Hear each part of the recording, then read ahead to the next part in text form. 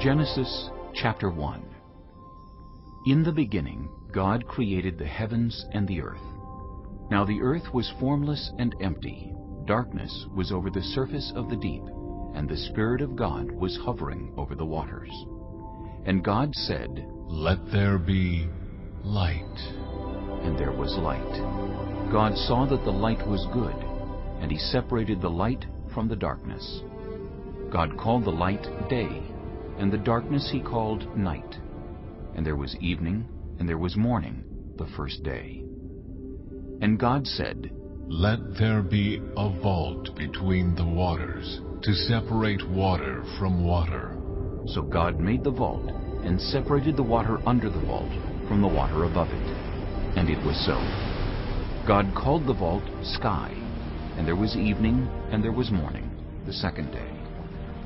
And God said, "Let the water under the sky be gathered to one place, and let dry ground appear." And it was so. God called the dry ground land, and the gathered waters He called seas. And God saw that it was good. Then God said, "Let the land produce vegetation, seed-bearing plants and trees on the land that bear fruit with seed in it, according to their various kinds." And it was so. The land produced vegetation, plants bearing seed according to their kinds, and trees bearing fruit with seed in it according to their kinds. And God saw that it was good. And there was evening, and there was morning, the third day. And God said, "Let there be lights in the vault of the sky to separate the day from the night, and let them serve as signs to mark sacred times and days and years. And let them be lights in the vault of the sky to give light on the earth." And it was so. God made two great lights, the greater light to govern the day, and the lesser light to govern the night.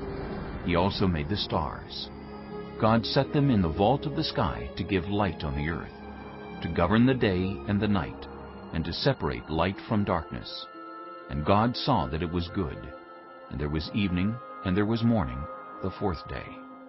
And God said, "Let the water teem with living creatures, and let birds fly above the earth across the vault of the sky."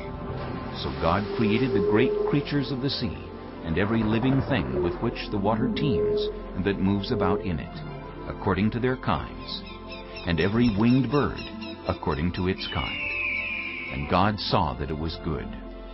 God blessed them and said, "Be fruitful, and increase in number, and fill the water in the seas, and let the birds increase on the earth." And there was evening, and there was morning, the fifth day. And God said, "Let the land produce living creatures according to their kinds, the livestock, the creatures that move along the ground, and the wild animals, each according to its kind." And it was so. God made the wild animals according to their kinds, the livestock according to their kinds, and all the creatures that move along the ground according to their kinds. And God saw that it was good. Then God said, "Let us make mankind in our image, in our likeness, so that they may rule over the fish in the sea, and the birds in the sky, over the livestock, and all the wild animals, and over all the creatures that move along the ground."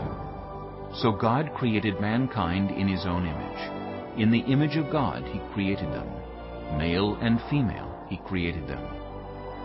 God blessed them and said to them, "Be fruitful, and increase in number. Fill the earth and subdue it. Rule over the fish in the sea, and the birds in the sky, and over every living creature that moves on the ground." Then God said, "I give you every seed-bearing plant on the face of the whole earth, and every tree that has fruit with seed in it. They will be yours for food.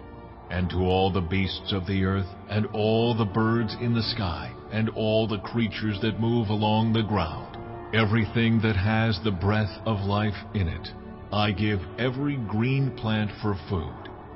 And it was so. God saw all that he had made, and it was very good. And there was evening, and there was morning, the sixth day. Chapter 2. Thus the heavens and the earth were completed in all their vast array. By the seventh day God had finished the work he had been doing. So on the seventh day he rested from all his work. Then God blessed the seventh day and made it holy, because on it he rested from all the work of creating that he had done. This is the account of the heavens and the earth when they were created, when the Lord God made the earth and the heavens.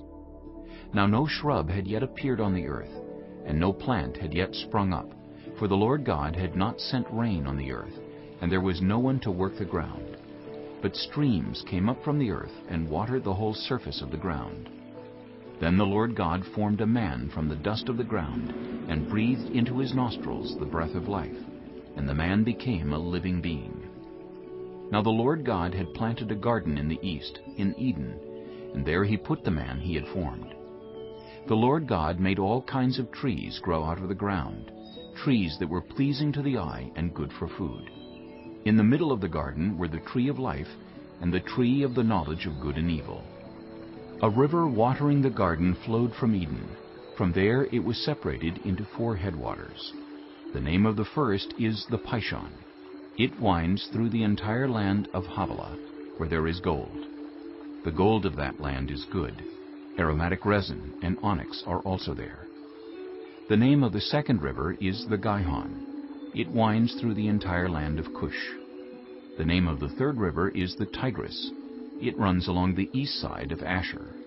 And the fourth river is the Euphrates. The Lord God took the man and put him in the Garden of Eden to work it and take care of it.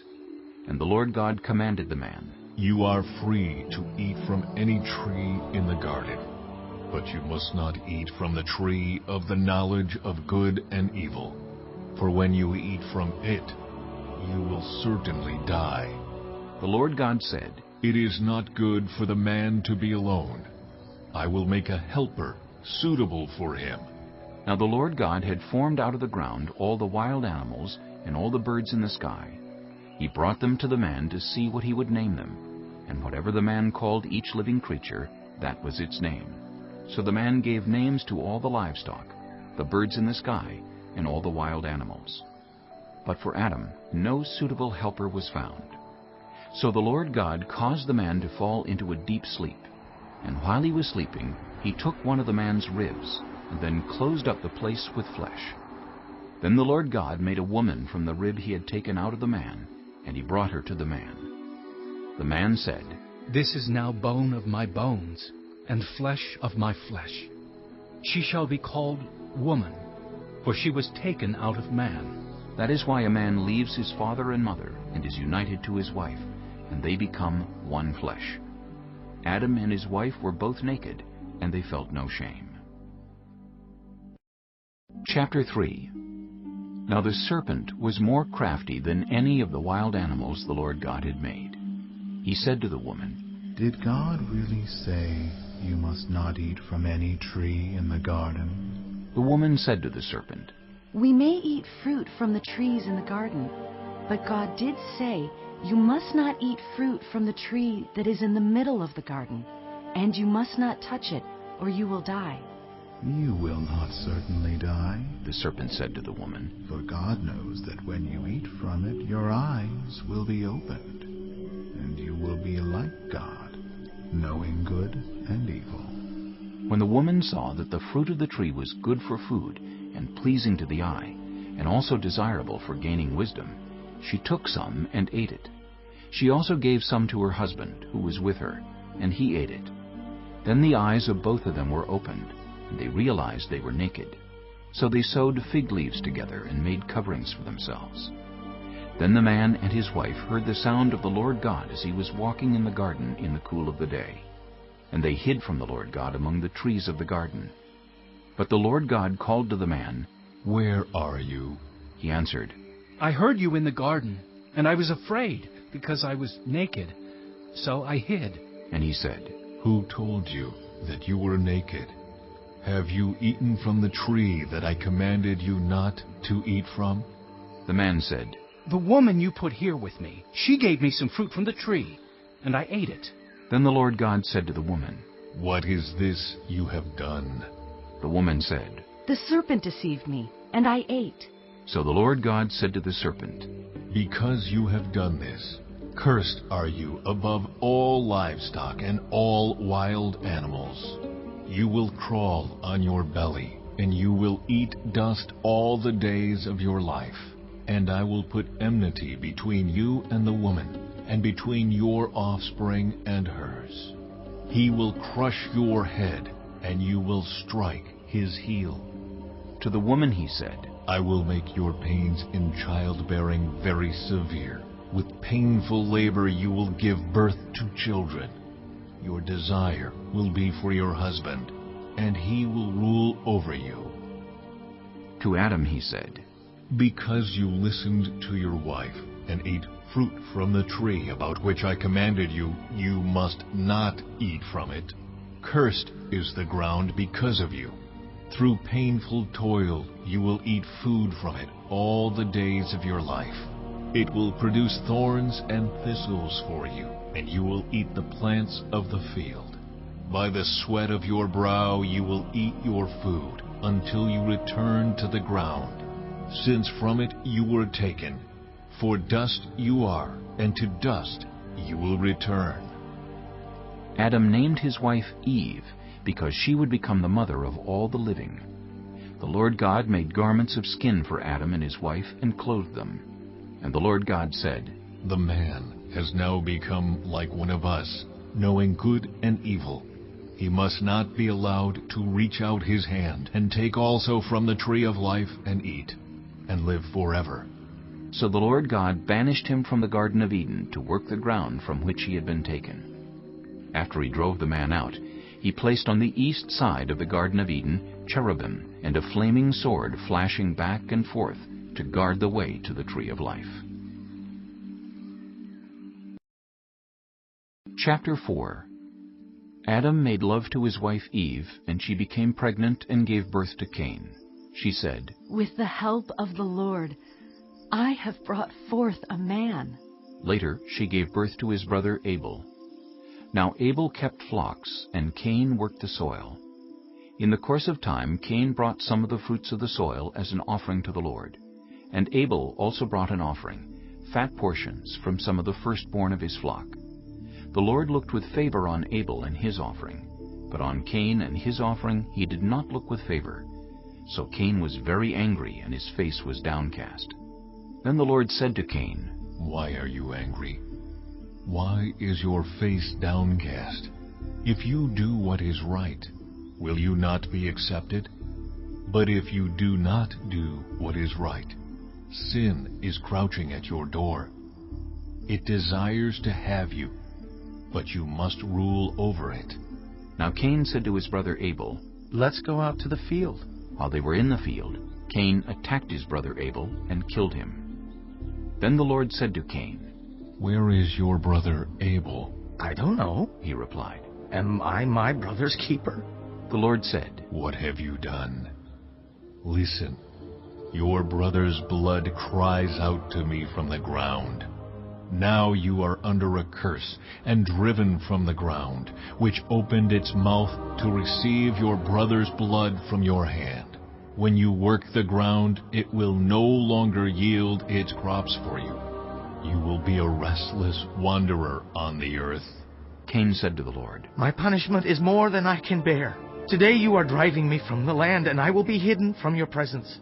I will be a restless wanderer on the earth, and whoever finds me will kill me. But the Lord said to him, Not so.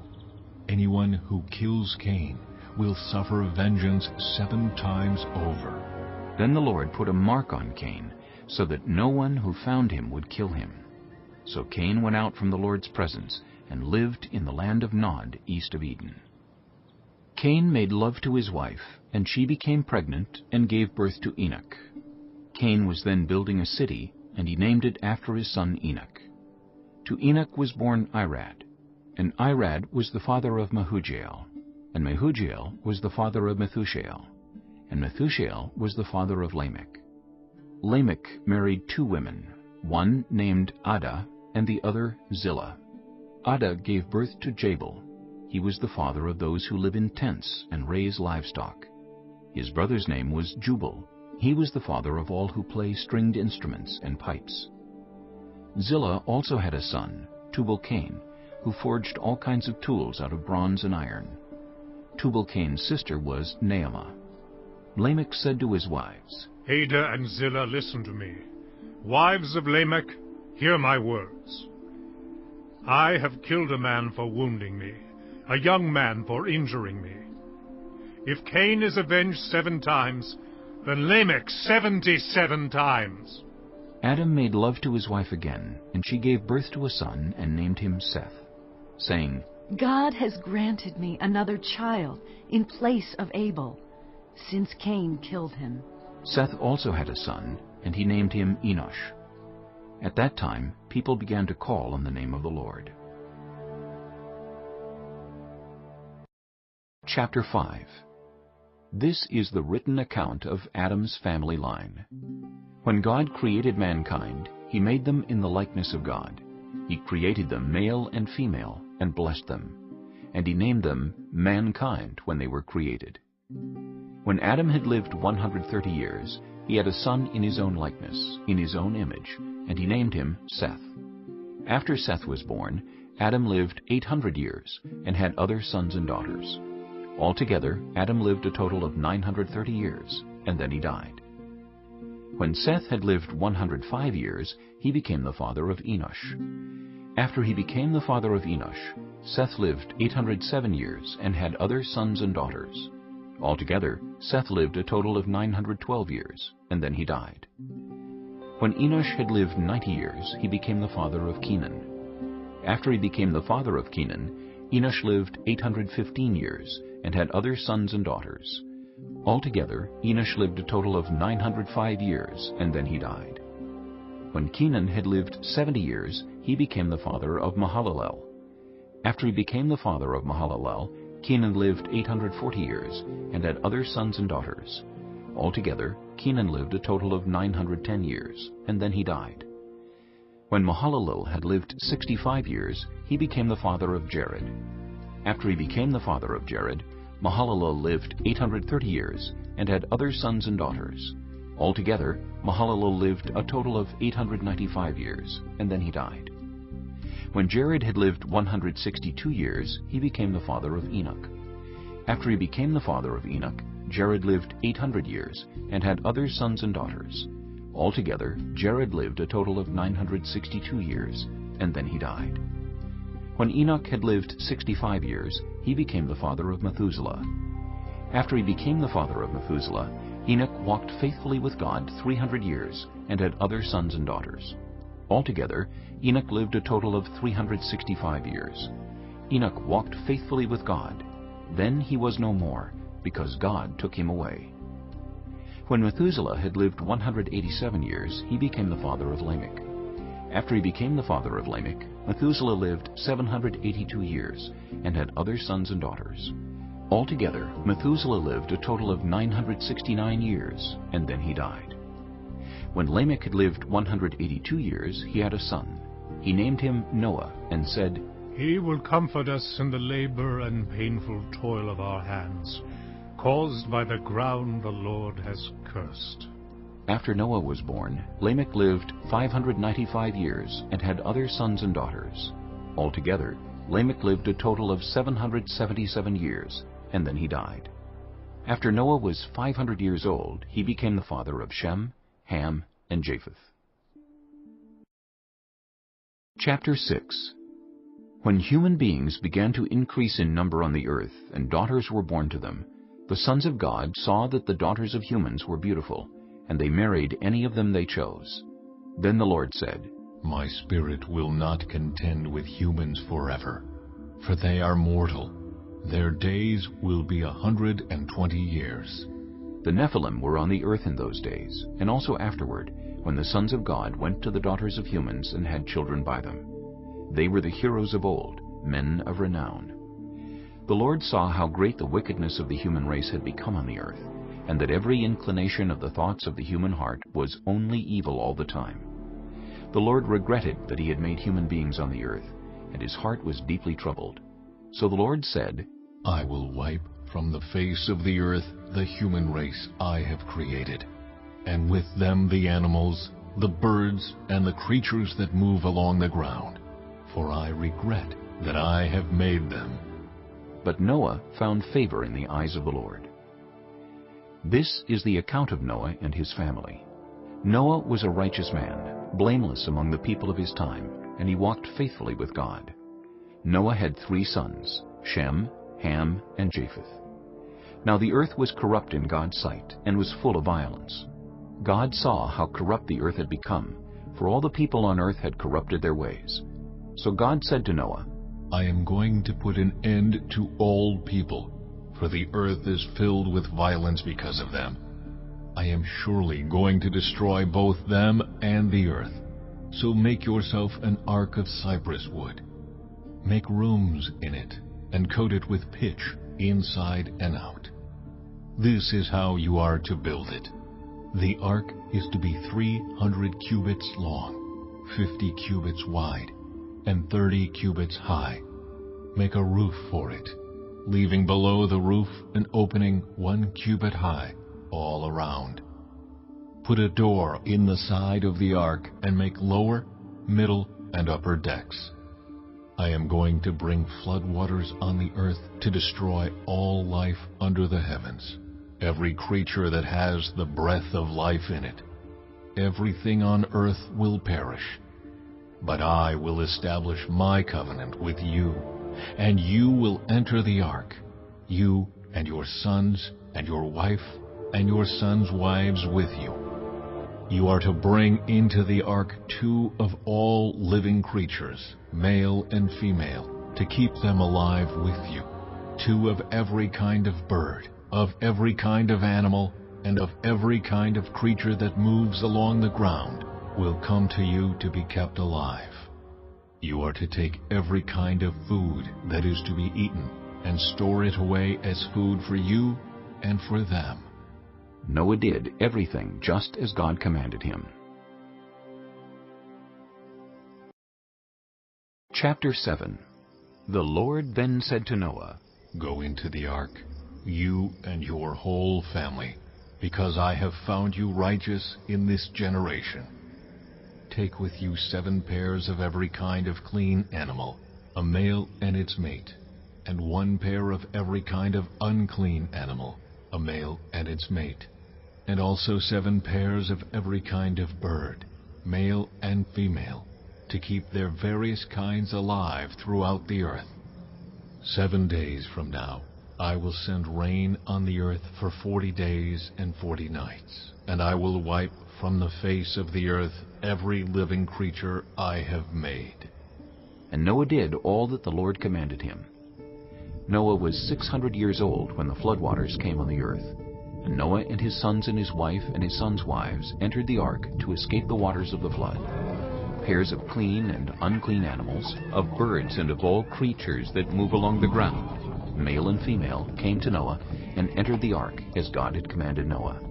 And after the 7 days, the floodwaters came on the earth. In the 600th year of Noah's life, on the 17th day of the 2nd month, on that day all the springs of the great deep burst forth, and the floodgates of the heavens were opened, and rain fell on the earth 40 days and 40 nights. On that very day Noah and his sons, Shem, Ham, and Japheth, together with his wife and the wives of his 3 sons, entered the ark. They had with them every wild animal according to its kind, all livestock according to their kinds, every creature that moves along the ground according to its kind, and every bird according to its kind, everything with wings. Pairs of all creatures that have the breath of life in them came to Noah and entered the ark. The animals going in were male and female of every living thing, as God had commanded Noah. Then the Lord shut him in. For 40 days the flood kept coming on the earth, and as the waters increased, they lifted the ark high above the earth. The waters rose and increased greatly on the earth, and the ark floated on the surface of the water.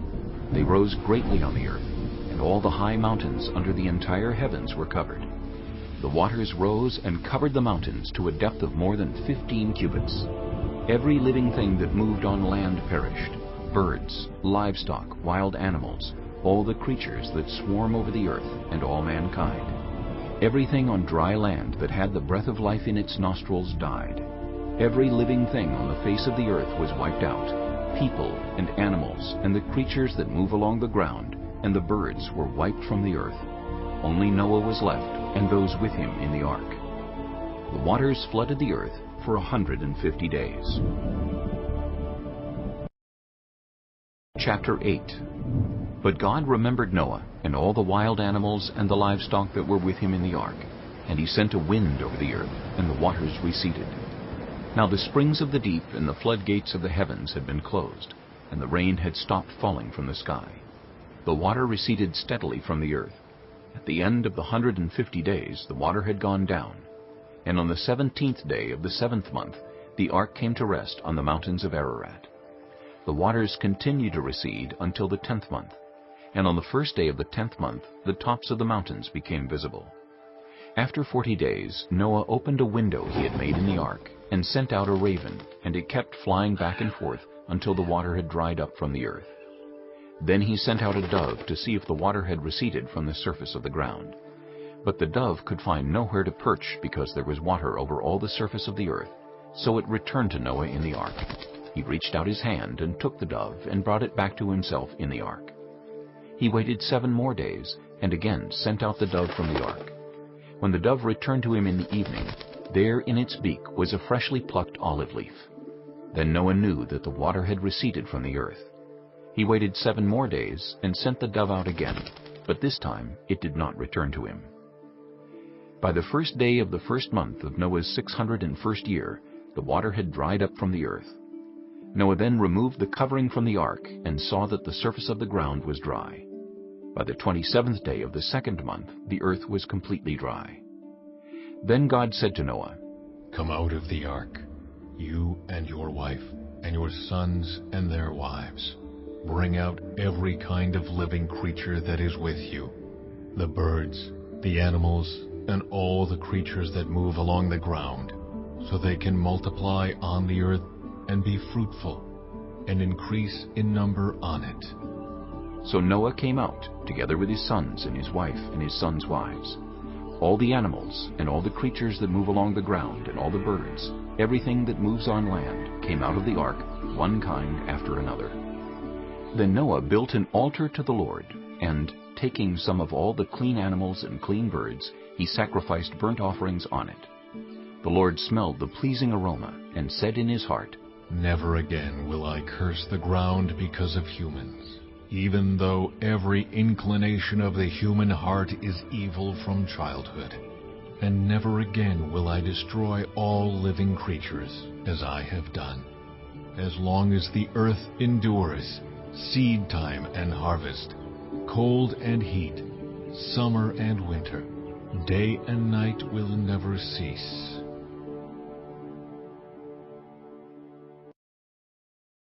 Chapter 9. Then God blessed Noah and his sons, saying to them, "Be fruitful and increase in number, and fill the earth.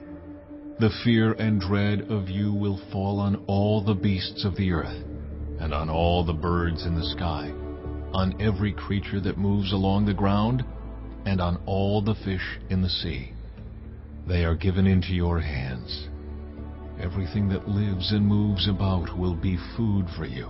Just as I gave you the green plants, I now give you everything.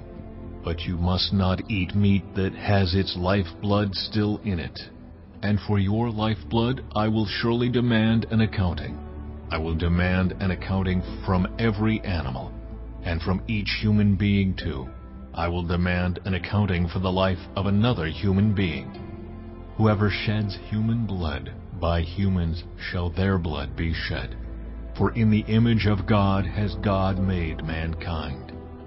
As for you, be fruitful and increase in number. Multiply on the earth and increase upon it." Then God said to Noah and to his sons with him, "I now establish my covenant with you and with your descendants after you, and with every living creature, that was with you, the birds, the livestock, and all the wild animals, all those that came out of the ark with you, every living creature on earth. I establish my covenant with you. Never again will all life be destroyed by the waters of a flood. Never again will there be a flood to destroy the earth. And God said, This is the sign of the covenant I am making between me and you, and every living creature with you, a covenant for all generations to come. I have set my rainbow in the clouds, and it will be the sign of the covenant between me and the earth. Whenever I bring clouds over the earth, and the rainbow appears in the clouds, I will remember my covenant between me and you and all living creatures of every kind. Never again will the waters become a flood to destroy all life. Whenever the rainbow appears in the clouds, I will see it and remember the everlasting covenant between God and all living creatures of every kind on the earth. So God said to Noah, This is the sign of the covenant I have established between me and all life on the earth. The sons of Noah who came out of the ark were Shem, Ham, and Japheth. Ham was the father of Canaan. These were the 3 sons of Noah, and from them came the people who were scattered over the whole earth. Noah, a man of the soil, proceeded to plant a vineyard. When he drank some of its wine, he became drunk and lay uncovered inside his tent. Ham, the father of Canaan, saw his father naked and told his 2 brothers outside. But Shem and Japheth took a garment and laid it across their shoulders. Then they walked in backward and covered their father's naked body. Their faces were turned the other way so that they would not see their father naked. When Noah awoke from his wine and found out what his youngest son had done to him, he said, Cursed be Canaan!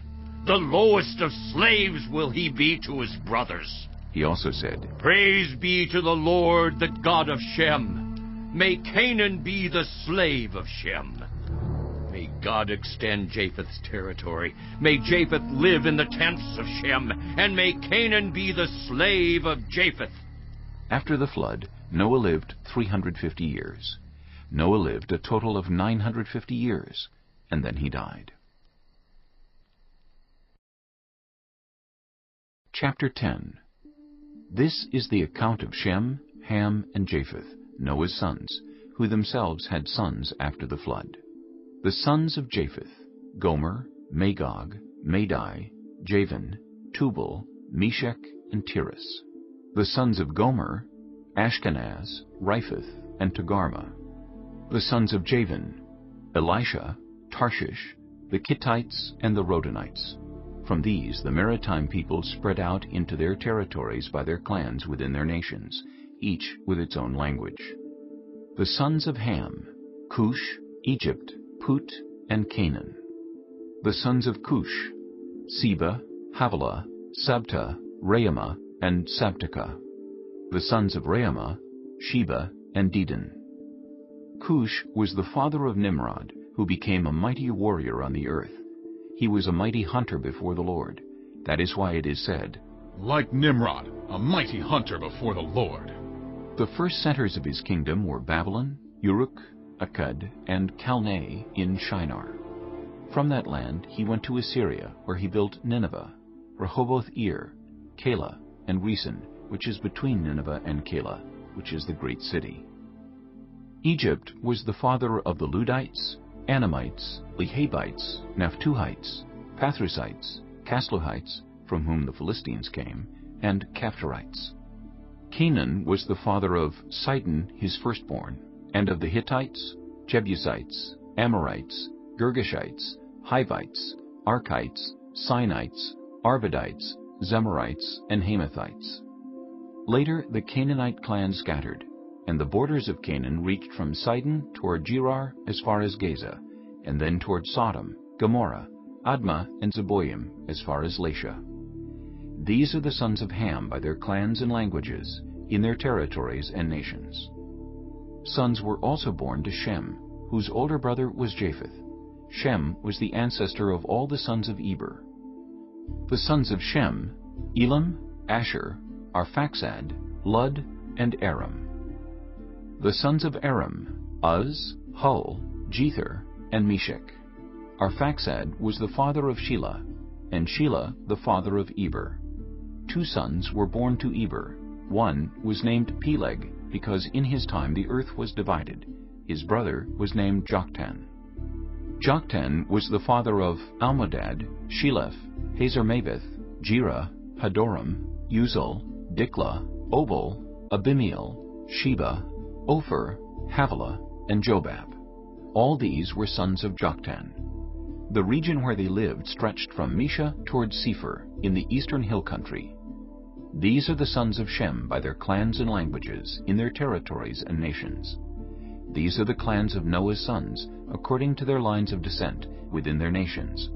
From these the nations spread out over the earth after the flood. Chapter 11. Now the whole world had one language and a common speech. As people moved eastward, they found a plain in Shinar and settled there.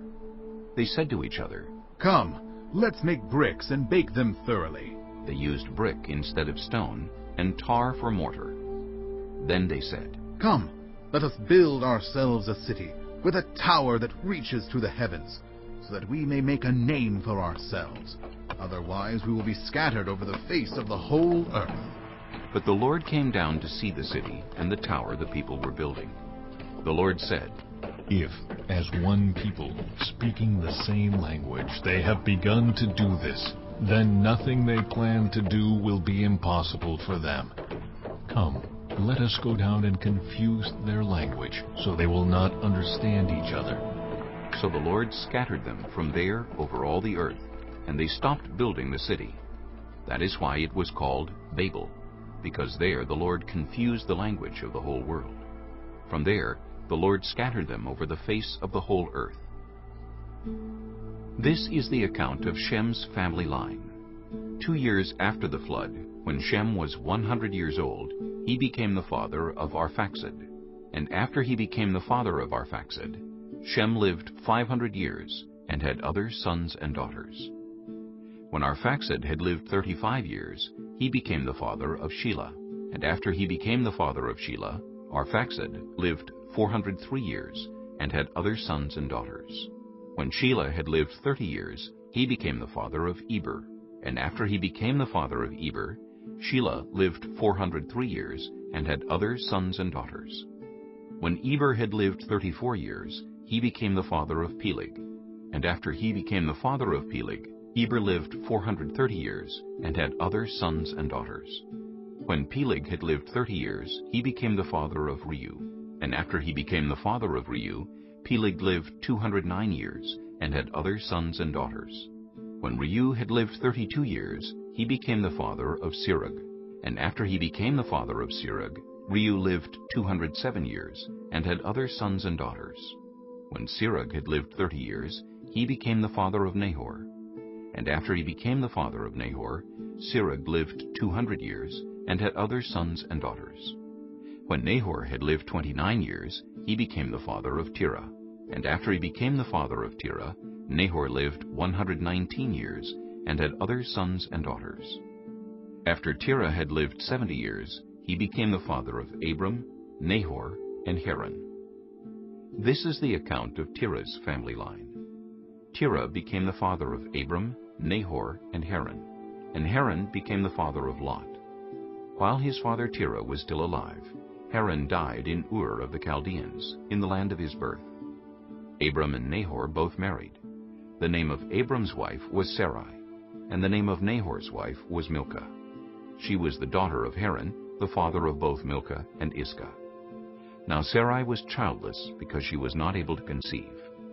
Terah took his son Abram, his grandson Lot, son of Haran, and his daughter-in-law Sarai, the wife of his son Abram, and together they set out from Ur of the Chaldeans to go to Canaan.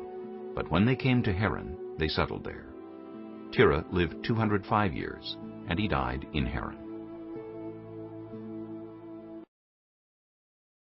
Chapter 12.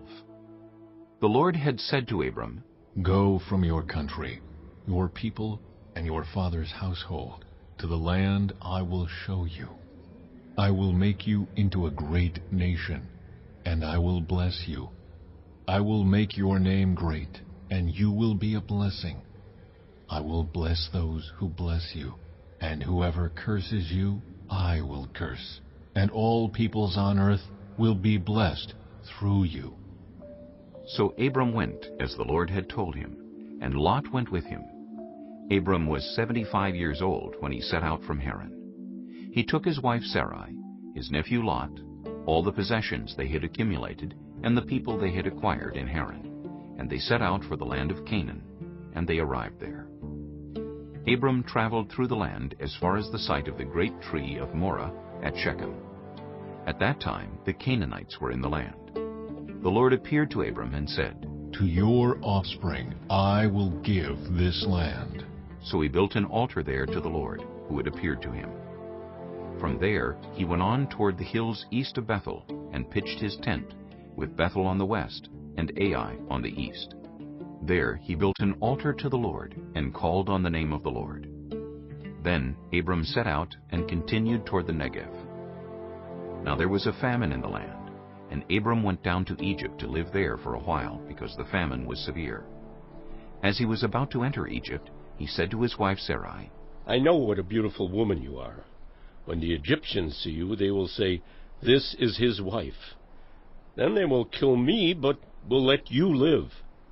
Say you are my sister, so that I will be treated well for your sake, and my life will be spared because of you. When Abram came to Egypt, the Egyptians saw that Sarai was a very beautiful woman. And when Pharaoh's officials saw her, they praised her to Pharaoh, and she was taken into his palace. He treated Abram well for her sake, and Abram acquired sheep and cattle, male and female donkeys, male and female servants, and camels. But the Lord inflicted serious diseases on Pharaoh and his household because of Abram's wife, Sarai. So Pharaoh summoned Abram. What have you done to me? He said. Why didn't you tell me she was your wife? Why did you say, she is my sister, so that I took her to be my wife? Now then, here is your wife. Take her and go. Then Pharaoh gave orders about Abram to his men, and they sent him on his way with his wife and everything he had. Chapter 13. So Abram went up from Egypt to the Negev with his wife and everything he had, and Lot went with him. Abram had become very wealthy in livestock and in silver and gold. From the Negev he went from place to place until he came to Bethel, to the place between Bethel and Ai, where his tent had been earlier, and where he had first built an altar. There Abram called on the name of the Lord. Now Lot, who was moving about with Abram, also had flocks and herds and tents. But the land could not support them while they stayed together, for their possessions were so great that they were not able to stay together. And quarreling arose between Abram's herders and Lot's. The Canaanites and Perizzites were also living in the land at that time. So Abram said to Lot, Let's not have any quarreling between you and me, or between your herders and mine, for we are close relatives. Is not the whole land before you? Let's part company. If you go to the left, I'll go to the right. If you go to the right, I'll go to the left. Lot looked around and saw that the whole plain of the Jordan toward Zoar was well watered, like the garden of the Lord, like the land of Egypt. This was before the Lord destroyed Sodom and Gomorrah. So Lot chose for himself the whole plain of the Jordan, and set out toward the east. The two men parted company. Abram lived in the land of Canaan, while Lot lived among the cities of the plain, and pitched his tents near Sodom. Now the people of Sodom were wicked, and were sinning greatly against the Lord. The Lord said to Abram after Lot had parted from him, Look around from where you are, to the north and south, to the east and west. All the land that you see I will give to you and your offspring forever. I will make your offspring like the dust of the earth, so that if anyone could count the dust, then your offspring could be counted. Go, walk through the length and breadth of the land, for I am giving it to you. So Abram went to live near the great trees of Mamre at Hebron, where he pitched his tents. There he built an altar to the Lord. Chapter 14. At the time when Amraphel was king of Shinar, Arioch, king of Elasar, Kedorlaomer, king of Elam, and Tidal, king of Goyim. These kings went to war against Bera, king of Sodom, Birsha, king of Gomorrah, Shinab, king of Admah, Shemember, king of Zeboim, and the king of Bela, that is, Zoar. All these latter kings joined forces in the valley of Siddim, that is, the Dead Sea Valley. For 12 years they had been subject to Kedorlaomer, but in the 13th year they rebelled. In the 14th year, Kedorlaomer and the kings allied with him went out and defeated the Rephaites in Ashtaroth-Karnaim, the Zuzites in Ham, the Emites in Sheva Kiriathaim, and the Horites in the hill country of Seir, as far as El Paran near the desert. Then they turned back and went to En-Mishpat, that is Kadesh, and they conquered the whole territory of the Amalekites, as well as the Amorites who were living in Hazazon Tamar. Then the king of Sodom, the king of Gomorrah, the king of Admah, the king of Zeboim, and the king of Bela, that is Zoar, marched out and drew up their battle lines in the valley of Siddim against Kedorlaomer, king of Elam, Tidal, king of Goyim, Amraphel, king of Shinar, and Arioch, king of Elasar, 4 kings against 5. Now the valley of Siddim was full of tar pits, and when the kings of Sodom and Gomorrah fled, some of the men fell into them, and the rest fled to the hills. The 4 kings seized all the goods of Sodom and Gomorrah, and all their food. Then they went away.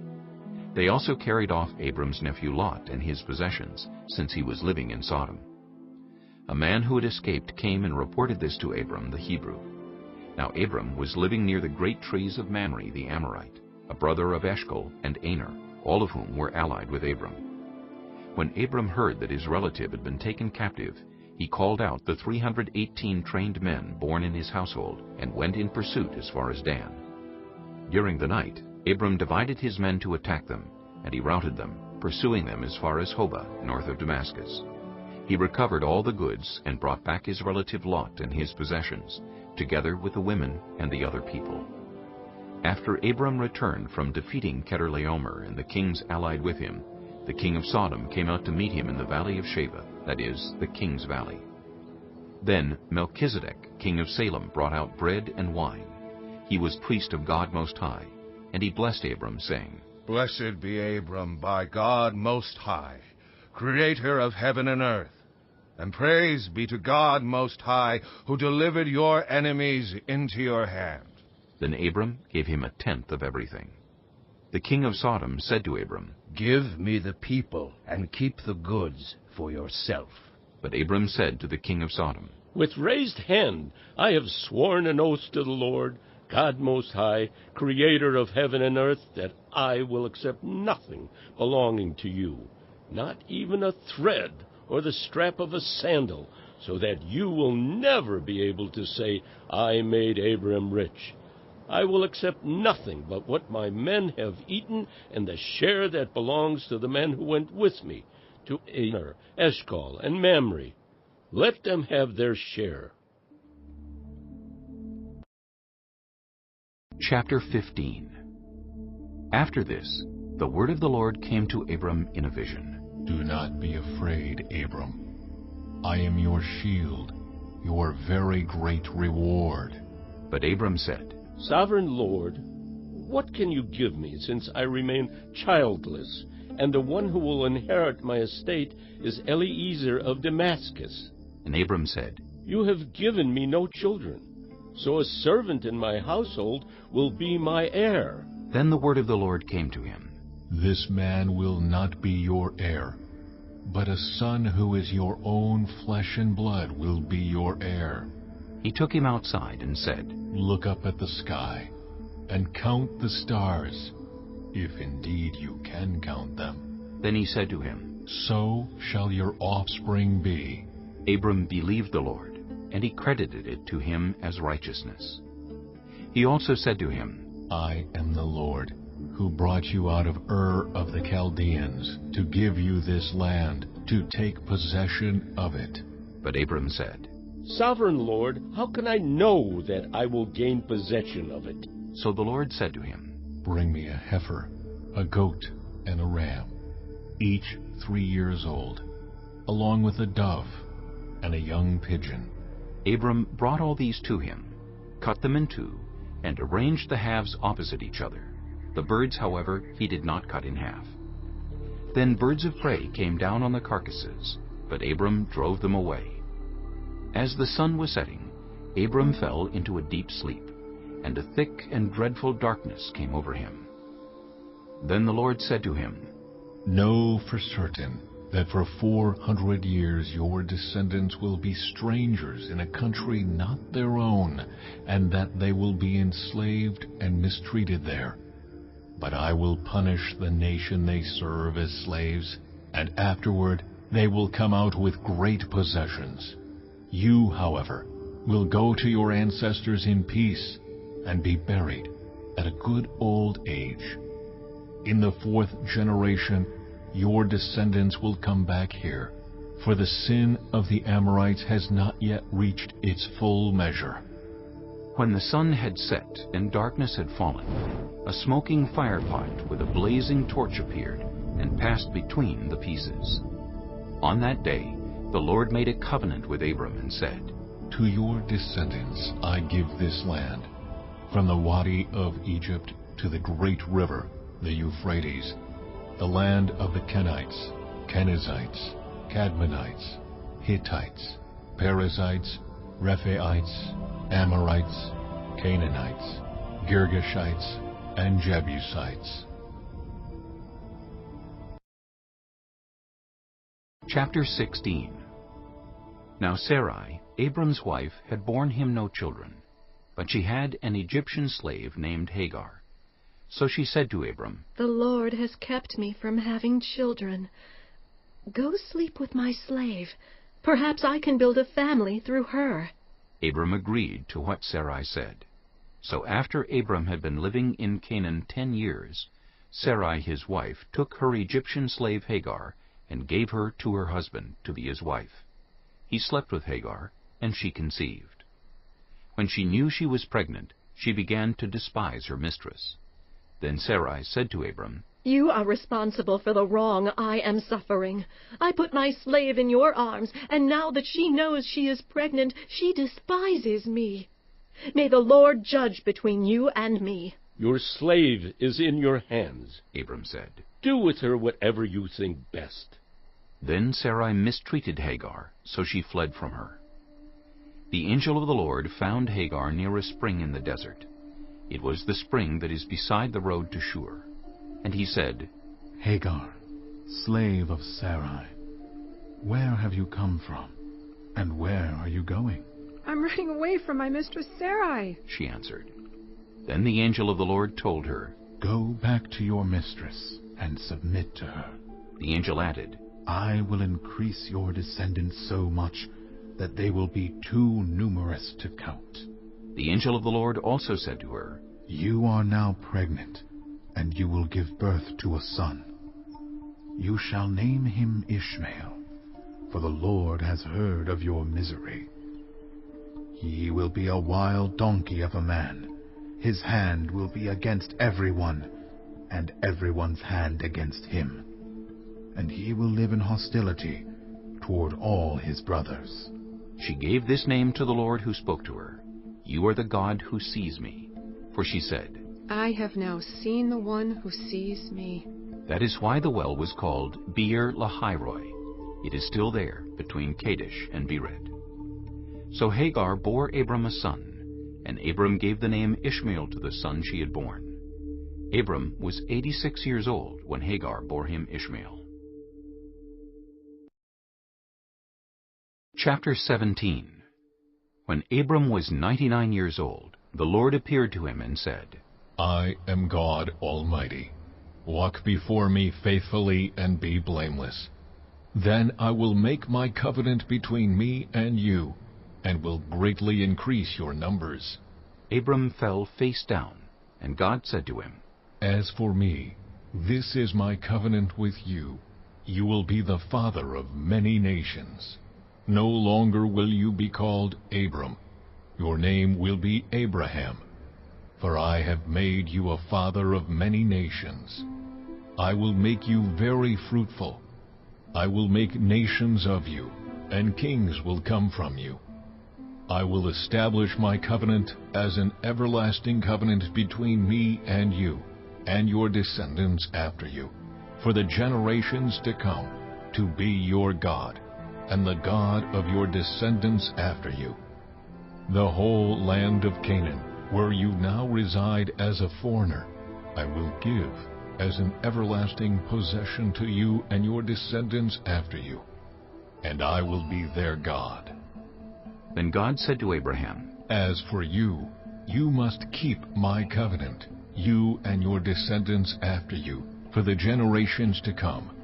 This is my covenant with you and your descendants after you, the covenant you are to keep. Every male among you shall be circumcised. You are to undergo circumcision, and it will be the sign of the covenant between me and you. For the generations to come, every male among you who is 8 days old must be circumcised, including those born in your household or bought with money from a foreigner, those who are not your offspring, whether born in your household or bought with your money. They must be circumcised. My covenant in your flesh is to be an everlasting covenant. Any uncircumcised male who has not been circumcised in the flesh will be cut off from his people. He has broken my covenant.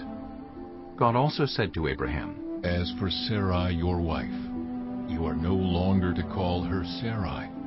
Her name will be Sarah. I will bless her, and will surely give you a son by her. I will bless her so that she will be the mother of nations. Kings of peoples will come from her. Abraham fell face down. He laughed and said to himself, Will a son be born to a man 100 years old? Will Sarah bear a child at the age of 90? And Abraham said to God, If only Ishmael might live under your blessing. Then God said, Yes, but your wife Sarah will bear you a son, and you will call him Isaac.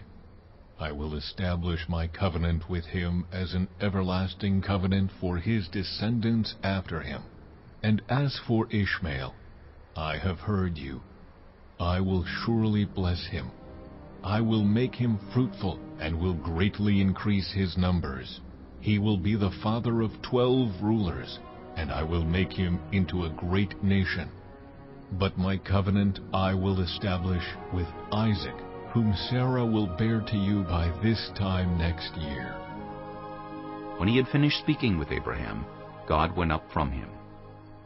On that very day, Abraham took his son Ishmael, and all those born in his household were bought with his money, every male in his household, and circumcised them, as God told him. Abraham was 99 years old when he was circumcised, and his son Ishmael was 13. Abraham and his son Ishmael were both circumcised on that very day, and every male in Abraham's household, including those born in his household or bought from a foreigner, was circumcised with him. Chapter 18. The Lord appeared to Abraham near the great trees of Mamre, while he was sitting at the entrance to his tent in the heat of the day. Abraham looked up and saw 3 men standing nearby. When he saw them, he hurried from the entrance of his tent to meet them, and bowed low to the ground. He said, If I have found favor in your eyes, my lord, do not pass your servant by. Let a little water be brought, and then you may all wash your feet and rest under this tree. Let me get you something to eat, so you can be refreshed, and then go on your way, now that you have come to your servant. Very well, they answered. Do as you say. So Abraham hurried into the tent to Sarah. Quick, he said. Get 3 seahs of the finest flour and knead it, and bake some bread. Then he ran to the herd, and selected a choice tender calf, and gave it to a servant, who hurried to prepare it. He then brought some curds and milk and the calf that had been prepared, and set these before them. While they ate, he stood near them under a tree. Where is your wife Sarah? They asked him. There, in the tent, he said. Then one of them said, I will surely return to you about this time next year, and Sarah your wife will have a son. Now Sarah was listening at the entrance to the tent which was behind him. Abraham and Sarah were already very old, and Sarah was past the age of childbearing. So Sarah laughed to herself as she thought, After I am worn out and my Lord is old, will I now have this pleasure? Then the Lord said to Abraham, Why did Sarah laugh and say, Will I really have a child, now that I am old? Is anything too hard for the Lord? I will return to you at the appointed time next year, and Sarah will have a son. Sarah was afraid, so she lied and said, I did not laugh. But he said, Yes, you did laugh. When the men got up to leave, they looked down toward Sodom, and Abraham walked along with them to see them on their way. Then the Lord said, Shall I hide from Abraham what I am about to do? Abraham will surely become a great and powerful nation, and all nations on earth will be blessed through him. For I have chosen him, so that he will direct his children and his household after him, to keep the way of the Lord by doing what is right and just, so that the Lord will bring about for Abraham what he has promised him. Then the Lord said, The outcry against Sodom and Gomorrah is so great, and their sin so grievous, that I will go down and see if what they have done is as bad as the outcry that has reached me. If not, I will know. The men turned away and went toward Sodom, but Abraham remained standing before the Lord. Then Abraham approached him and said, Will you sweep away the righteous with the wicked? What if there are 50 righteous people in the city? Will you really sweep it away and not spare the place for the sake of the 50 righteous people in it? Far be it from you to do such a thing, to kill the righteous with the wicked, treating the righteous and the wicked alike. Far be it from you. Will not the judge of all the earth do right? The Lord said, If I find 50 righteous people in the city of Sodom, I will spare the whole place for their sake. Then Abraham spoke up again. Now that I have been so bold as to speak to the Lord, though I am nothing but dust and ashes, what if the number of the righteous is 5 less than 50? Will you destroy the whole city for lack of 5 people? If I find 45 there, he said, I will not destroy it. Once again he spoke to him. What if only 40 are found there? He said, For the sake of 40, I will not do it. Then he said, May the Lord not be angry, but let me speak. What if only 30 can be found there?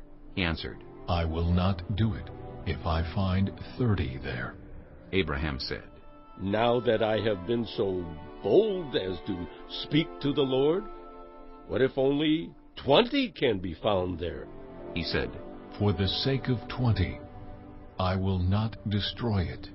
Then he said, May the Lord not be angry, but let me speak just once more.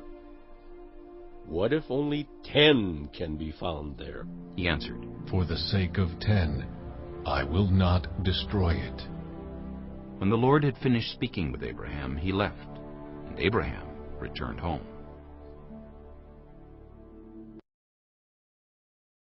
Chapter 19.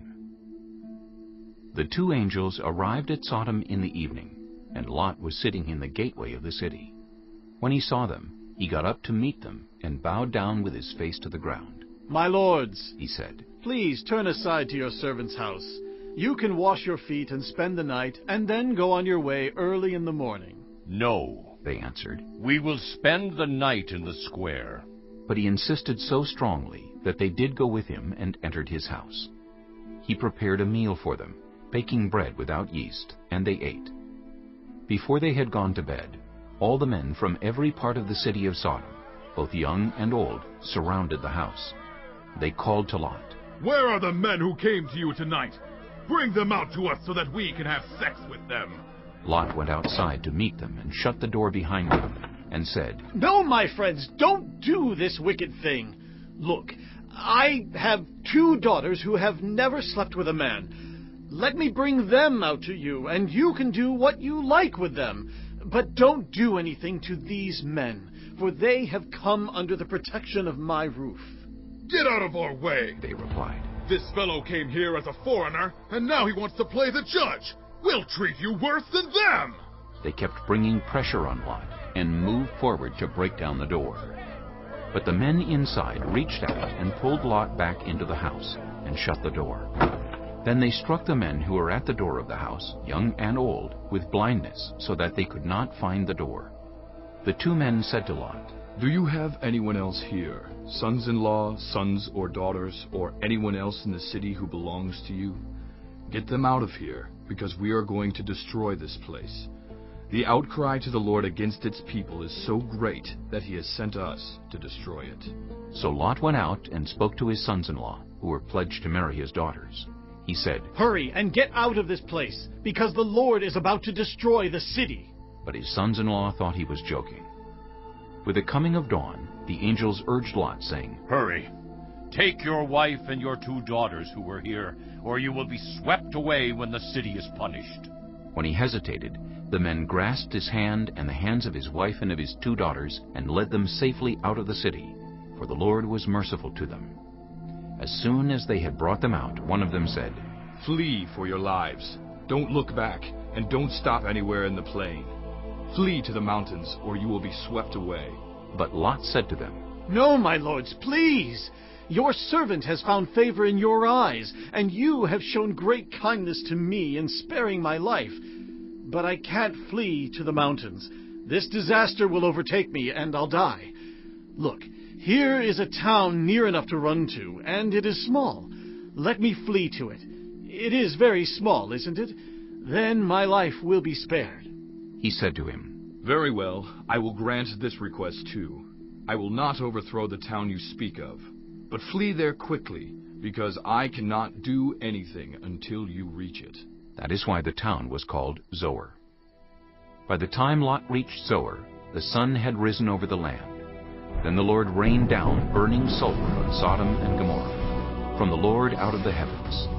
Thus he overthrew those cities and the entire plain, destroying all those living in the cities, and also the vegetation in the land. But Lot's wife looked back, and she became a pillar of salt. Early the next morning, Abraham got up and returned to the place where he had stood before the Lord. He looked down toward Sodom and Gomorrah, toward all the land of the plain, and he saw dense smoke rising from the land, like smoke from a furnace. So when God destroyed the cities of the plain, he remembered Abraham, and he brought Lot out of the catastrophe that overthrew the cities where Lot had lived. Lot and his 2 daughters left Zoar and settled in the mountains, for he was afraid to stay in Zoar. He and his 2 daughters lived in a cave. One day the older daughter said to the younger, "Our father is old, and there is no man around here to give us children, as is the custom all over the earth. Let's get our father to drink wine, and then sleep with him, and preserve our family line through our father." That night they got their father to drink wine, and the older daughter went in and slept with him.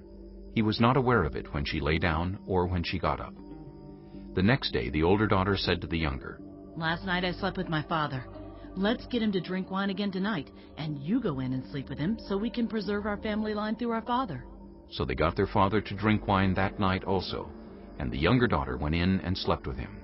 Again he was not aware of it when she lay down or when she got up. So both of Lot's daughters became pregnant by their father.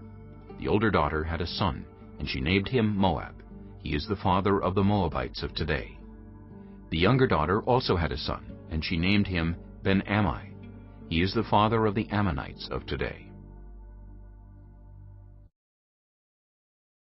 Chapter 20. Now Abraham moved on from there into the region of the Negev, and lived between Kadesh and Shur. For a while he stayed in Gerar, and there Abraham said of his wife Sarah, "She is my sister." Then Abimelech, king of Gerar, sent for Sarah and took her. But God came to Abimelech in a dream one night and said to him, "You are as good as dead, because of the woman you have taken. She is a married woman."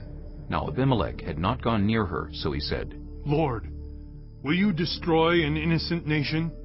Did he not say to me, 'She is my sister'? And didn't she also say, 'He is my brother'?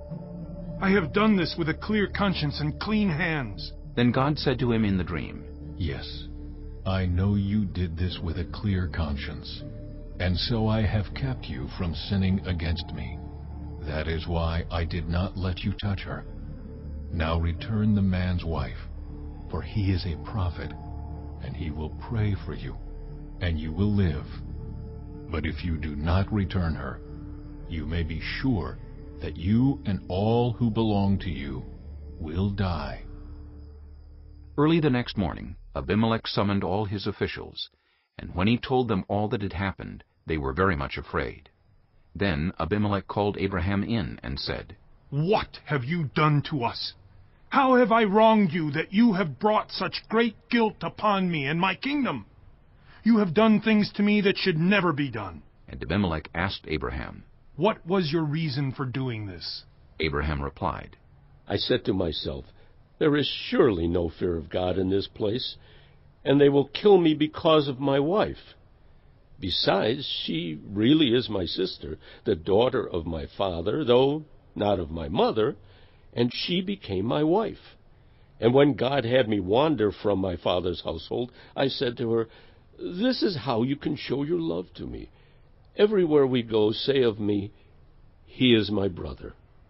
Then Abimelech brought sheep and cattle and male and female slaves, and gave them to Abraham, and he returned Sarah his wife to him. And Abimelech said, "My land is before you. Live wherever you like." To Sarah he said, "I am giving your brother 1,000 shekels of silver. This is to cover the offense against you before all who are with you. You are completely vindicated." Then Abraham prayed to God, and God healed Abimelech, his wife, and his female slaves, so they could have children again. For the Lord had kept all the women in Abimelech's household from conceiving because of Abraham's wife Sarah. Chapter 21. Now the Lord was gracious to Sarah, as he had said, and the Lord did for Sarah what he had promised. Sarah became pregnant and bore a son to Abraham in his old age, at the very time God had promised him. Abraham gave the name Isaac to the son Sarah bore him. When his son Isaac was 8 days old, Abraham circumcised him, as God commanded him. Abraham was 100 years old when his son Isaac was born to him. Sarah said, "God has brought me laughter, and everyone who hears about this will laugh with me." And she added, "Who would have said to Abraham that Sarah would nurse children? Yet I have borne him a son in his old age." The child grew and was weaned, and on the day Isaac was weaned, Abraham held a great feast. But Sarah saw that the son whom Hagar the Egyptian had borne to Abraham was mocking. And she said to Abraham, "Get rid of that slave woman and her son, for that woman's son will never share in the inheritance with my son Isaac." The matter distressed Abraham greatly, because it concerned his son. But God said to him, "Do not be so distressed about the boy and your slave woman. Listen to whatever Sarah tells you, because it is through Isaac that your offspring will be reckoned. I will make the son of the slave into a nation also, because he is your offspring." Early the next morning, Abraham took some food and a skin of water, and gave them to Hagar. He set them on her shoulders, and then sent her off with the boy. She went on her way, and wandered in the desert of Beersheba. When the water in the skin was gone, she put the boy under one of the bushes. Then she went off and sat down about a bowshot away, for she thought, "I cannot watch the boy die." And as she sat there, she began to sob. God heard the boy crying, and the angel of God called to Hagar from heaven and said to her, "What is the matter, Hagar? Do not be afraid. God has heard the boy crying as he lies there. Lift the boy up and take him by the hand, for I will make him into a great nation." Then God opened her eyes, and she saw a well of water. So she went and filled the skin with water, and gave the boy a drink. God was with the boy as he grew up. He lived in the desert and became an archer. While he was living in the desert of Paran, his mother got a wife for him from Egypt. At that time, Abimelech and Phicol, the commander of his forces, said to Abraham, God is with you in everything you do. Now swear to me here before God that you will not deal falsely with me, or my children, or my descendants. Show to me and the country where you now reside as a foreigner the same kindness I have shown to you. Abraham said, I swear it. Then Abraham complained to Abimelech about a well of water that Abimelech's servants had seized. But Abimelech said, I don't know who has done this. You did not tell me, and I heard about it only today. So Abraham brought sheep and cattle and gave them to Abimelech, and the two men made a treaty. Abraham set apart 7 ewe lambs from the flock, and Abimelech asked Abraham, What is the meaning of these 7 ewe lambs you have set apart by themselves? He replied, Accept these 7 lambs from my hand as a witness that I dug this well. So that place was called Beersheba, because the two men swore an oath there. After the treaty had been made at Beersheba, Abimelech and Phicol, the commander of his forces, returned to the land of the Philistines. Abraham planted a tamarisk tree in Beersheba, and there he called on the name of the Lord, the eternal God. And Abraham stayed in the land of the Philistines for a long time. Chapter 22. Some time later, God tested Abraham. He said to him, Abraham. Here I am, he replied. Then God said, Take your son, your only son, whom you love, Isaac, and go to the region of Moriah. Sacrifice him there as a burnt offering on a mountain I will show you. Early the next morning, Abraham got up and loaded his donkey. He took with him 2 of his servants and his son Isaac. When he had cut enough wood for the burnt offering, he set out for the place God had told him about. On the 3rd day, Abraham looked up and saw the place in the distance. He said to his servants, Stay here with the donkey while I and the boy go over there. We will worship and then we will come back to you. Abraham took the wood for the burnt offering and placed it on his son Isaac, and he himself carried the fire and the knife. As the 2 of them went on together, Isaac spoke up and said to his father Abraham, Father? Yes, my son? Abraham replied. The fire and wood are here, Isaac said. But where is the lamb for the burnt offering? Abraham answered, God himself will provide the lamb for the burnt offering, my son. And the 2 of them went on together. When they reached the place God had told him about, Abraham built an altar there and arranged the wood on it. He bound his son Isaac and laid him on the altar, on top of the wood. Then he reached out his hand and took the knife to slay his son. But the angel of the Lord called out to him from heaven, Abraham! Abraham! Here I am, he replied. Do not lay a hand on the boy, he said. Do not do anything to him. Now I know that you fear God, because you have not withheld from me your son, your only son. Abraham looked up, and there in a thicket he saw a ram caught by its horns. He went over and took the ram and sacrificed it as a burnt offering instead of his son. So Abraham called that place, The Lord Will Provide. And to this day it is said, On the mountain of the Lord it will be provided. The angel of the Lord called to Abraham from heaven a 2nd time, and said, I swear by myself, declares the Lord, that because you have done this and have not withheld your son, your only son, I will surely bless you and make your descendants as numerous as the stars in the sky and as the sand on the seashore. Your descendants will take possession of the cities of their enemies, and through your offspring, all nations on earth will be blessed, because you have obeyed me. Then Abraham returned to his servants, and they set off together for Beersheba. And Abraham stayed in Beersheba. Some time later, Abraham was told, Milcah is also a mother. She has borne sons to your brother Nahor, Uz the firstborn, Buz his brother, Kemuel the father of Aram, Kesed, Hazo, Pildash, Jidlaph, and Bethuel. Bethuel became the father of Rebekah. Milcah bore these 8 sons to Abraham's brother Nahor. His concubine, whose name was Rumah, also had sons, Teba, Gaham, Tahash, and Maacah. Chapter 23. Sarah lived to be 127 years old.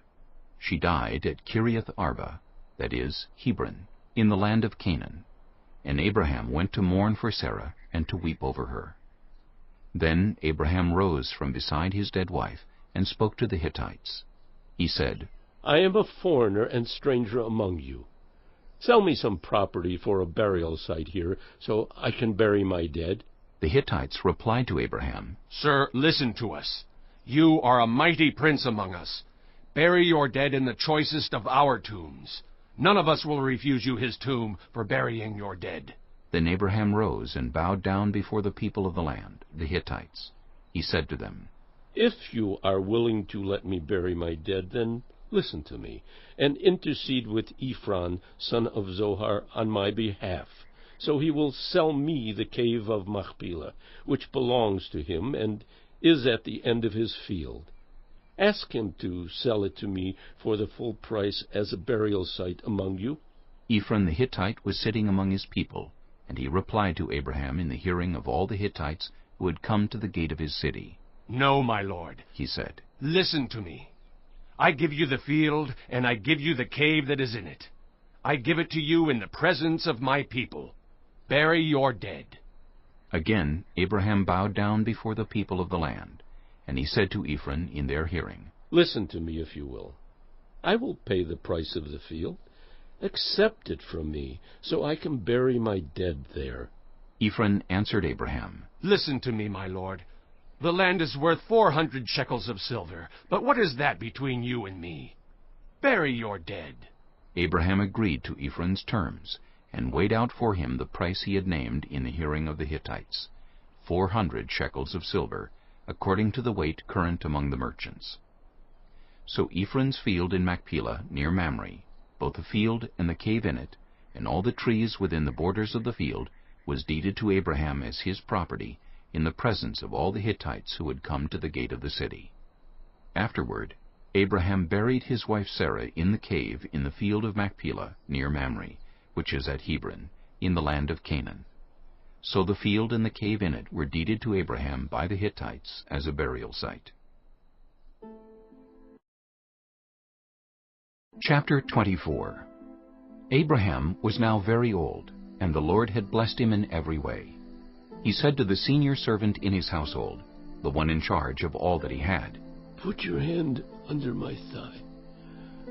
I want you to swear by the Lord, the God of heaven and the God of earth, that you will not get a wife for my son from the daughters of the Canaanites, among whom I am living, but will go to my country and my own relatives and get a wife for my son Isaac.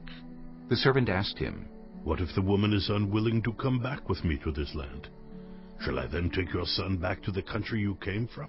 Make sure that you do not take my son back there, Abraham said. The Lord, the God of heaven, who brought me out of my father's household and my native land, and who spoke to me and promised me on oath, saying, To your offspring I will give this land. He will send his angel before you, so that you can get a wife for my son from there.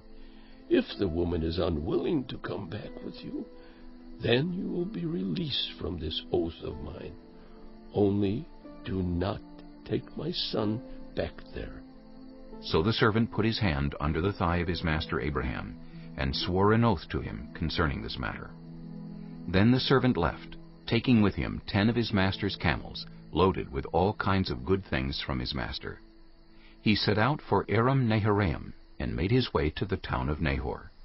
He had the camels kneel down near the well outside the town. It was toward evening, the time the women go out to draw water. Then he prayed, Lord, God of my master Abraham, make me successful today, and show kindness to my master Abraham. See, I am standing beside this spring, and the daughters of the townspeople are coming out to draw water. May it be that when I say to a young woman, 'Please, let down your jar that I may have a drink,' and she says, 'Drink, and I'll water your camels too,' let her be the one you have chosen for your servant Isaac. By this I will know that you have shown kindness to my master." Before he had finished praying, Rebekah came out with her jar on her shoulder. She was the daughter of Bethuel, son of Milcah, who was the wife of Abraham's brother Nahor. The woman was very beautiful, a virgin. No man had ever slept with her. She went down to the spring, filled her jar, and came up again. The servant hurried to meet her and said, "Please, give me a little water from your jar." "Drink, my lord," she said, and quickly lowered the jar to her hands and gave him a drink. After she had given him a drink, she said, "I'll draw water for your camels, too, until they have had enough to drink." So she quickly emptied her jar into the trough, ran back to the well to draw more water, and drew enough for all his camels. Without saying a word, the man watched her closely to learn whether or not the Lord had made his journey successful. When the camels had finished drinking, the man took out a gold nose ring weighing a beka, and 2 gold bracelets weighing 10 shekels. Then he asked, "Whose daughter are you? Please tell me, is there room in your father's house for us to spend the night?" She answered him, "I am the daughter of Bethuel, the son that Milcah bore to Nahor." And she added, "We have plenty of straw and fodder, as well as room for you to spend the night." Then the man bowed down and worshipped the Lord, saying, "Praise be to the Lord, the God of my master Abraham, who has not abandoned his kindness and faithfulness to my master. As for me, the Lord has led me on the journey to the house of my master's relatives." The young woman ran and told her mother's household about these things. Now Rebekah had a brother named Laban, and he hurried out to the man at the spring. As soon as he had seen the nose ring and the bracelets on his sister's arms, and had heard Rebekah tell what the man said to her, he went out to the man and found him standing by the camels near the spring. "Come, you who are blessed by the Lord," he said. "Why are you standing out here? I have prepared the house and a place for the camels." So the man went to the house, and the camels were unloaded. Straw and fodder were brought for the camels, and water for him and his men to wash their feet. Then food was set before him, but he said, "I will not eat until I have told you what I have to say." "Then tell us," Laban said. So he said, "I am Abraham's servant.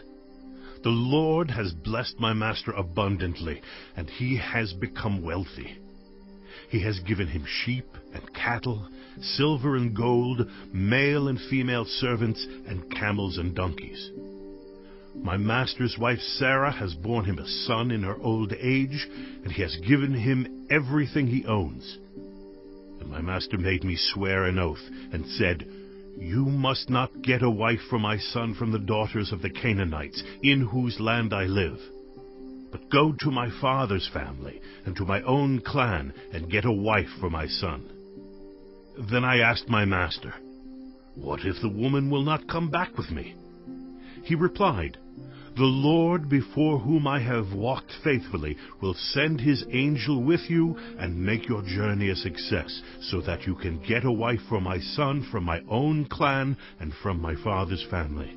You will be released from my oath if, when you go to my clan, they refuse to give her to you. Then you will be released from my oath.' When I came to the spring today, I said, 'Lord, God of my master Abraham, if you will, please grant success to the journey on which I have come. See, I am standing beside this spring. If a young woman comes out to draw water, and I say to her, "Please let me drink a little water from your jar," and if she says to me, "Drink, and I'll draw water for your camels too," let her be the one the Lord has chosen for my master's son." Before I finished praying in my heart, Rebekah came out, with her jar on her shoulder. She went down to the spring and drew water, and I said to her, "Please, give me a drink." She quickly lowered her jar from her shoulder and said, "Drink, and I'll water your camels too." So I drank, and she watered the camels also. I asked her, "Whose daughter are you?" She said, "The daughter of Bethuel, son of Nahor, whom Milcah bore to him." Then I put the ring in her nose and the bracelets on her arms, and I bowed down and worshipped the Lord. I praised the Lord, the God of my master Abraham, who had led me on the right road to get the granddaughter of my master's brother for his son. Now if you will show kindness and faithfulness to my master, tell me. And if not, tell me, so I may know which way to turn." Laban and Bethuel answered, "This is from the Lord. We can say nothing to you one way or the other. Here is Rebekah. Take her and go, and let her become the wife of your master's son, as the Lord has directed." When Abraham's servant heard what they said, he bowed down to the ground before the Lord. Then the servant brought out gold and silver jewelry and articles of clothing, and gave them to Rebekah. He also gave costly gifts to her brother and to her mother. Then he and the men who were with him ate and drank, and spent the night there. When they got up the next morning, he said, "Send me on my way to my master." But her brother and her mother replied, "Let the young woman remain with us 10 days or so. Then you may go." But he said to them, "Do not detain me, now that the Lord has granted success to my journey. Send me on my way so I may go to my master." Then they said, "Let's call the young woman and ask her about it." So they called Rebekah and asked her. "Will you go with this man?" "I will go," she said. So they sent their sister Rebekah on her way, along with her nurse and Abraham's servant and his men. And they blessed Rebekah and said to her, "Our sister, may you increase to thousands upon thousands. May your offspring possess the cities of their enemies." Then Rebekah and her attendants got ready, and mounted the camels, and went back with the man. So the servant took Rebekah and left. Now Isaac had come from Beer-lahai-roi, for he was living in the Negev. He went out to the field one evening to meditate, and as he looked up, he saw camels approaching. Rebekah also looked up and saw Isaac. She got down from her camel and asked the servant, "Who is that man in the field coming to meet us?" "He is my master," the servant answered. So she took her veil and covered herself. Then the servant told Isaac all he had done.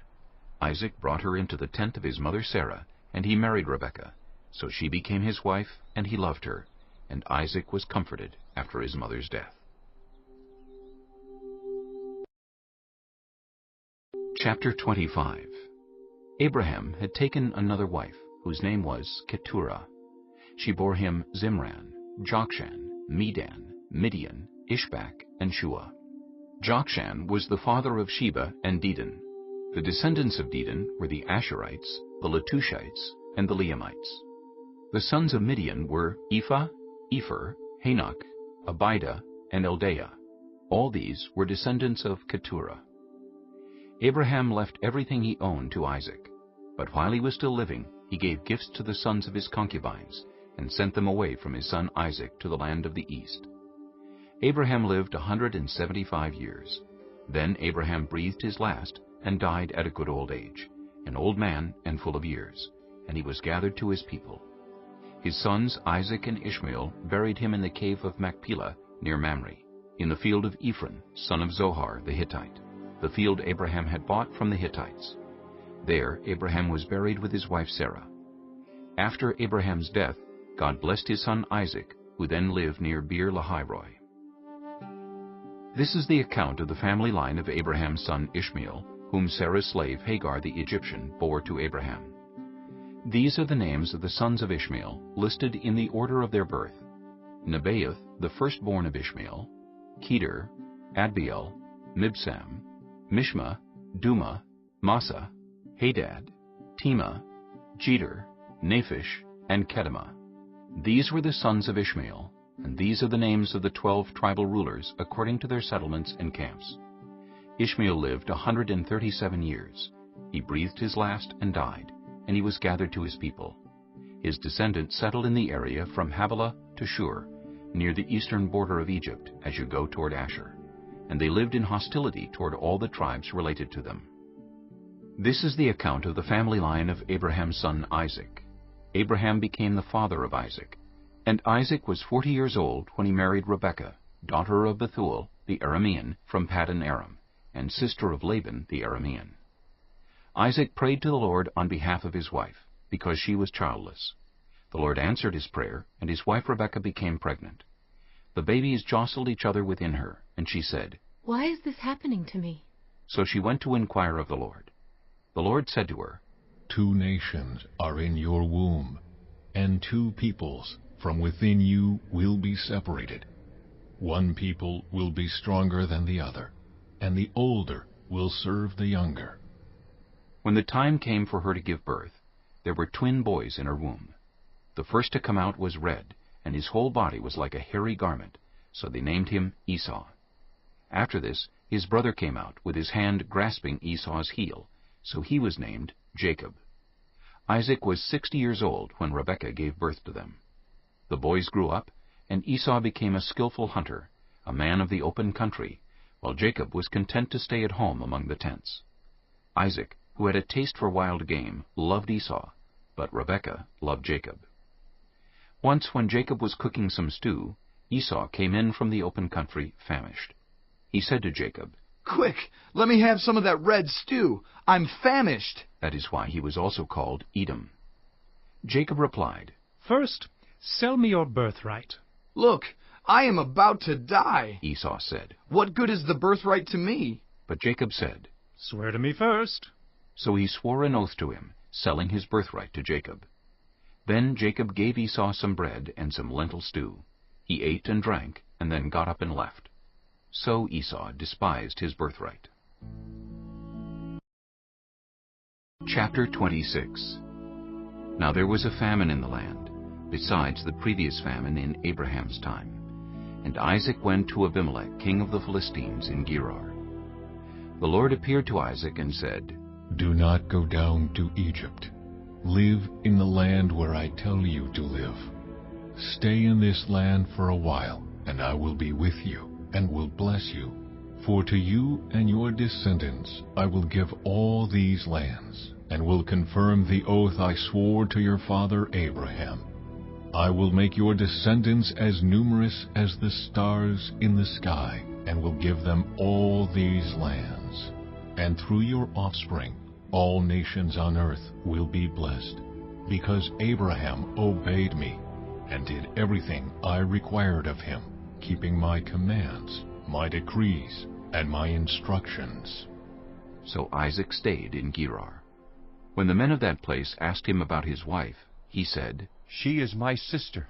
Because he was afraid to say, She is my wife. He thought, The men of this place might kill me on account of Rebekah, because she is beautiful. When Isaac had been there a long time, Abimelech, king of the Philistines, looked down from a window and saw Isaac caressing his wife Rebekah. So Abimelech summoned Isaac and said, She is really your wife. Why did you say, She is my sister?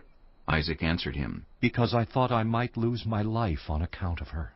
Then Abimelech said, What is this you have done to us? One of the men might well have slept with your wife, and you would have brought guilt upon us.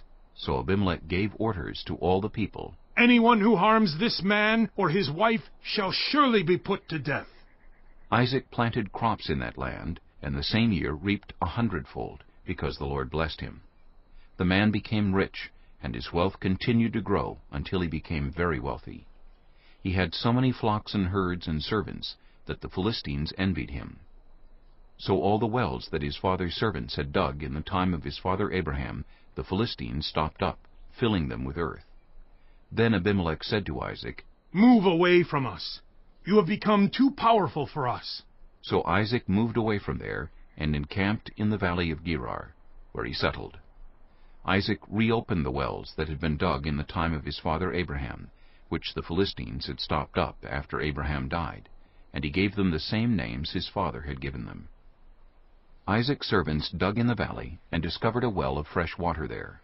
But the herders of Gerar quarreled with those of Isaac and said, The water is ours. So he named the well Esek, because they disputed with him. Then they dug another well, but they quarreled over that one also, so he named it Sitnah. He moved on from there and dug another well, and no one quarreled over it. He named it Rehoboth, saying, Now the Lord has given us room, and we will flourish in the land. From there he went up to Beersheba. That night the Lord appeared to him and said, I am the God of your father Abraham. Do not be afraid, for I am with you. I will bless you and will increase the number of your descendants for the sake of my servant Abraham. Isaac built an altar there and called on the name of the Lord. There he pitched his tent, and there his servants dug a well. Meanwhile, Abimelech had come to him from Gerar, with Ahuzath his personal adviser, and Phicol the commander of his forces. Isaac asked them, Why have you come to me, since you were hostile to me and sent me away? They answered, We saw clearly that the Lord was with you, so we said there ought to be a sworn agreement between us and you. Let us make a treaty with you, that you will do us no harm, just as we did not harm you, but always treated you well and sent you away peacefully. And now you are blessed by the Lord. Isaac then made a feast for them, and they ate and drank. Early the next morning the men swore an oath to each other. Then Isaac sent them on their way, and they went away peacefully. That day Isaac's servants came and told him about the well they had dug. They said, We found water! He called it Shibah, and to this day the name of the town has been Beersheba. When Esau was 40 years old, he married Judith, daughter of Beeri the Hittite, and also Basemath, daughter of Elon the Hittite. They were a source of grief to Isaac and Rebekah. Chapter 27. When Isaac was old, and his eyes were so weak that he could no longer see, he called for Esau his older son, and said to him, My son? Here I am, he answered. Isaac said, I am now an old man, and don't know the day of my death. Now then, get your equipment, your quiver and bow, and go out to the open country to hunt some wild game for me. Prepare me the kind of tasty food I like, and bring it to me to eat, so that I may give you my blessing before I die. Now Rebekah was listening as Isaac spoke to his son Esau. When Esau left for the open country to hunt game and bring it back, Rebekah said to her son Jacob, Look, I overheard your father say to your brother Esau, Bring me some game, and prepare me some tasty food to eat, so that I may give you my blessing in the presence of the Lord before I die. Now, my son, listen carefully and do what I tell you. Go out to the flock and bring me 2 choice young goats, so I can prepare some tasty food for your father, just the way he likes it. Then take it to your father to eat, so that he may give you his blessing before he dies. Jacob said to Rebekah his mother, But my brother Esau is a hairy man, while I have smooth skin. What if my father touches me? I would appear to be tricking him, and would bring down a curse on myself rather than a blessing. His mother said to him, My son, let the curse fall on me. Just do what I say. Go and get them for me. So he went and got them, and brought them to his mother, and she prepared some tasty food, just the way his father liked it. Then Rebekah took the best clothes of Esau, her older son, which she had in the house, and put them on her younger son Jacob. She also covered his hands and the smooth part of his neck with the goatskins. Then she handed to her son Jacob the tasty food and the bread she had made. He went to his father and said, My father? Yes, my son, he answered. Who is it?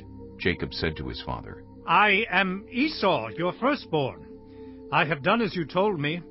Please sit up and eat some of my game, so that you may give me your blessing. Isaac asked his son, How did you find it so quickly, my son? The Lord your God gave me success, he replied. Then Isaac said to Jacob, Come near so I can touch you, my son, to know whether you really are my son Esau or not. Jacob went close to his father Isaac, who touched him and said, The voice is the voice of Jacob, but the hands are the hands of Esau. He did not recognize him, for his hands were hairy like those of his brother Esau. So he proceeded to bless him. Are you really my son, Esau? He asked. I am, he replied. Then he said, My son, bring me some of your game to eat, so that I may give you my blessing. Jacob brought it to him, and he ate. And he brought some wine, and he drank. Then his father Isaac said to him, "Come here, my son, and kiss me." So he went to him and kissed him. When Isaac caught the smell of his clothes, he blessed him and said, "Ah, the smell of my son is like the smell of a field that the Lord has blessed.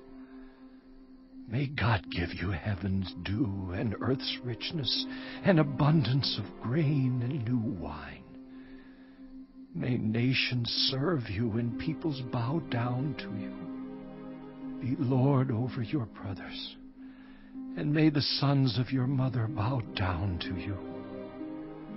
May those who curse you be cursed, and those who bless you be blessed."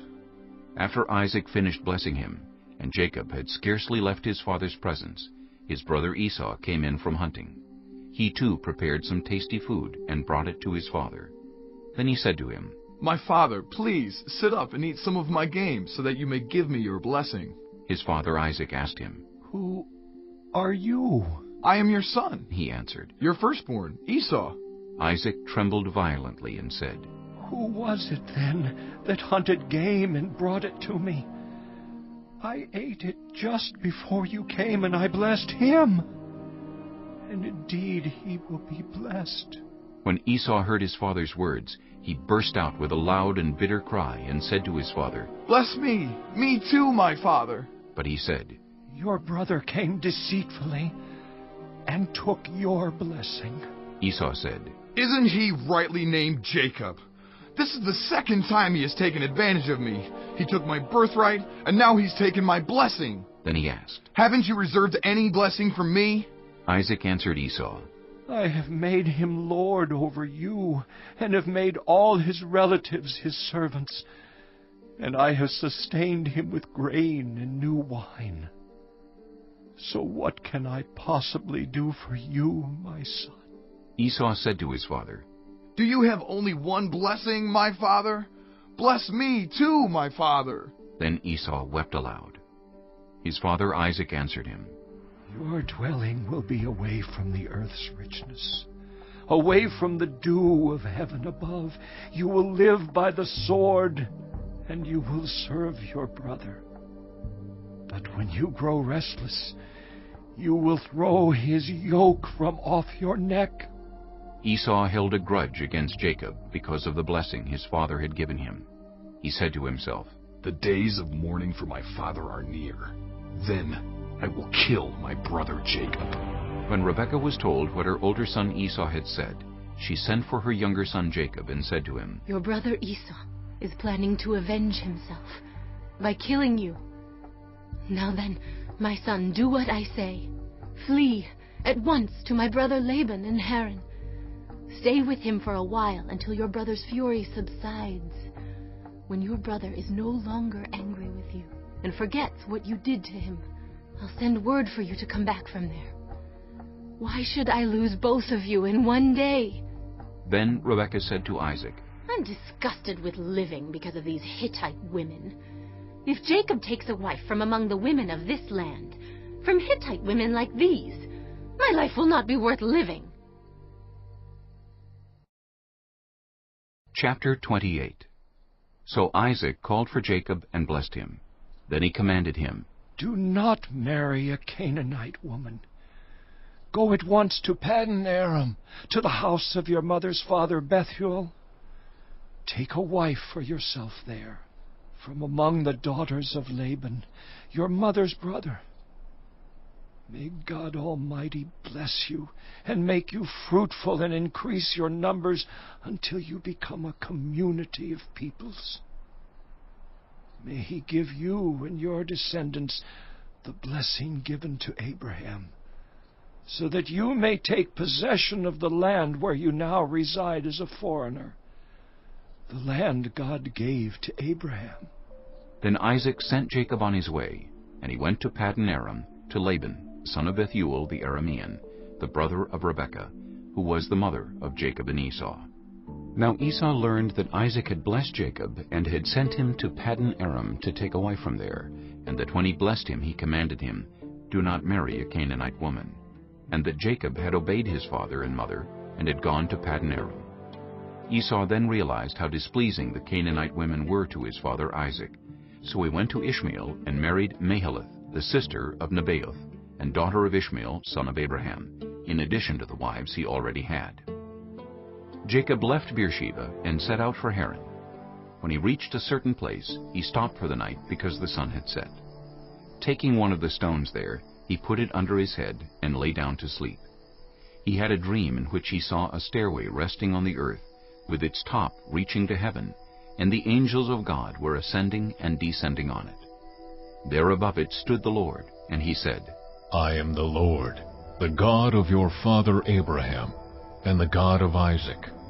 I will give you and your descendants the land on which you are lying.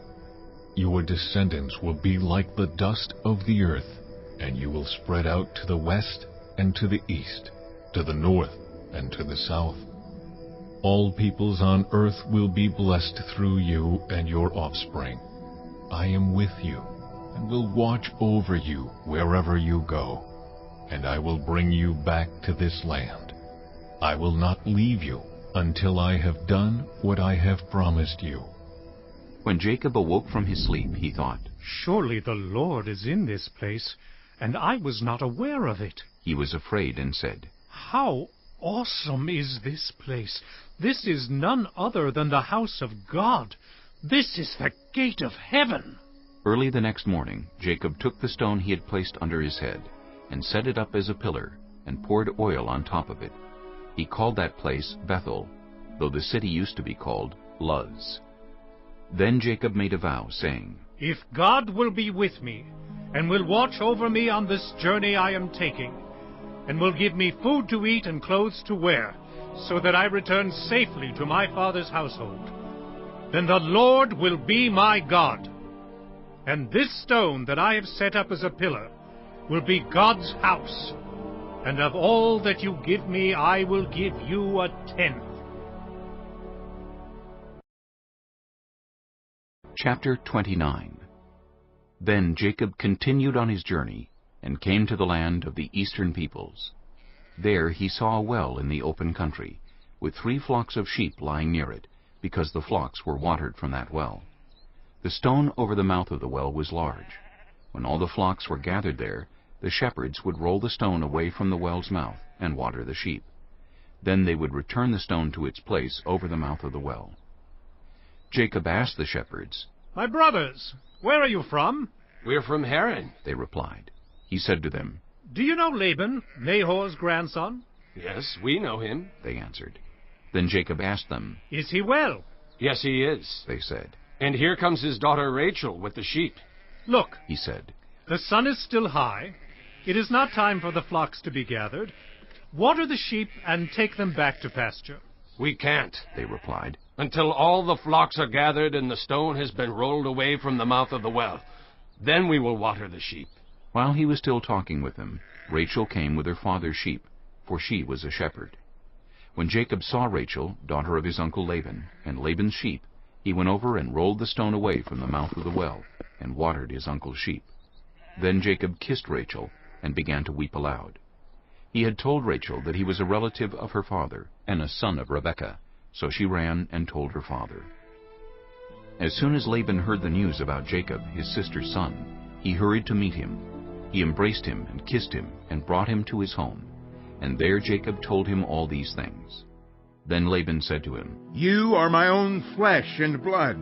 After Jacob had stayed with him for a whole month, Laban said to him, Just because you are a relative of mine, should you work for me for nothing? Tell me what your wages should be. Now Laban had 2 daughters. The name of the older was Leah, and the name of the younger was Rachel. Leah had weak eyes, but Rachel had a lovely figure and was beautiful.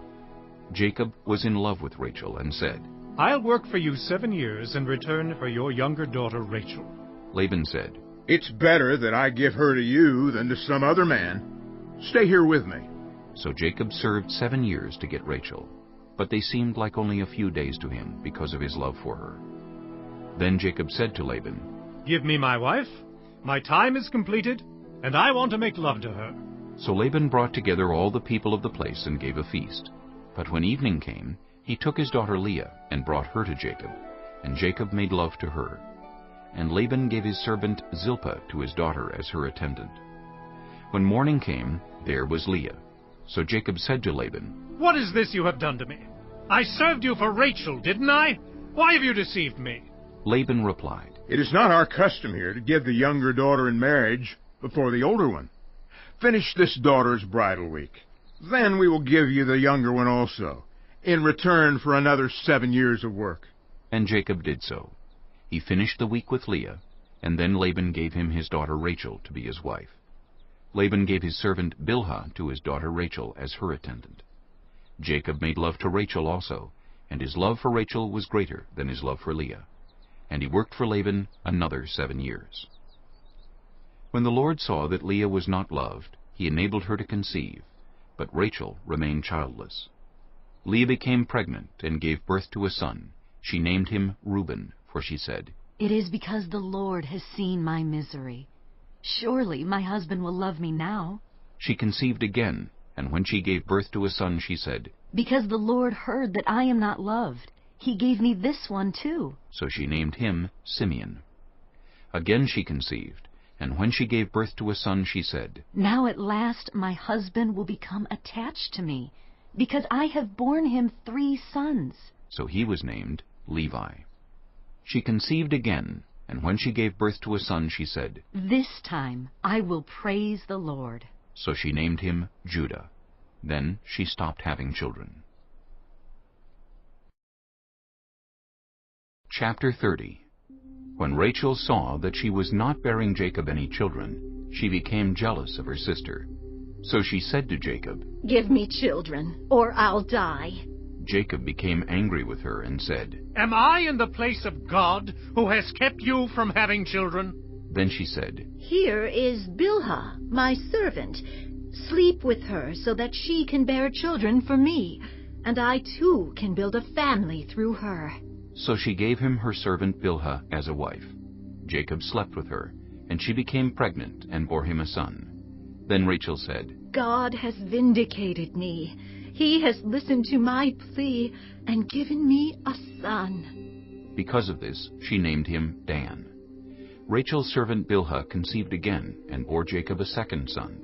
Then Rachel said, "I have had a great struggle with my sister, and I have won." So she named him Naphtali. When Leah saw that she had stopped having children, she took her servant Zilpah and gave her to Jacob as a wife. Leah's servant Zilpah bore Jacob a son. Then Leah said, "What good fortune!" So she named him Gad. Leah's servant Zilpah bore Jacob a second son. Then Leah said, "How happy I am! The women will call me happy." So she named him Asher. During wheat harvest, Reuben went out into the fields and found some mandrake plants, which he brought to his mother Leah. Rachel said to Leah, "Please give me some of your son's mandrakes." But she said to her, "Wasn't it enough that you took away my husband? Will you take my son's mandrakes too?" "Very well," Rachel said. "He can sleep with you tonight in return for your son's mandrakes." So when Jacob came in from the fields that evening, Leah went out to meet him. "You must sleep with me," she said. "I have hired you with my son's mandrakes." So he slept with her that night. God listened to Leah, and she became pregnant and bore Jacob a 5th son. Then Leah said, "God has rewarded me for giving my servant to my husband." So she named him Issachar. Leah conceived again and bore Jacob a 6th son. Then Leah said, "God has presented me with a precious gift. This time my husband will treat me with honor, because I have borne him 6 sons." So she named him Zebulun. Some time later she gave birth to a daughter and named her Dinah. Then God remembered Rachel. He listened to her and enabled her to conceive. She became pregnant and gave birth to a son, and said, "God has taken away my disgrace." She named him Joseph, and said, "May the Lord add to me another son." After Rachel gave birth to Joseph, Jacob said to Laban, "Send me on my way so I can go back to my own homeland. Give me my wives and children for whom I have served you, and I will be on my way. You know how much work I've done for you." But Laban said to him, "If I have found favor in your eyes, please stay. I have learned by divination that the Lord has blessed me because of you. He added, Name your wages, and I will pay them. Jacob said to him, You know how I have worked for you, and how your livestock has fared under my care. The little you had before I came has increased greatly, and the Lord has blessed you wherever I have been. But now, when may I do something for my own household? What shall I give you? He asked. Don't give me anything, Jacob replied. but if you will do this one thing for me, I will go on tending your flocks and watching over them. Let me go through all your flocks today, and remove from them every speckled or spotted sheep, every dark-colored lamb, and every spotted or speckled goat. They will be my wages. And my honesty will testify for me in the future, whenever you check on the wages you have paid me. Any goat in my possession that is not speckled or spotted, or any lamb that is not dark-colored, will be considered stolen. Agreed, said Laban. Let it be as you have said. That same day he removed all the male goats that were streaked or spotted, and all the speckled or spotted female goats, all that had white on them, and all the dark-colored lambs, and he placed them in the care of his sons. Then he put a 3-day journey between himself and Jacob, while Jacob continued to tend the rest of Laban's flocks. Jacob, however, took fresh-cut branches from poplar, almond, and plane trees, and made white stripes on them by peeling the bark and exposing the white inner wood of the branches. Then he placed the peeled branches in all the watering troughs, so that they would be directly in front of the flocks when they came to drink. When the flocks were in heat and came to drink, they mated in front of the branches, and they bore young that were streaked or speckled or spotted. Jacob set apart the young of the flock by themselves, but made the rest face the streaked and dark-colored animals that belonged to Laban. Thus he made separate flocks for himself, and did not put them with Laban's animals. Whenever the stronger females were in heat, Jacob would place the branches in the troughs in front of the animals, so they would mate near the branches. But if the animals were weak, he would not place them there. So the weak animals went to Laban, and the strong ones to Jacob. In this way the man grew exceedingly prosperous, and came to own large flocks, and female and male servants, and camels and donkeys.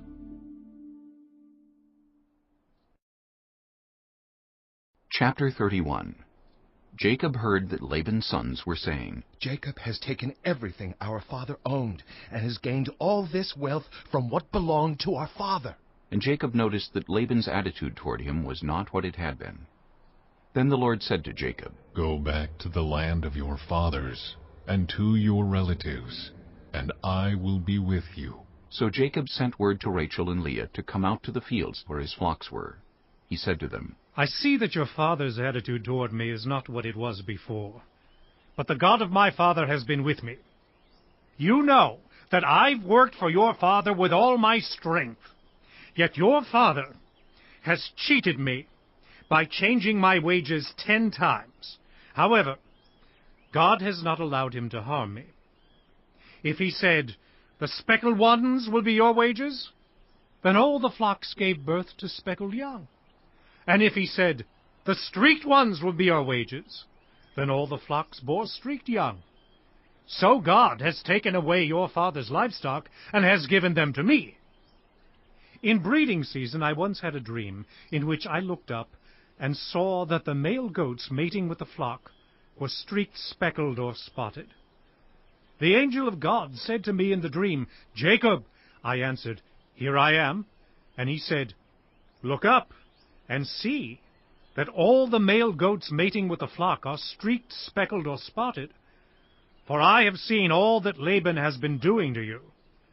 I am the God of Bethel, where you anointed a pillar and where you made a vow to me. Now leave this land at once and go back to your native land. Then Rachel and Leah replied, Do we still have any share in the inheritance of our father's estate? Does he not regard us as foreigners? Not only has he sold us, but he has used up what was paid for us. Surely all the wealth that God took away from our father belongs to us and our children. So do whatever God has told you.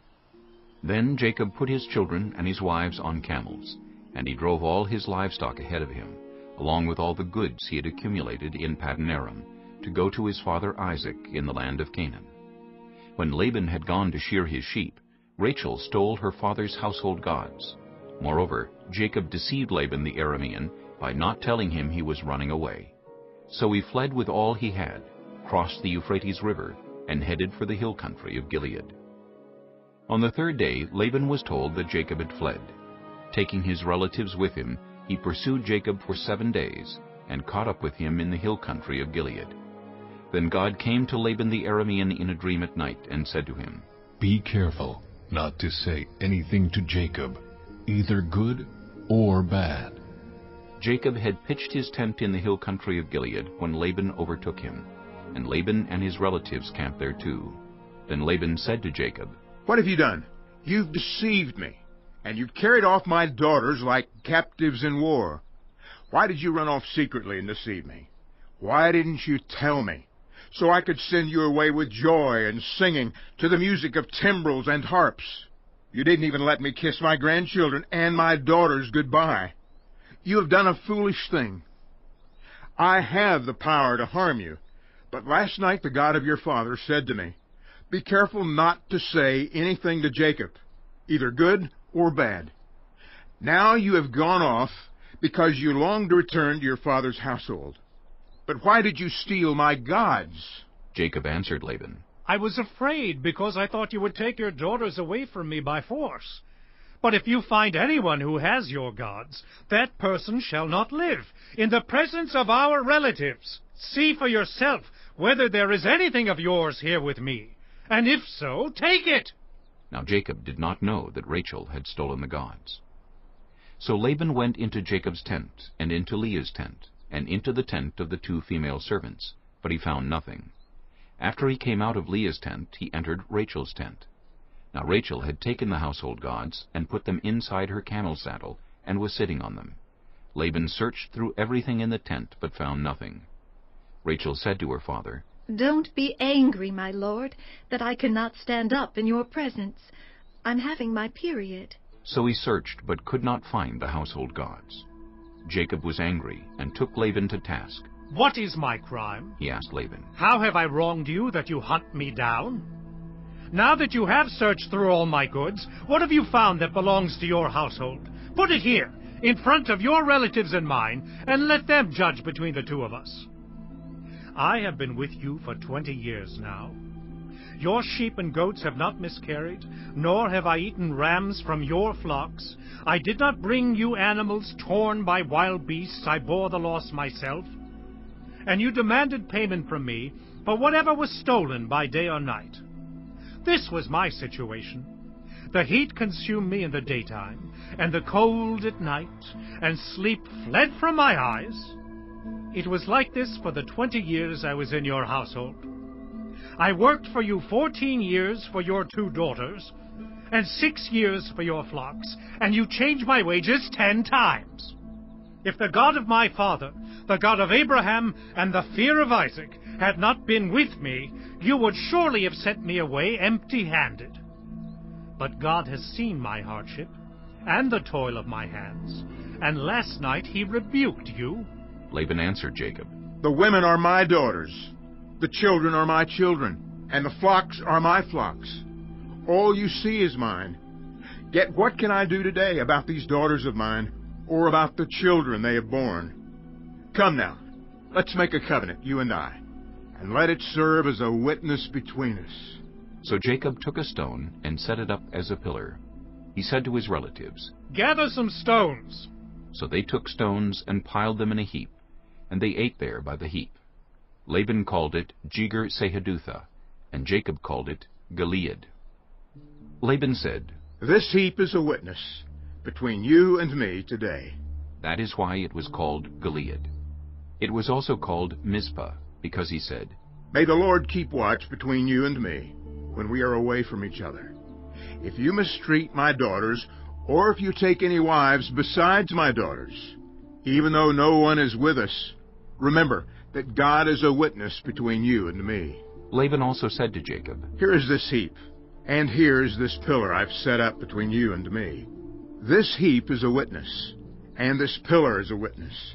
that I will not go past this heap to your side to harm you, and that you will not go past this heap and pillar to my side to harm me. May the God of Abraham and the God of Nahor, the God of their father, judge between us." So Jacob took an oath in the name of the fear of his father Isaac. He offered a sacrifice there in the hill country, and invited his relatives to a meal. After they had eaten, they spent the night there. Early the next morning, Laban kissed his grandchildren and his daughters and blessed them. Then he left and returned home. Chapter 32. Jacob also went on his way, and the angels of God met him. When Jacob saw them, he said, "This is the camp of God." So he named that place Mahanaim.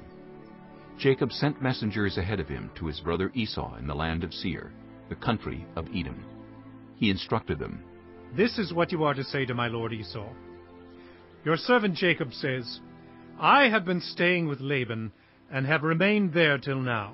I have cattle and donkeys, sheep and goats, male and female servants. Now I am sending this message to my lord, that I may find favor in your eyes." When the messengers returned to Jacob, they said, "We went to your brother Esau, and now he is coming to meet you, and 400 men are with him." In great fear and distress, Jacob divided the people who were with him into 2 groups, and the flocks and herds and camels as well. He thought, "If Esau comes and attacks one group, the group that is left may escape." Then Jacob prayed, "O God of my father Abraham, God of my father Isaac, Lord, you who said to me, 'Go back to your country and your relatives, and I will make you prosper,' I am unworthy of all the kindness and faithfulness you have shown your servant. I had only my staff when I crossed this Jordan, but now I have become 2 camps. Save me, I pray, from the hand of my brother Esau, for I am afraid he will come and attack me, and also the mothers with their children. But you have said, I will surely make you prosper, and will make your descendants like the sand of the sea, which cannot be counted." He spent the night there, and from what he had with him he selected a gift for his brother Esau: 200 female goats and 20 male goats, 200 ewes and 20 rams, 30 female camels with their young, 40 cows and 10 bulls, and 20 female donkeys and 10 male donkeys. He put them in the care of his servants, each herd by itself, and said to his servants, "Go ahead of me, and keep some space between the herds." He instructed the one in the lead, "When my brother Esau meets you and asks, 'Who do you belong to, and where are you going, and who owns all these animals in front of you?' then you are to say, 'They belong to your servant Jacob. They are a gift sent to my lord Esau, and he is coming behind us.'" He also instructed the second, the third, and all the others who followed the herds. "You are to say the same thing to Esau when you meet him. And be sure to say, 'Your servant Jacob is coming behind us.'" For he thought, "I will pacify him with these gifts I am sending on ahead. Later when I see him, perhaps he will receive me." So Jacob's gifts went on ahead of him, but he himself spent the night in the camp.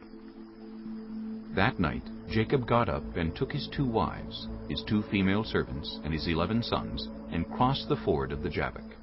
After he had sent them across the stream, he sent over all his possessions. So Jacob was left alone, and a man wrestled with him till daybreak. When the man saw that he could not overpower him, he touched the socket of Jacob's hip, so that his hip was wrenched as he wrestled with the man. Then the man said, "Let me go, for it is daybreak." But Jacob replied, "I will not let you go, unless you bless me." The man asked him, "What is your name?" "Jacob," he answered. Then the man said, "Your name will no longer be Jacob, but Israel, because you have struggled with God and with humans, and have overcome." Jacob said, "Please, tell me your name." But he replied, "Why do you ask my name?" Then he blessed him there. So Jacob called the place Peniel, saying, "It is because I saw God face to face, and yet my life was spared. The sun rose above him as he passed Peniel, and he was limping because of his hip.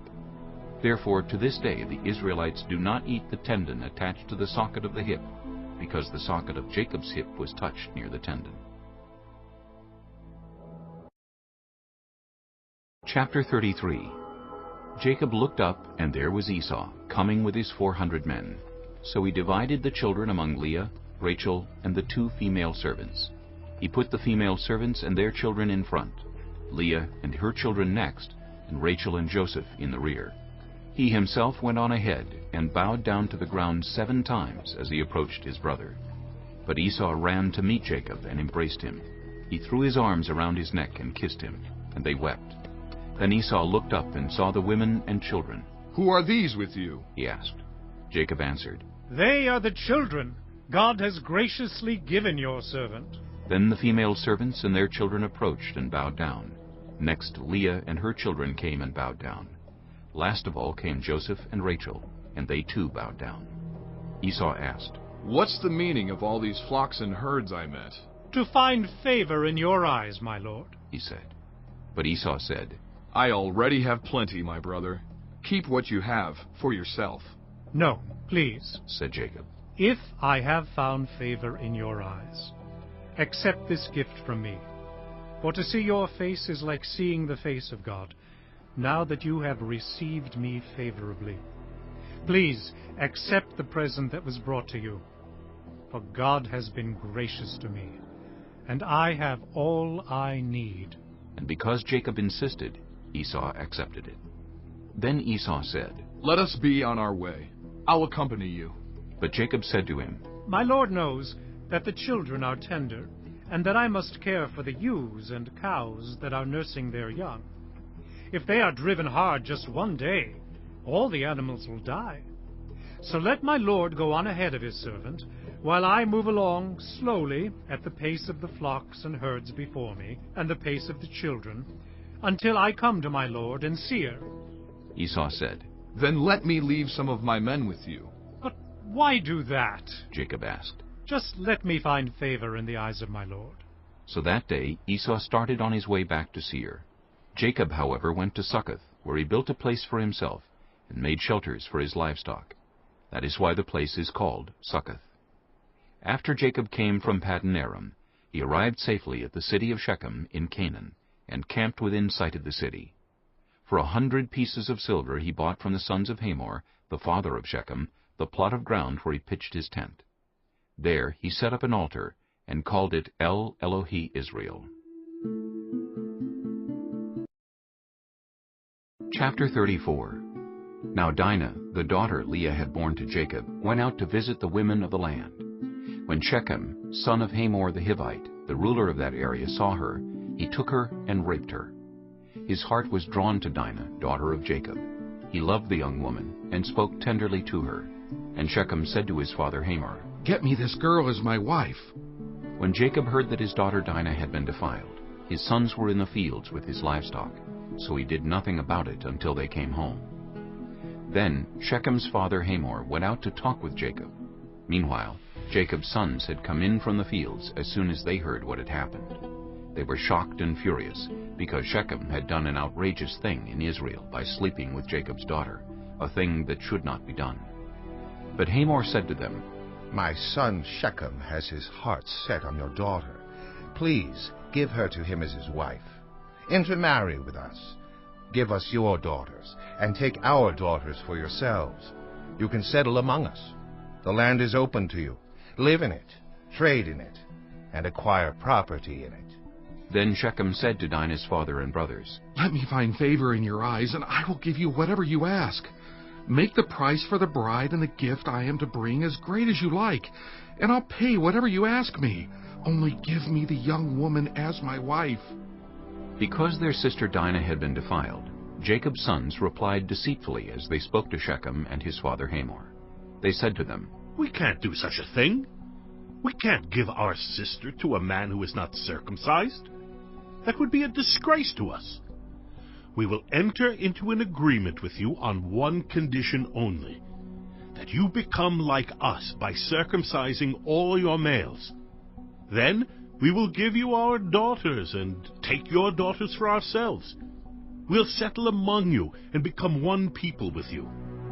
But if you will not agree to be circumcised, we'll take our sister and go."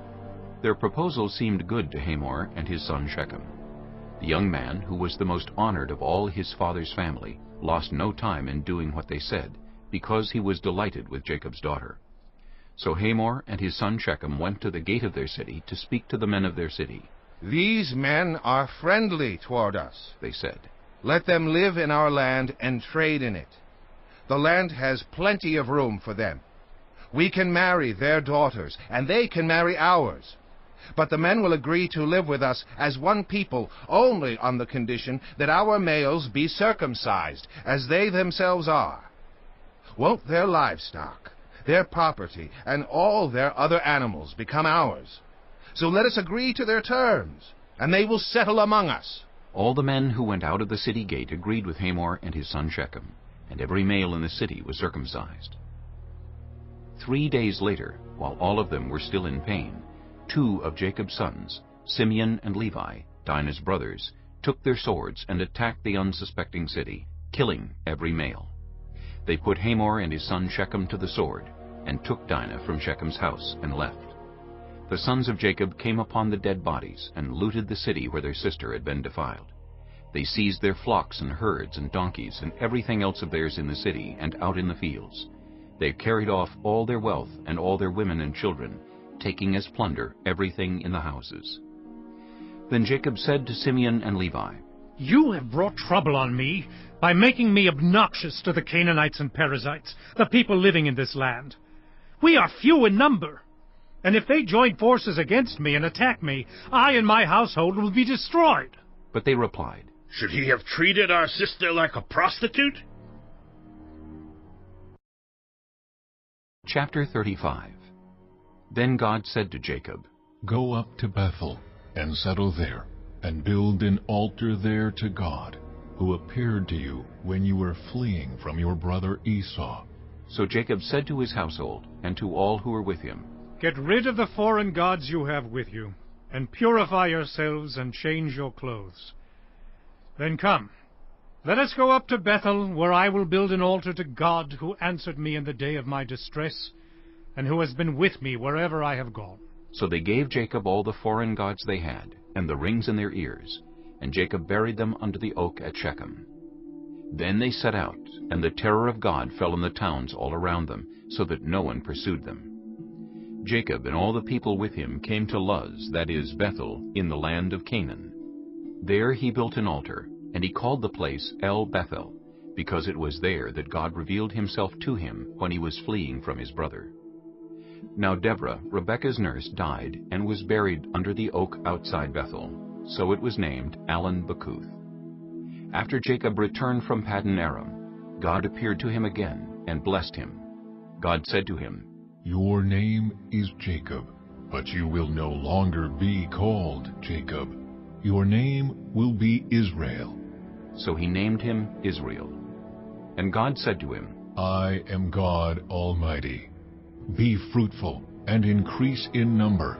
A nation and a community of nations will come from you, and kings will be among your descendants.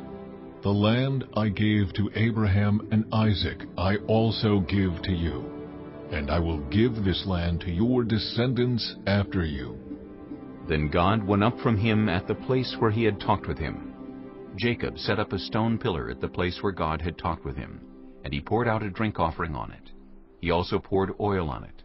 Jacob called the place where God had talked with him Bethel. Then they moved on from Bethel. While they were still some distance from Ephrath, Rachel began to give birth and had great difficulty. And as she was having great difficulty in childbirth, the midwife said to her, "Don't despair, for you have another son." As she breathed her last, for she was dying, she named her son Ben-Oni, but his father named him Benjamin. So Rachel died and was buried on the way to Ephrath, that is, Bethlehem. Over her tomb Jacob set up a pillar, and to this day that pillar marks Rachel's tomb. Israel moved on again and pitched his tent beyond Migdal-Eder. While Israel was living in that region, Reuben went in and slept with his father's concubine Bilhah, and Israel heard of it. Jacob had 12 sons. The sons of Leah: Reuben, the firstborn of Jacob, Simeon, Levi, Judah, Issachar, and Zebulun. The sons of Rachel: Joseph and Benjamin. The sons of Rachel's servant Bilhah: Dan and Naphtali. The sons of Leah's servant Zilpah: Gad and Asher. These were the sons of Jacob, who were born to him in Paddan Aram. Jacob came home to his father Isaac in Mamre, near Kiriath Arba, that is, Hebron, where Abraham and Isaac had stayed. Isaac lived 180 years. Then he breathed his last and died, and was gathered to his people, old and full of years. And his sons Esau and Jacob buried him.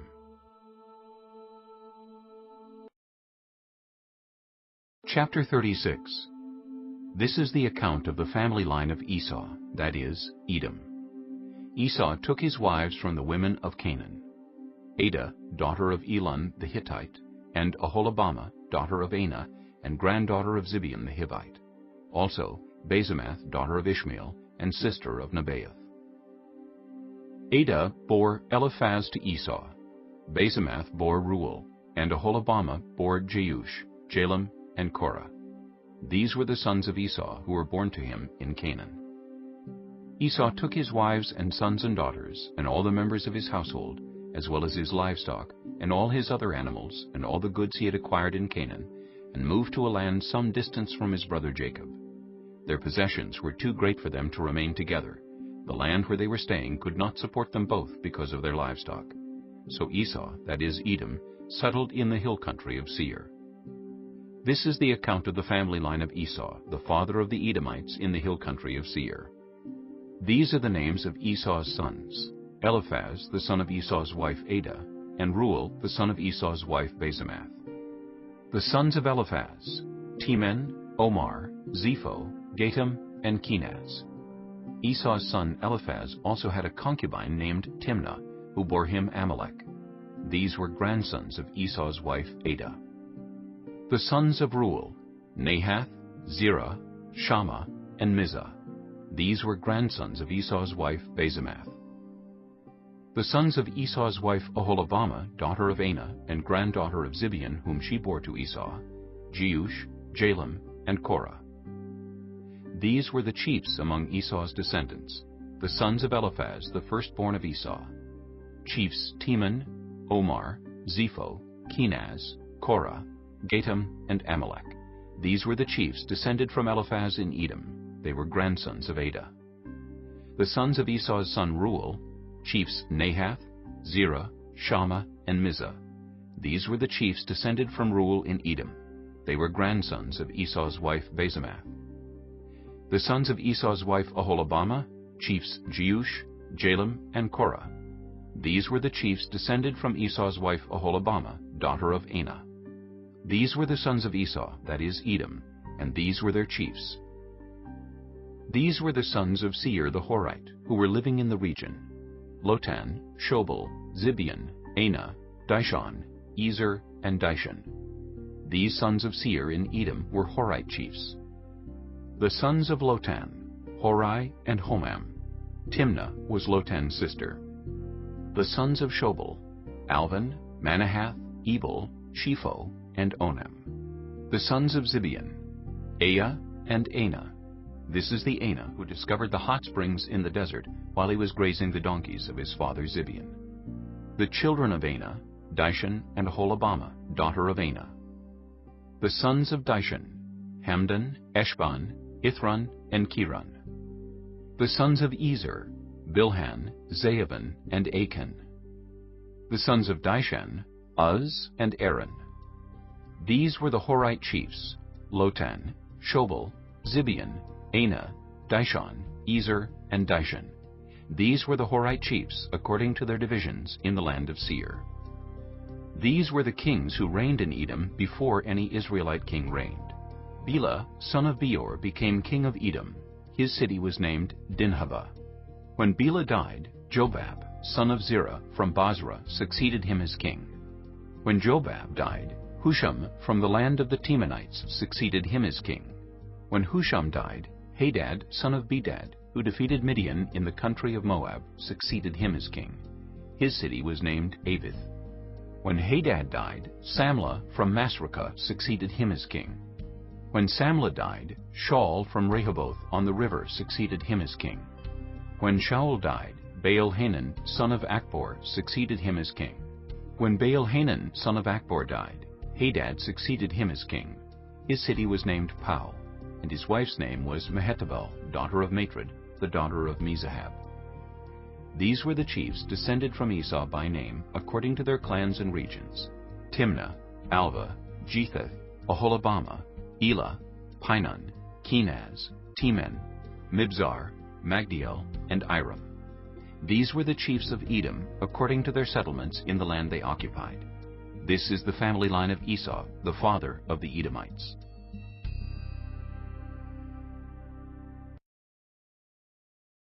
Chapter 37.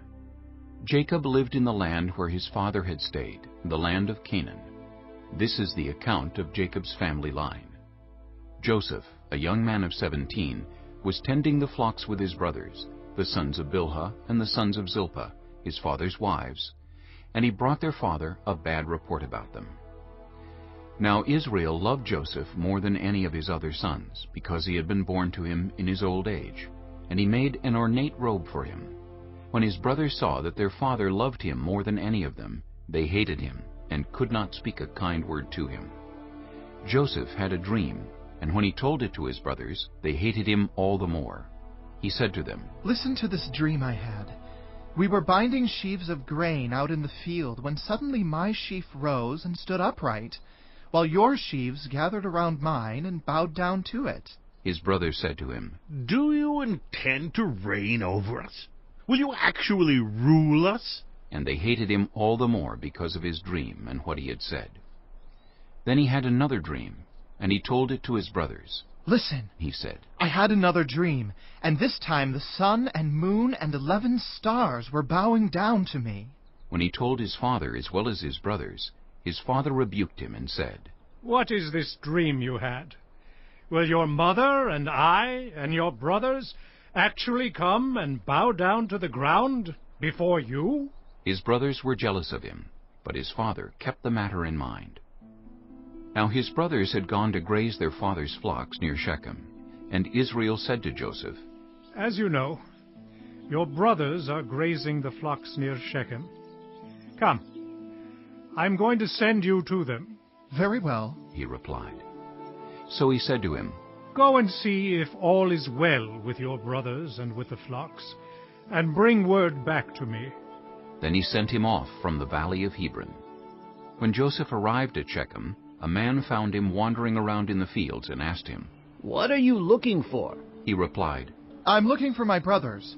Can you tell me where they are grazing their flocks?" "They have moved on from here," the man answered. "I heard them say, 'Let's go to Dothan.'" So Joseph went after his brothers and found them near Dothan. But they saw him in the distance, and before he reached them, they plotted to kill him. "Here comes that dreamer," they said to each other. "Come now, let's kill him and throw him into one of these cisterns and say that a ferocious animal devoured him. Then we'll see what comes of his dreams." When Reuben heard this, he tried to rescue him from their hands. "Let's not take his life," he said. "Don't shed any blood. Throw him into this cistern here in the wilderness, but don't lay a hand on him." Reuben said this to rescue him from them and take him back to his father.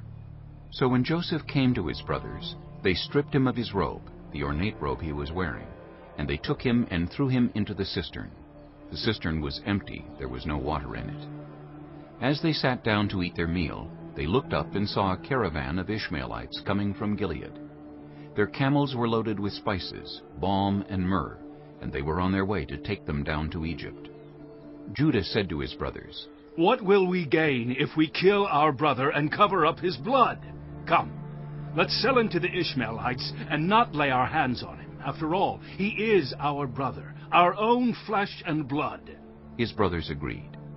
So when the Midianite merchants came by, his brothers pulled Joseph up out of the cistern and sold him for 20 shekels of silver to the Ishmaelites, who took him to Egypt.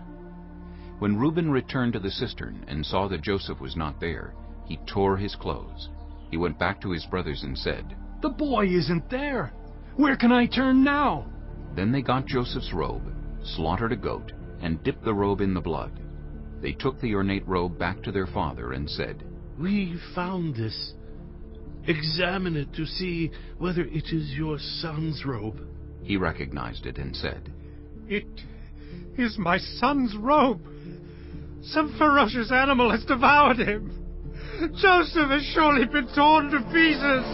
Then Jacob tore his clothes, put on sackcloth, and mourned for his son many days.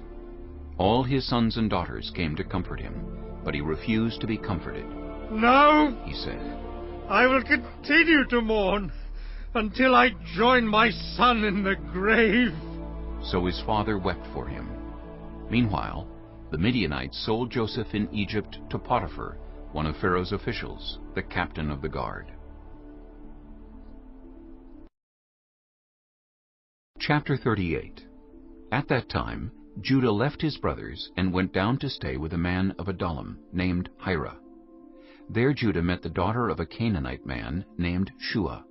He married her and made love to her. She became pregnant and gave birth to a son, who was named She conceived again and gave birth to a son and named him Onan. She gave birth to still another son and named him Shelah. It was at Chezib that she gave birth to him. Judah got a wife for his firstborn, and her name was Tamar. But Judah's firstborn, was wicked in the Lord's sight, so the Lord put him to death. Then Judah said to Onan, "Sleep with your brother's wife, and fulfill your duty to her as a brother-in-law, to raise up offspring for your brother." But Onan knew that the child would not be his, so whenever he slept with his brother's wife, he spilled his semen on the ground to keep from providing offspring for his brother. What he did was wicked in the Lord's sight, so the Lord put him to death also. Judah then said to his daughter-in-law Tamar, "Live as a widow in your father's household until my son Shelah grows up." For he thought, "He may die too, just like his brothers." So Tamar went to live in her father's household. After a long time, Judah's wife, the daughter of Shua, died. When Judah had recovered from his grief, he went up to Timnah, to the men who were shearing his sheep, and his friend Hira the Adullamite went with him. When Tamar was told, "Your father-in-law is on his way to Timnah to shear his sheep," she took off her widow's clothes, covered herself with a veil to disguise herself, and then sat down at the entrance to Enaim, which is on the road to Timnah. For she saw that, though Shelah had now grown up, she had not been given to him as his wife. When Judah saw her, he thought she was a prostitute, for she had covered her face. Not realizing that she was his daughter-in-law, he went over to her by the roadside and said, "Come now, let me sleep with you." "And what will you give me to sleep with you?" she asked. "I'll send you a young goat from my flock," he said. "Will you give me something as a pledge until you send it?" she asked. He said, "What pledge should I give you?" "Your seal and its cord, and the staff in your hand," she answered. So he gave them to her, and slept with her, and she became pregnant by him. After she left, she took off her veil and put on her widow's clothes again. Meanwhile, Judah sent the young goat by his friend the Adullamite in order to get his pledge back from the woman, but he did not find her. He asked the men who lived there, "Where is the shrine prostitute who was beside the road at Enaim?" "There hasn't been any shrine prostitute here," they said. So he went back to Judah and said, "I didn't find her. Besides, the men who live there said, there hasn't been any shrine prostitute here." Then Judah said, "Let her keep what she has, or we will become a laughingstock. After all, I did send her this young goat, but you didn't find her." About 3 months later, Judah was told, "Your daughter-in-law Tamar is guilty of prostitution, and as a result, she is now pregnant." Judah said, "Bring her out, and have her burned to death." As she was being brought out, she sent a message to her father-in-law. "I am pregnant by the man who owns these," she said. And she added, "See if you recognize whose seal and cord and staff these are." Judah recognized them and said, "She is more righteous than I, since I wouldn't give her to my son Shelah." And he did not sleep with her again. When the time came for her to give birth, there were twin boys in her womb. As she was giving birth, one of them put out his hand, So the midwife took a scarlet thread and tied it on his wrist and said, This one came out first. But when he drew back his hand, his brother came out, and she said, So this is how you have broken out. And he was named Perez. Then his brother, who had the scarlet thread on his wrist, came out, and he was named Zerah. Chapter 39. Now Joseph had been taken down to Egypt. Potiphar, an Egyptian who was one of Pharaoh's officials, the captain of the guard, bought him from the Ishmaelites who had taken him there. The Lord was with Joseph, so that he prospered, and he lived in the house of his Egyptian master. When his master saw that the Lord was with him, and that the Lord gave him success in everything he did, Joseph found favor in his eyes, and became his attendant. Potiphar put him in charge of his household, and he entrusted to his care everything he owned. From the time he put him in charge of his household, and of all that he owned, the Lord blessed the household of the Egyptian because of Joseph. The blessing of the Lord was on everything Potiphar had, both in the house and in the field. So Potiphar left everything he had in Joseph's care. With Joseph in charge, he did not concern himself with anything except the food he ate. Now Joseph was well built and handsome, and after a while his master's wife took notice of Joseph and said, Come to bed with me. But he refused. With me in charge, he told her, my master does not concern himself with anything in the house. Everything he owns he has entrusted to my care. No one is greater in this house than I am. My master has withheld nothing from me except you, because you are his wife. How then could I do such a wicked thing and sin against God? And though she spoke to Joseph day after day, he refused to go to bed with her or even be with her. One day he went into the house to attend to his duties, and none of the household servants was inside. She caught him by his cloak and said, Come to bed with me. But he left his cloak in her hand and ran out of the house. When she saw that he had left his cloak in her hand and had run out of the house, she called her household servants. Look, she said to them, this Hebrew has been brought to us to make sport of us. He came in here to sleep with me, but I screamed. When he heard me scream for help, he left his cloak beside me and ran out of the house. She kept his cloak beside her until his master came home. Then she told him this story. That Hebrew slave you brought us came to me to make sport of me. But as soon as I screamed for help, he left his cloak beside me and ran out of the house. When his master heard the story his wife told him, saying, This is how your slave treated me, he burned with anger. Joseph's master took him and put him in prison, the place where the king's prisoners were confined. But while Joseph was there in the prison, the Lord was with him. He showed him kindness and granted him favor in the eyes of the prison warden. So the warden put Joseph in charge of all those held in the prison, and he was made responsible for all that was done there. The warden paid no attention to anything under Joseph's care, because the Lord was with Joseph and gave him success in whatever he did. Chapter 40. Some time later, the cupbearer and the baker of the king of Egypt offended their master, the king of Egypt. Pharaoh was angry with his two officials, the chief cupbearer and the chief baker, and put them in custody in the house of the captain of the guard, in the same prison where Joseph was confined. The captain of the guard assigned them to Joseph, and he attended them. After they had been in custody for some time, each of the two men, the cupbearer and the baker of the king of Egypt, who were being held in prison, had a dream the same night, and each dream had a meaning of its own. When Joseph came to them the next morning, he saw that they were dejected. So he asked Pharaoh's officials, who were in custody with him in his master's house, Why do you look so sad today? We both had dreams, they answered, but there is no one to interpret them. Then Joseph said to them, Do not interpretations belong to God? Tell me your dreams. So the chief cupbearer told Joseph his dream. He said to him, In my dream I saw a vine in front of me, and on the vine were 3 branches. As soon as it budded, it blossomed, and its clusters ripened into grapes.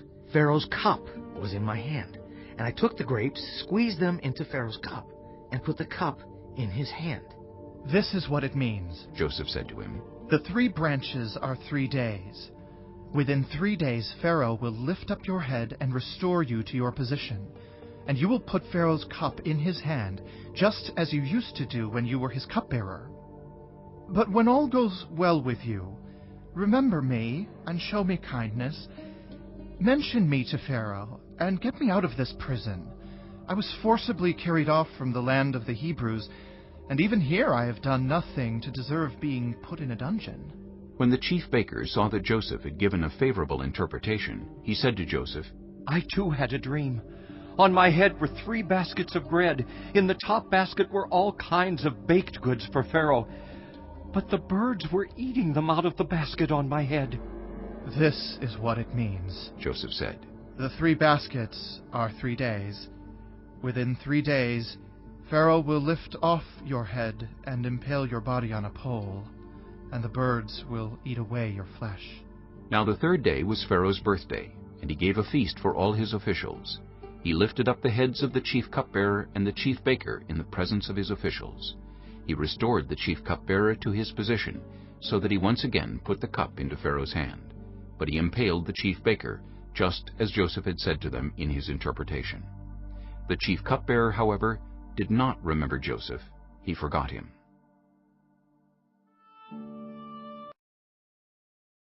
Chapter 41. When 2 full years had passed, Pharaoh had a dream. He was standing by the Nile, when out of the river there came up 7 cows, sleek and fat, and they grazed among the reeds. After them, 7 other cows, ugly and gaunt, came up out of the Nile, and stood beside those on the river bank. And the cows that were ugly and gaunt ate up the 7 sleek fat cows. Then Pharaoh woke up. He fell asleep again, and had a second dream. 7 heads of grain, healthy and good, were growing on a single stalk. After them, 7 other heads of grain sprouted, thin and scorched by the east wind. The thin heads of grain swallowed up the 7 healthy, full heads. Then Pharaoh woke up. It had been a dream. In the morning his mind was troubled, so he sent for all the magicians and wise men of Egypt. Pharaoh told them his dreams, but no one could interpret them for him. Then the chief cupbearer said to Pharaoh, "Today I am reminded of my shortcomings. Pharaoh was once angry with his servants, and he imprisoned me and the chief baker in the house of the captain of the guard. Each of us had a dream the same night, and each dream had a meaning of its own. Now a young Hebrew was there with us, a servant of the captain of the guard. We told him our dreams, and he interpreted them for us, giving each man the interpretation of his dream. And things turned out exactly as he interpreted them to us. I was restored to my position, and the other man was impaled." So Pharaoh sent for Joseph, and he was quickly brought from the dungeon. When he had shaved and changed his clothes, he came before Pharaoh. Pharaoh said to Joseph, "I had a dream, and no one can interpret it. But I have heard it said of you, that when you hear a dream, you can interpret it." "I cannot do it," Joseph replied to Pharaoh. "But God will give Pharaoh the answer he desires." Then Pharaoh said to Joseph, "In my dream, I was standing on the bank of the Nile, when out of the river there came up 7 cows, fat and sleek, and they grazed among the reeds. After them, 7 other cows came up, scrawny and very ugly and lean. I had never seen such ugly cows in all the land of Egypt. The lean, ugly cows ate up the 7 fat cows that came up first. But even after they ate them, no one could tell that they had done so. They looked just as ugly as before. Then I woke up.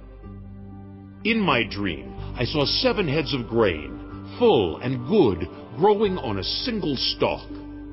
After them, 7 other heads sprouted, withered and thin, and scorched by the east wind. The thin heads of grain swallowed up the 7 good heads. I told this to the magicians, but none of them could explain it to me." Then Joseph said to Pharaoh, "The dreams of Pharaoh are one and the same. God has revealed to Pharaoh what he is about to do. The 7 good cows are 7 years, and the 7 good heads of grain are 7 years. It is one and the same dream. The 7 lean, ugly cows that came up afterward are 7 years, and so are the 7 worthless heads of grain scorched by the east wind. They are 7 years of famine. It is just as I said to Pharaoh. God has shown Pharaoh what he is about to do. 7 years of great abundance are coming throughout the land of Egypt, but 7 years of famine will follow them. Then all the abundance in Egypt will be forgotten, and the famine will ravage the land. The abundance in the land will not be remembered, because the famine that follows it will be so severe. The reason the dream was given to Pharaoh in two forms is that the matter has been firmly decided by God, and God will do it soon. And now let Pharaoh look for a discerning and wise man, and put him in charge of the land of Egypt. Let Pharaoh appoint commissioners over the land to take 1/5 of the harvest of Egypt during the 7 years of abundance. They should collect all the food of these good years that are coming, and store up the grain under the authority of Pharaoh to be kept in the cities for food. This food should be held in reserve for the country, to be used during the 7 years of famine that will come upon Egypt, so that the country may not be ruined by the famine. The plan seemed good to Pharaoh and to all his officials. So Pharaoh asked them, "Can we find anyone like this man, one in whom is the Spirit of God?" Then Pharaoh said to Joseph, "Since God has made all this known to you, there is no one so discerning and wise as you. You shall be in charge of my palace, and all my people are to submit to your orders. Only with respect to the throne will I be greater than you." So Pharaoh said to Joseph, "I hereby put you in charge of the whole land of Egypt." Then Pharaoh took his signet ring from his finger and put it on Joseph's finger. He dressed him in robes of fine linen and put a gold chain around his neck. He had him ride in a chariot as his second in command, and people shouted before him, "Make way!" Thus he put him in charge of the whole land of Egypt. Then Pharaoh said to Joseph, "I am Pharaoh, but without your word, no one will lift hand or foot in all Egypt." Pharaoh gave Joseph the name Zaphanath-Paneah, and gave him Asenath, daughter of Potipherah, priest of On, to be his wife. And Joseph went throughout the land of Egypt. Joseph was 30 years old when he entered the service of Pharaoh, king of Egypt. And Joseph went out from Pharaoh's presence and traveled throughout Egypt. During the 7 years of abundance, the land produced plentifully. Joseph collected all the food produced in those 7 years of abundance in Egypt and stored it in the cities. In each city he put the food grown in the field surrounding it. Joseph stored up huge quantities of grain, like the sand of the sea. It was so much that he stopped keeping records because it was beyond measure. Before the years of famine came, 2 sons were born to Joseph by Asenath, daughter of Potipherah, priest of On. Joseph named his firstborn Manasseh, and said, "It is because God has made me forget all my trouble and all my father's household." The second son he named Ephraim, and said, "It is because God has made me fruitful in the land of my suffering." The 7 years of abundance in Egypt came to an end, and the 7 years of famine began, just as Joseph had said. There was famine in all the other lands, but in the whole land of Egypt there was food. When all Egypt began to feel the famine, the people cried to Pharaoh for food. Then Pharaoh told all the Egyptians, "Go to Joseph, and do what he tells you." When the famine had spread over the whole country, Joseph opened all the storehouses and sold grain to the Egyptians, for the famine was severe throughout Egypt. And all the world came to Egypt to buy grain from Joseph, because the famine was severe everywhere. Chapter 42. When Jacob learned that there was grain in Egypt, he said to his sons, "Why do you just keep looking at each other?" He continued, "I have heard that there is grain in Egypt. Go down there and buy some for us, so that we may live and not die." Then 10 of Joseph's brothers went down to buy grain from Egypt. But Jacob did not send Benjamin, Joseph's brother, with the others, because he was afraid that harm might come to him. So Israel's sons were among those who went to buy grain, for there was famine in the land of Canaan also. Now Joseph was the governor of the land, the person who sold grain to all its people. So when Joseph's brothers arrived, they bowed down to him with their faces to the ground. As soon as Joseph saw his brothers, he recognized them, but he pretended to be a stranger and spoke harshly to them. "Where do you come from?" he asked. "From the land of Canaan," they replied, "to buy food." Although Joseph recognized his brothers, they did not recognize him. Then he remembered his dreams about them and said to them, "You are spies! You have come to see where our land is unprotected." "No, my lord," they answered. "Your servants have come to buy food. We are all the sons of one man. Your servants are honest men, not spies. No, he said to them. You have come to see where our land is unprotected. But they replied, Your servants were 12 brothers, the sons of one man, who lives in the land of Canaan. The youngest is now with our father, and one is no more. Joseph said to them, It is just as I told you. You are spies. And this is how you will be tested. As surely as Pharaoh lives, you will not leave this place unless your youngest brother comes here. Send one of your number to get your brother. The rest of you will be kept in prison, so that your words may be tested to see if you are telling the truth. If you are not, then as surely as Pharaoh lives, you are spies. And he put them all in custody for 3 days. On the 3rd day, Joseph said to them, Do this, and you will live, for I fear God. If you are honest men, let one of your brothers stay here in prison, while the rest of you go and take grain back for your starving households. But you must bring your youngest brother to me, so that your words may be verified and that you may not die. This they proceeded to do.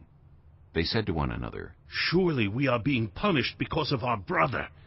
We saw how distressed he was when he pleaded with us for his life, but we would not listen. That's why this distress has come on us. Reuben replied, Didn't I tell you not to sin against the boy? But you wouldn't listen. Now he must give an accounting for his blood. They did not realize that Joseph could understand them, since he was using an interpreter. He turned away from them and began to weep, but then came back and spoke to them again. He had Simeon taken from them and bound before their eyes. Joseph gave orders to fill their bags with grain, to put each man's silver back in his sack, and to give them provisions for their journey. After this was done for them, they loaded their grain on their donkeys and left. At the place where they stopped for the night, one of them opened his sack to get feed for his donkey, and he saw his silver in the mouth of his sack. My silver has been returned, he said to his brothers. Here it is in my sack. Their hearts sank, and they turned to each other trembling and said, What is this that God has done to us? When they came to their father Jacob in the land of Canaan, they told him all that had happened to them. They said, The man who is lord over the land spoke harshly to us, and treated us as though we were spying on the land. But we said to him, We are honest men, we are not spies. We were 12 brothers, sons of one father. One is no more, and the youngest is now with our father in Canaan. Then the man who is lord over the land said to us, This is how I will know whether you are honest men. Leave one of your brothers here with me, and take food for your starving households, and go. But bring your youngest brother to me, so I will know that you are not spies, but honest men. Then I will give your brother back to you, and you can trade in the land. As they were emptying their sacks, there in each man's sack was his pouch of silver. When they and their father saw the money pouches, they were frightened. Their father Jacob said to them, You have deprived me of my children. Joseph is no more, and Simeon is no more, and now you want to take Benjamin. Everything is against me. Then Reuben said to his father, You may put both of my sons to death if I do not bring him back to you. Entrust him to my care, and I will bring him back. But Jacob said, My son will not go down there with you.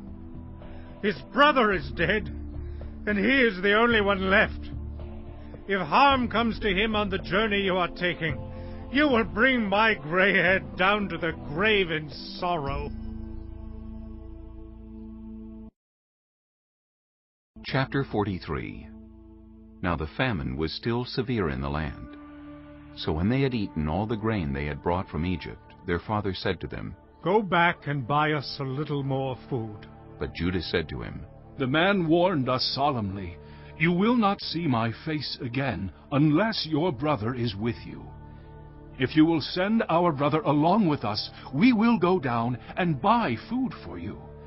But if you will not send him, we will not go down, because the man said to us, You will not see my face again unless your brother is with you. Israel asked, Why did you bring this trouble on me by telling the man you had another brother? They replied, The man questioned us closely about ourselves and our family.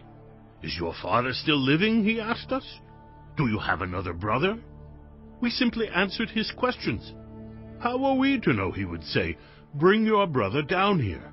Then Judah said to Israel his father, "Send the boy along with me, and we will go at once, so that we and you and our children may live and not die. I myself will guarantee his safety. You can hold me personally responsible for him. If I do not bring him back to you and set him here before you, I will bear the blame before you all my life. As it is, if we had not delayed, we could have gone and returned twice." Then their father Israel said to them, "If it must be, then do this. Put some of the best products of the land in your bags, and take them down to the man as a gift.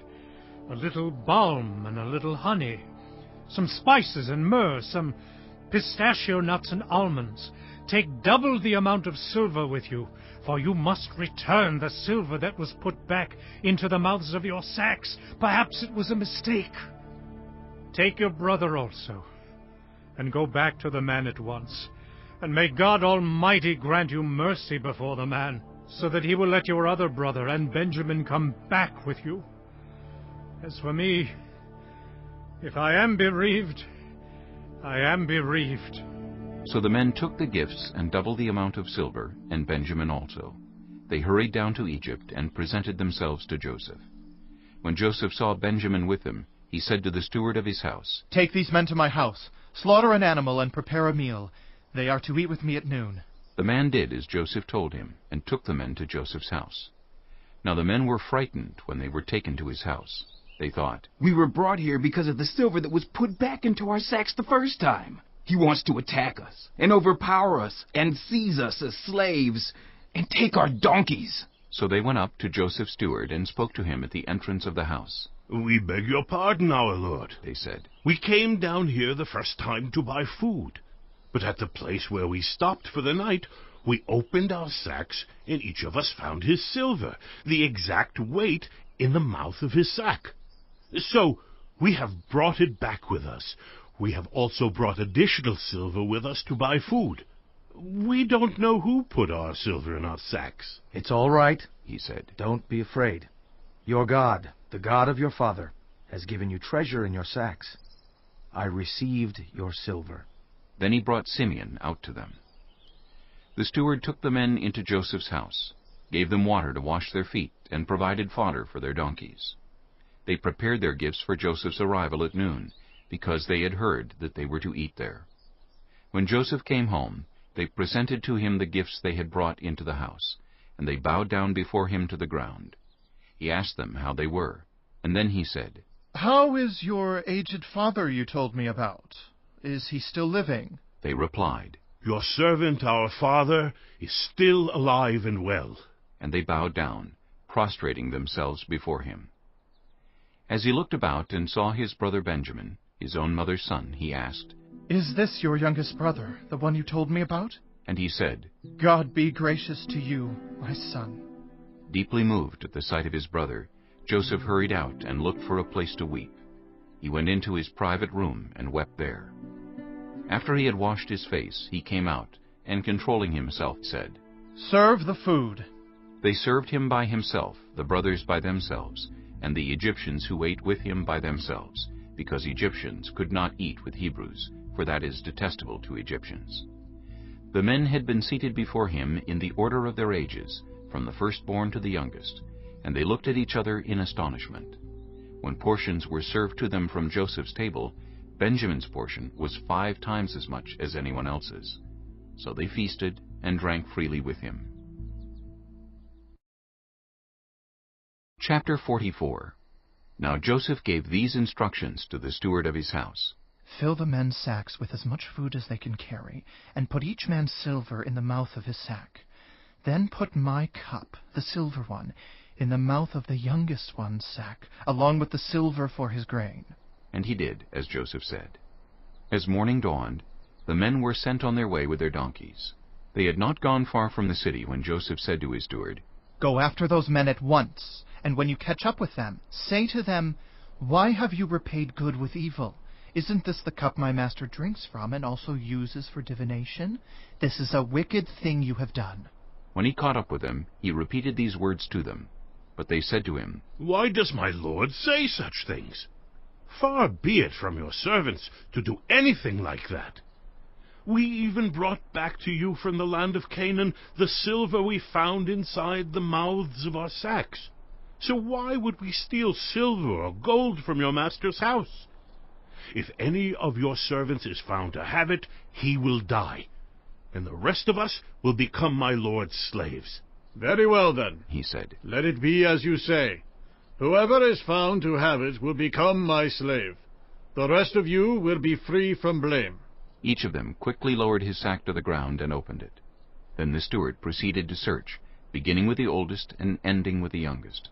And the cup was found in Benjamin's sack. At this they tore their clothes.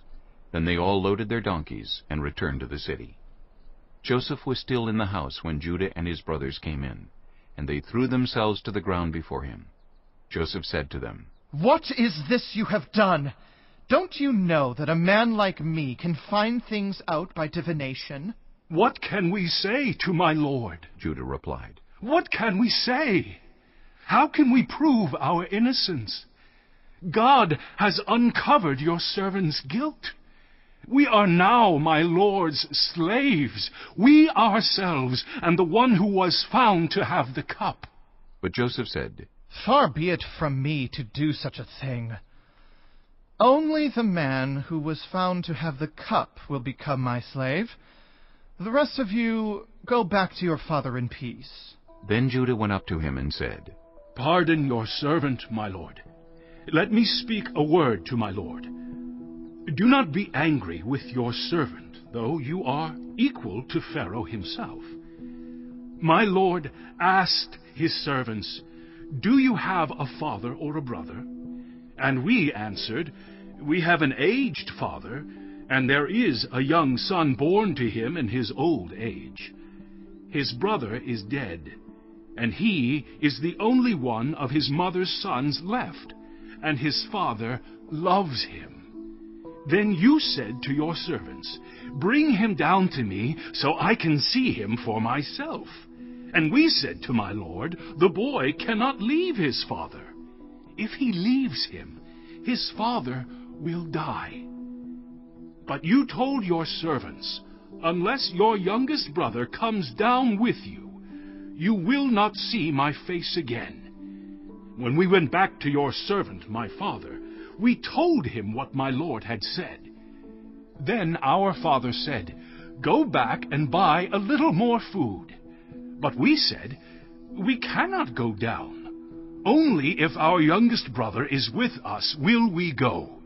We cannot see the man's face unless our youngest brother is with us.'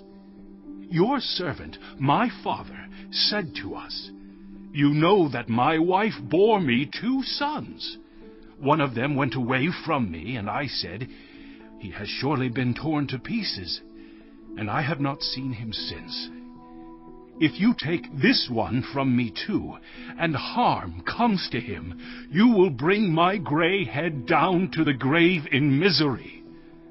So now, if the boy is not with us when I go back to your servant, my father, and if my father, whose life is closely bound up with the boy's life, sees that the boy isn't there, he will die. Your servants will bring the gray head of our father down to the grave in sorrow. Your servant guaranteed the boy's safety to my father. I said, 'If I do not bring him back to you, I will bear the blame before you, my father, all my life.' Now then, please let your servant remain here as my lord's slave in place of the boy, and let the boy return with his brothers. How can I go back to my father if the boy is not with me? No. Do not let me see the misery that would come on my father."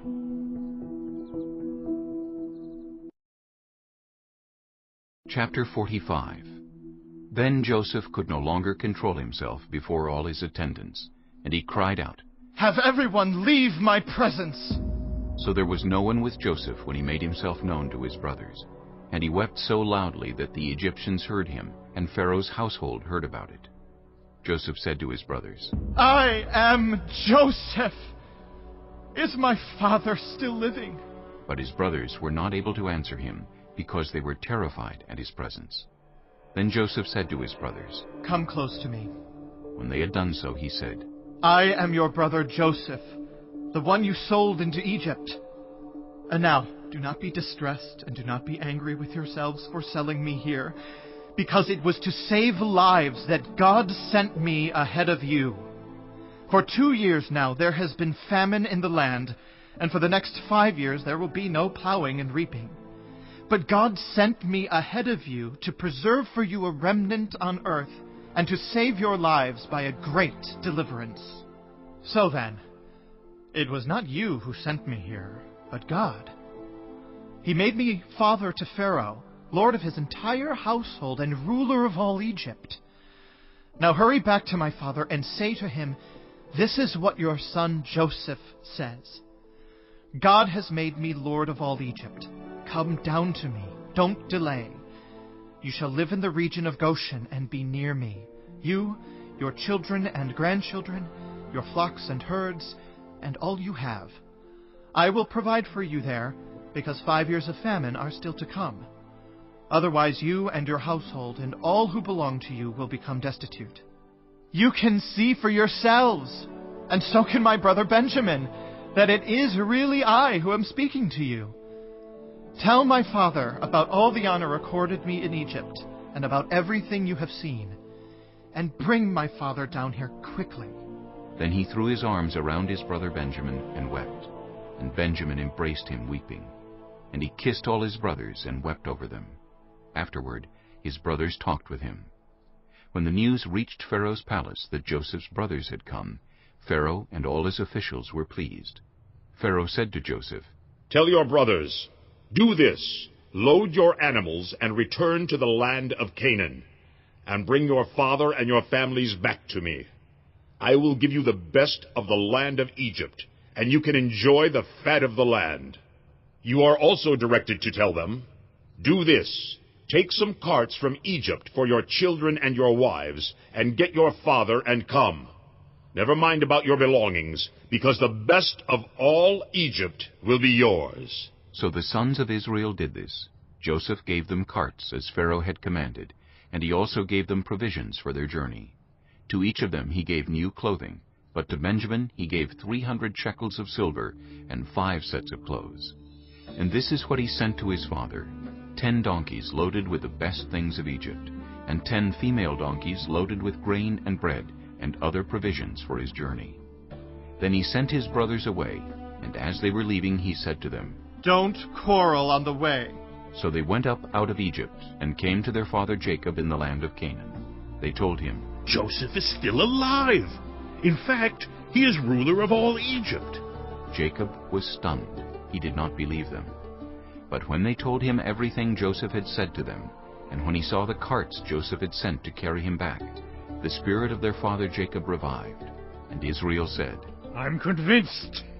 My son Joseph is still alive. I will go and see him before I die." Chapter 46. So Israel set out with all that was his, and when he reached Beersheba, he offered sacrifices to the God of his father Isaac. And God spoke to Israel in a vision at night and said, "Jacob, Jacob." "Here I am," he replied. "I am God, the God of your father," he said. "Do not be afraid to go down to Egypt, for I will make you into a great nation there.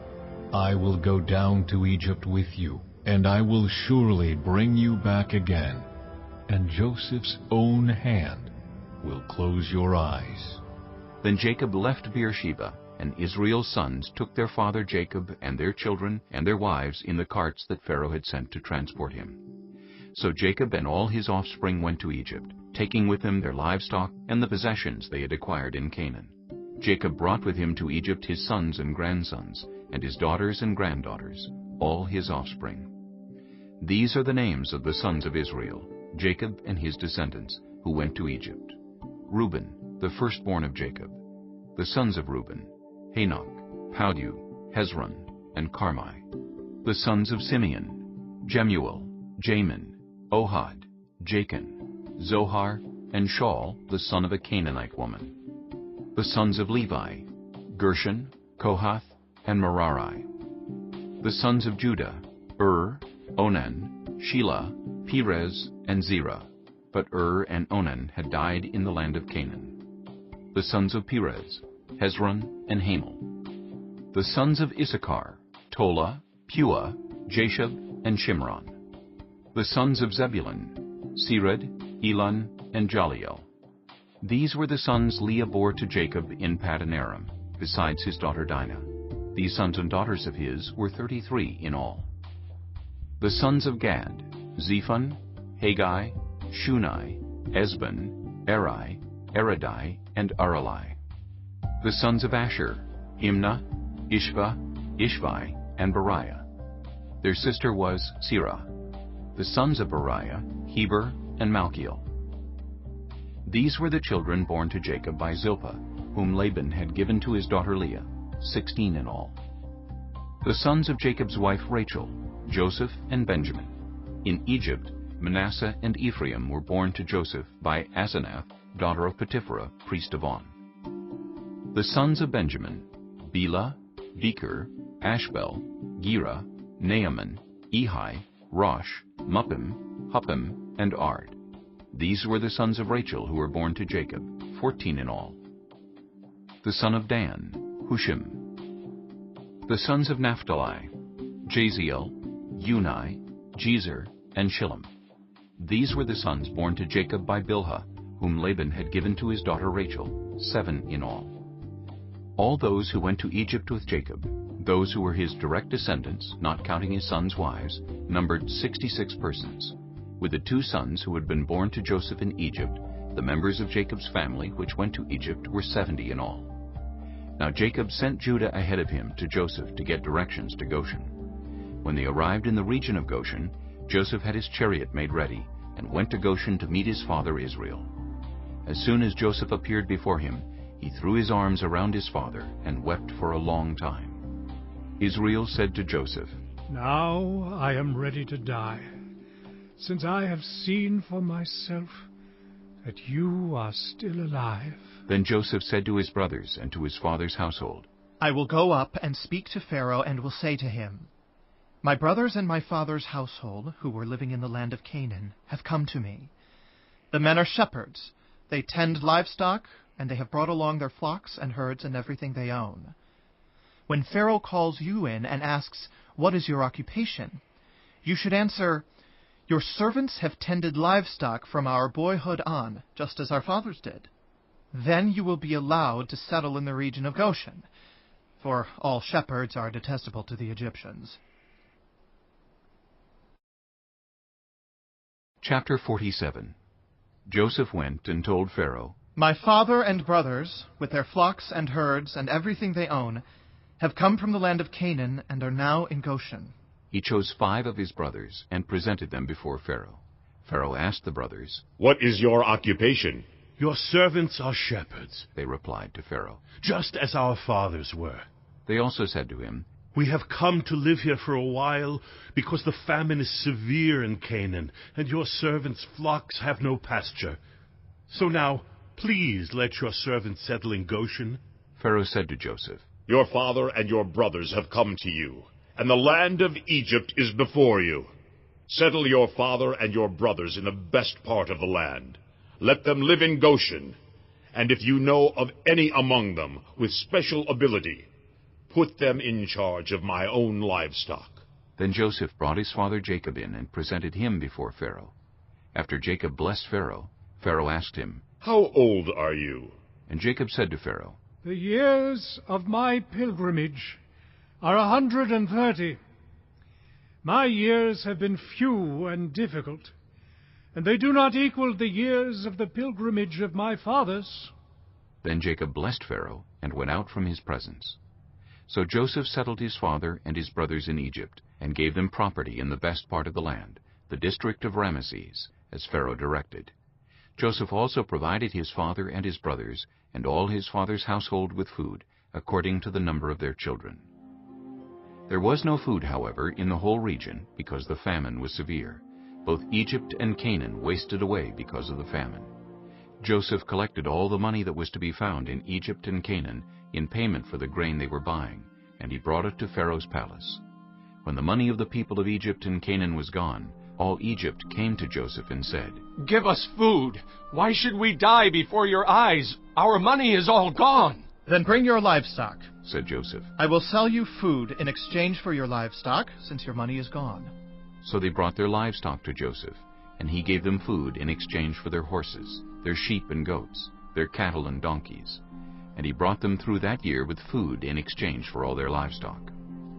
When that year was over, they came to him the following year and said, "We cannot hide from our Lord the fact that since our money is gone and our livestock belongs to you, there is nothing left for our Lord except our bodies and our land. Why should we perish before your eyes, we and our land as well? Buy us and our land in exchange for food, and we with our land will be in bondage to Pharaoh. Give us seed so that we may live and not die, and that the land may not become desolate."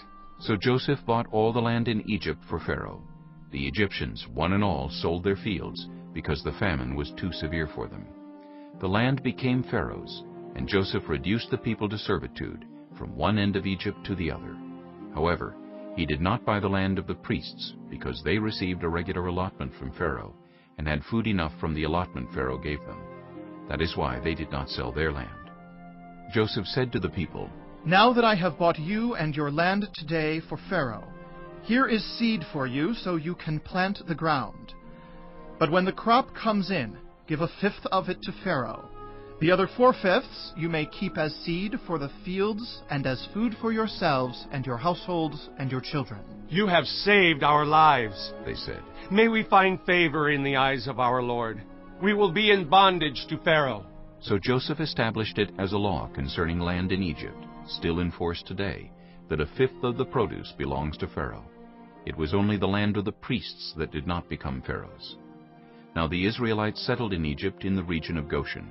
They acquired property there, and were fruitful, and increased greatly in number. Jacob lived in Egypt 17 years, and the years of his life were 147.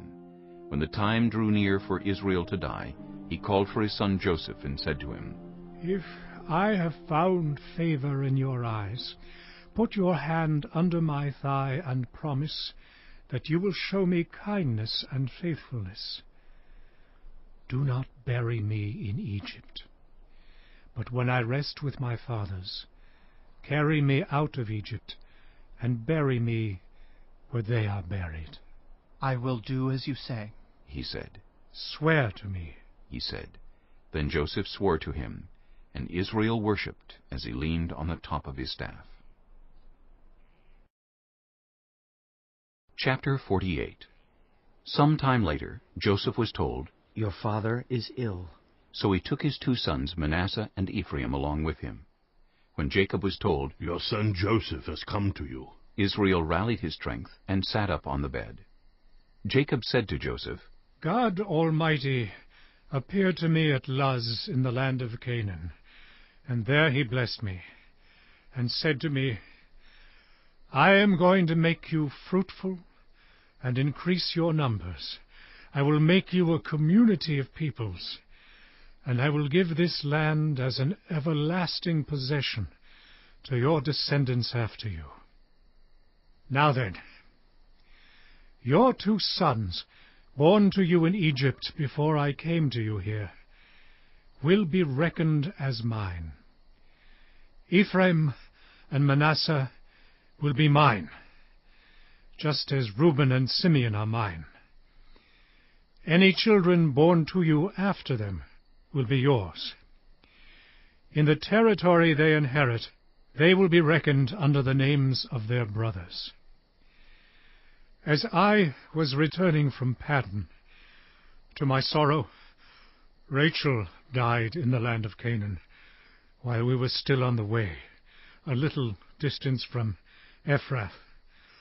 So I buried her there, beside the road to Ephrath, that is, Bethlehem. When Israel saw the sons of Joseph, he asked, "Who are these?" "They are the sons God has given me here," Joseph said to his father. Then Israel said, "Bring them to me, so I may bless them." Now Israel's eyes were failing because of old age, and he could hardly see. So Joseph brought his sons close to him, and his father kissed them and embraced them.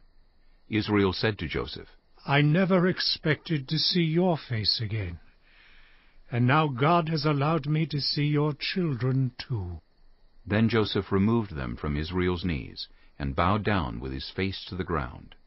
And Joseph took both of them, Ephraim on his right toward Israel's left hand, and Manasseh on his left toward Israel's right hand, and brought them close to him.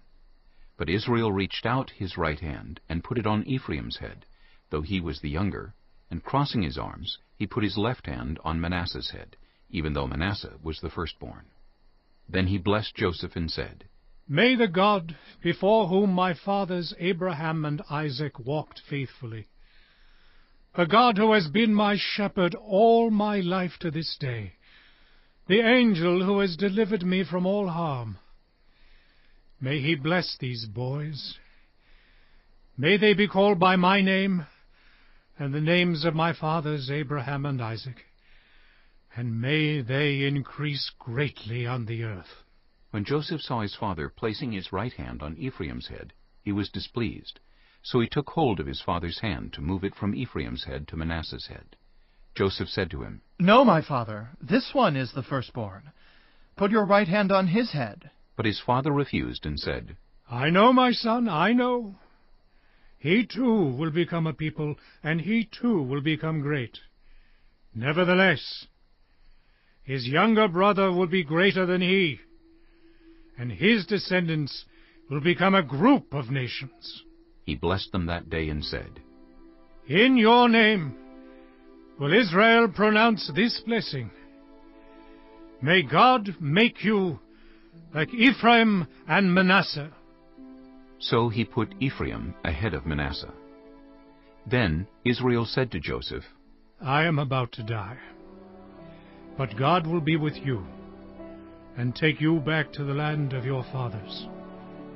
And to you I give one more ridge of land than to your brothers, the ridge I took from the Amorites with my sword and my bow."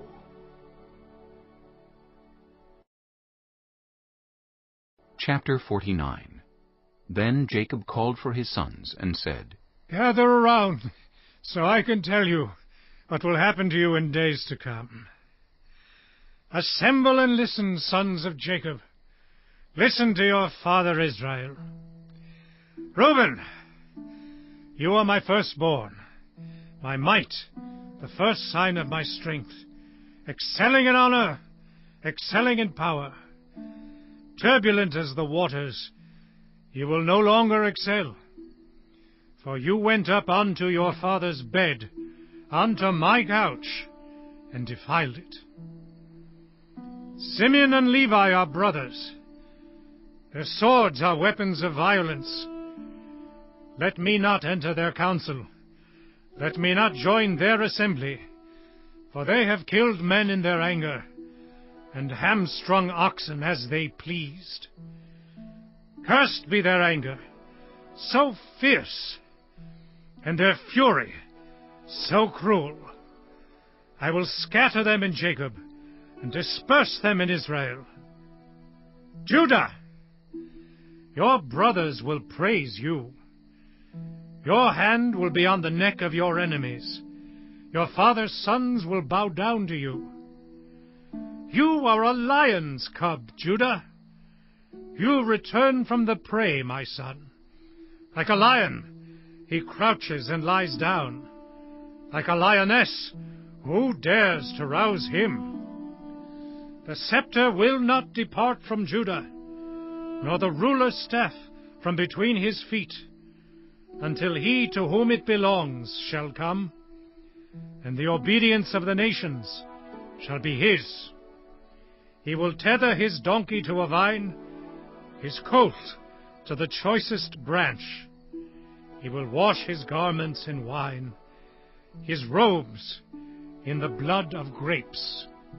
His eyes will be darker than wine, his teeth whiter than milk. Zebulun will live by the seashore and become a haven for ships. His border will extend towards Sidon. Issachar is a raw-boned donkey lying down among the sheep pens. When he sees how good is his resting place and how pleasant is his land, he will bend his shoulder to the burden and submit to forced labor. Dan will provide justice for his people as one of the tribes of Israel. Dan will be a snake by the roadside, a viper along the path that bites the horse's heels so that its rider tumbles backward. I look for your deliverance, Lord. Gad will be attacked by a band of raiders, but he will attack them at their heels. Asher's food will be rich. He will provide delicacies fit for a king. Naphtali is a doe set free that bears beautiful fawns. Joseph is a fruitful vine near a spring, whose branches climb over a wall. With bitterness archers attacked him. They shot at him with hostility, but his bow remained steady. His strong arms stayed limber, because of the hand of the mighty one of Jacob, because of the shepherd, the rock of Israel, because of your father's God, who helps you, because of the Almighty, who blesses you with blessings of the skies above, blessings of the deep springs below, blessings of the breast and womb. Your father's blessings are greater than the blessings of the ancient mountains, than the bounty of the age-old hills. Let all these rest on the head of Joseph, on the brow of the prince among his brothers. Benjamin is a ravenous wolf. In the morning he devours the prey. In the evening he divides the plunder. All these are the 12 tribes of Israel, and this is what their father said to them when he blessed them, giving each the blessing appropriate to him. Then he gave them these instructions. I am about to be gathered to my people. Bury me with my fathers in the cave in the field of Ephron the Hittite, the cave in the field of Machpelah near Mamre in Canaan, which Abraham bought along with the field as a burial place from Ephron the Hittite. There Abraham and his wife Sarah were buried. There Isaac and his wife Rebekah were buried. And there I buried Leah. The field and the cave in it were bought from the Hittites. When Jacob had finished giving instructions to his sons, he drew his feet up into the bed, breathed his last, and was gathered to his people. Chapter 50. Joseph threw himself on his father, and wept over him and kissed him. Then Joseph directed the physicians in his service to embalm his father Israel. So the physicians embalmed him, taking a full 40 days, for that was the time required for embalming. And the Egyptians mourned for him 70 days. When the days of mourning had passed, Joseph said to Pharaoh's court, If I have found favor in your eyes, speak to Pharaoh for me. Tell him, my father made me swear an oath and said, I am about to die. Bury me in the tomb I dug for myself in the land of Canaan. Now let me go up and bury my father, then I will return. Pharaoh said, Go up and bury your father, as he made you swear to do. So Joseph went up to bury his father. All Pharaoh's officials accompanied him, the dignitaries of his court, and all the dignitaries of Egypt, besides all the members of Joseph's household, and his brothers, and those belonging to his father's household. Only their children and their flocks and herds were left in Goshen. Chariots and horsemen also went up with him. It was a very large company. When they reached the threshing floor of Atad, near the Jordan, they lamented loudly and bitterly. And there Joseph observed a 7-day period of mourning for his father. When the Canaanites who lived there saw the mourning at the threshing floor of Atad, they said, "The Egyptians are holding a solemn ceremony of mourning." That is why that place near the Jordan is called Abel Mizraim. So Jacob's sons did as he had commanded them.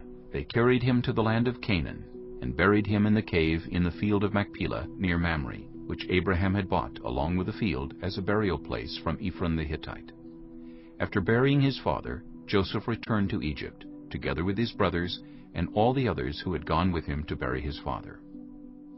When Joseph's brothers saw that their father was dead, they said, "What if Joseph holds a grudge against us and pays us back for all the wrongs we did to him?" So they sent word to Joseph, saying, "Your father left these instructions before he died. This is what you ought to say to Joseph. I ask you to forgive your brothers the sins and the wrongs they committed in treating you so badly. Now, please forgive the sins of the servants of the God of your father." When their message came to him, Joseph wept. His brothers then came and threw themselves down before him. "We are your slaves," they said. But Joseph said to them, "Don't be afraid. Am I in the place of God?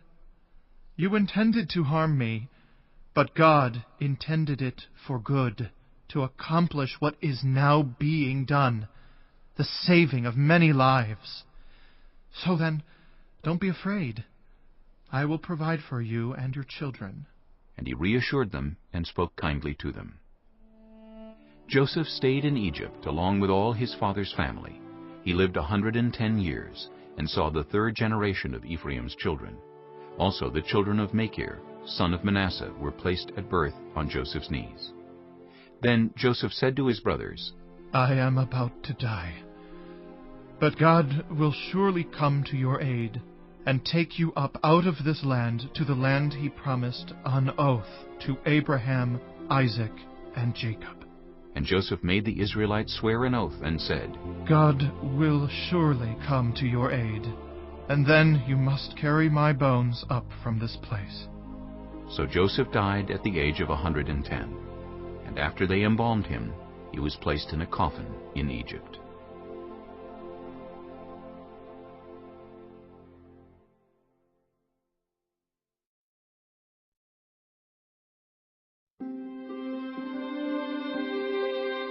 Exodus chapter 1. These are the names of the sons of Israel who went to Egypt with Jacob, each with his family: Reuben, Simeon, Levi, and Judah; Issachar, Zebulun, and Benjamin; Dan, and Naphtali; Gad, and Asher.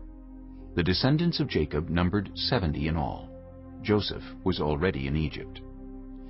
Now Joseph and all his brothers and all that generation died, but the Israelites were exceedingly fruitful.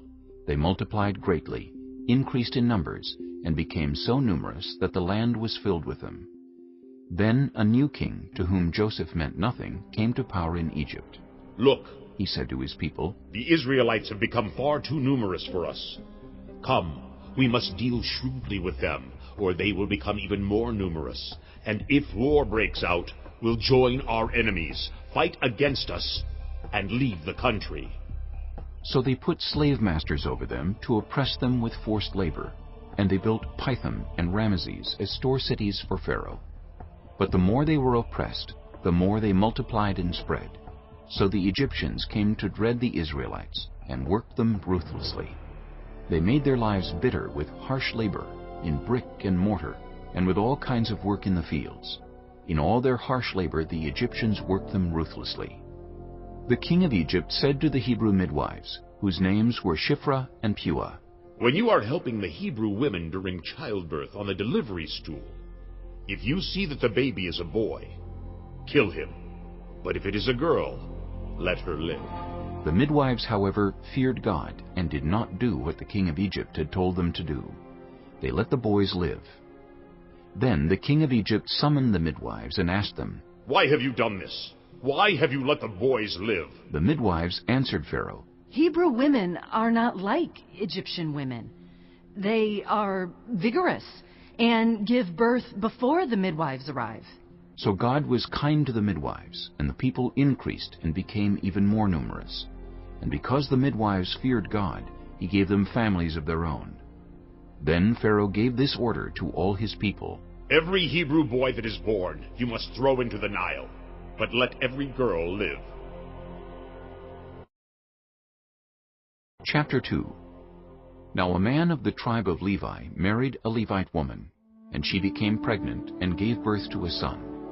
When she saw that he was a fine child, she hid him for 3 months. But when she could hide him no longer, she got a papyrus basket for him and coated it with tar and pitch. Then she placed the child in it and put it among the reeds along the bank of the Nile. His sister stood at a distance to see what would happen to him. Then Pharaoh's daughter went down to the Nile to bathe, and her attendants were walking along the river bank.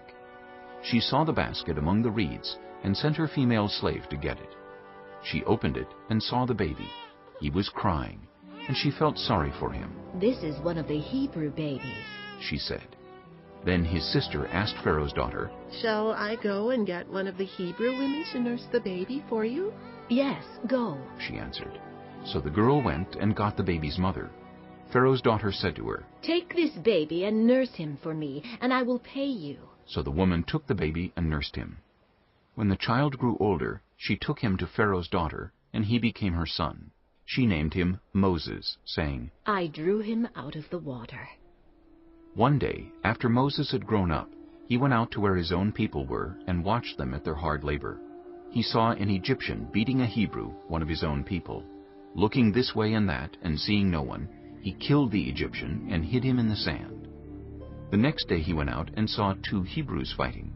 He asked the one in the wrong, "Why are you hitting your fellow Hebrew?" The man said, "Who made you ruler and judge over us? Are you thinking of killing me as you killed the Egyptian?" Then Moses was afraid and thought, "What I did must have become known." When Pharaoh heard of this, he tried to kill Moses. But Moses fled from Pharaoh and went to live in Midian, where he sat down by a well. Now a priest of Midian had 7 daughters, and they came to draw water and fill the troughs to water their father's flock. Some shepherds came along and drove them away, but Moses got up and came to their rescue and watered their flock. When the girls returned to rule their father, he asked them, "Why have you returned so early today?" They answered, "An Egyptian rescued us from the shepherds. He even drew water for us and watered the flock." "And where is he?" Reuel asked his daughters. "Why did you leave him? Invite him to have something to eat." Moses agreed to stay with the man, who gave his daughter Zipporah to Moses in marriage. Zipporah gave birth to a son, and Moses named him Gershom, saying, "I have become a foreigner in a foreign land." During that long period, the king of Egypt died. The Israelites groaned in their slavery and cried out, and their cry for help because of their slavery went up to God. God heard their groaning, and he remembered his covenant with Abraham, with Isaac, and with Jacob. So God looked on the Israelites and was concerned about them. Chapter 3. Now Moses was tending the flock of Jethro, his father-in-law, the priest of Midian. And he led the flock to the far side of the wilderness, and came to Horeb, the mountain of God. There the angel of the Lord appeared to him in flames of fire from within a bush. Moses saw that though the bush was on fire, it did not burn up. So Moses thought, "I will go over and see this strange sight, why the bush does not burn up." When the Lord saw that he had gone over to look, God called to him from within the bush, "Moses, Moses." And Moses said, "Here I am." "Do not come any closer," God said. "Take off your sandals, for the place where you are standing is holy ground." Then he said, "I am the God of your father, the God of Abraham, the God of Isaac, and the God of Jacob." At this, Moses hid his face because he was afraid to look at God. The Lord said, "I have indeed seen the misery of my people in Egypt. I have heard them crying out because of their slave drivers, and I am concerned about their suffering. So I have come down to rescue them from the hand of the Egyptians, and to bring them up out of that land into a good and spacious land, a land flowing with milk and honey, the home of the Canaanites, Hittites, Amorites, Perizzites, Hivites, and Jebusites. And now the cry of the Israelites has reached me, and I have seen the way the Egyptians are oppressing them. So now, go. I am sending you to Pharaoh to bring my people, the Israelites, out of Egypt. But Moses said to God, Who am I that I should go to Pharaoh and bring the Israelites out of Egypt? And God said, I will be with you, and this will be the sign to you that it is I who have sent you. When you have brought the people out of Egypt, you will worship God on this mountain. Moses said to God, Suppose I go to the Israelites and say to them, The God of your fathers has sent me to you. And they ask me, What is his name? Then what shall I tell them? God said to Moses, I am who I am. This is what you are to say to the Israelites. I am has sent me to you. God also said to Moses, Say to the Israelites, The Lord, the God of your fathers, the God of Abraham, the God of Isaac, and the God of Jacob, has sent me to you. This is my name forever, the name you shall call me, from generation to generation. Go, assemble the elders of Israel, and say to them, The Lord, the God of your fathers, the God of Abraham, Isaac, and Jacob, appeared to me and said, I have watched over you, and have seen what has been done to you in Egypt. And I have promised to bring you up out of your misery in Egypt, into the land of the Canaanites, Hittites, Amorites, Perizzites, Hivites, and Jebusites, a land flowing with milk and honey. The elders of Israel will listen to you. Then you and the elders are to go to the king of Egypt and say to him, The Lord, the God of the Hebrews, has met with us. Let us take a 3-day journey into the wilderness to offer sacrifices to the Lord our God. But I know that the king of Egypt will not let you go unless a mighty hand compels him. So I will stretch out my hand and strike the Egyptians with all the wonders that I will perform among them. After that, he will let you go. And I will make the Egyptians favorably disposed toward this people, so that when you leave, you will not go empty-handed. Every woman is to ask her neighbor and any woman living in her house for articles of silver and gold, and for clothing, which you will put on your sons and daughters, and so you will plunder the Egyptians. Chapter 4. Moses answered, What if they do not believe me or listen to me and say, The Lord did not appear to you? Then the Lord said to him, What is that in your hand? A staff, he replied. The Lord said, Throw it on the ground. Moses threw it on the ground, and it became a snake, and he ran from it. Then the Lord said to him, Reach out your hand, and take it by the tail. So Moses reached out and took hold of the snake, and it turned back into a staff in his hand. This, said the Lord, is so that they may believe that the Lord, the God of their fathers, the God of Abraham, the God of Isaac, and the God of Jacob, has appeared to you. Then the Lord said, Put your hand inside your cloak. So Moses put his hand into his cloak, and when he took it out, the skin was leprous. It had become as white as snow. Now put it back into your cloak, he said. So Moses put his hand back into his cloak, and when he took it out, it was restored, like the rest of his flesh. Then the Lord said, If they do not believe you, or pay attention to the first sign, they may believe the second. But if they do not believe these 2 signs, or listen to you, take some water from the Nile, and pour it on the dry ground. The water you take from the river will become blood on the ground. Moses said to the Lord, Pardon your servant, Lord. I have never been eloquent, neither in the past nor since you have spoken to your servant. I am slow of speech and tongue. The Lord said to him, Who gave human beings their mouths? Who makes them deaf or mute? Who gives them sight or makes them blind? Is it not I, the Lord? Now go. I will help you speak and will teach you what to say. But Moses said, Pardon your servant, Lord. Please send someone else. Then the Lord's anger burned against Moses, and he said, What about your brother Aaron the Levite? I know he can speak well. He is already on his way to meet you, and he will be glad to see you. You shall speak to him and put words in his mouth. I will help both of you speak, and will teach you what to do. He will speak to the people for you, and it will be as if he were your mouth, and as if you were God to him. But take this staff in your hand, so you can perform the signs with it. Then Moses went back to Jethro his father-in-law, and said to him, Let me return to my own people in Egypt to see if any of them are still alive. Jethro said, Go, and I wish you well. Now the Lord had said to Moses in Midian, Go back to Egypt, for all those who wanted to kill you are dead. So Moses took his wife and sons, put them on a donkey, and started back to Egypt. And he took the staff of God in his hand. The Lord said to Moses, When you return to Egypt, see that you perform before Pharaoh all the wonders I have given you the power to do. But I will harden his heart, so that he will not let the people go.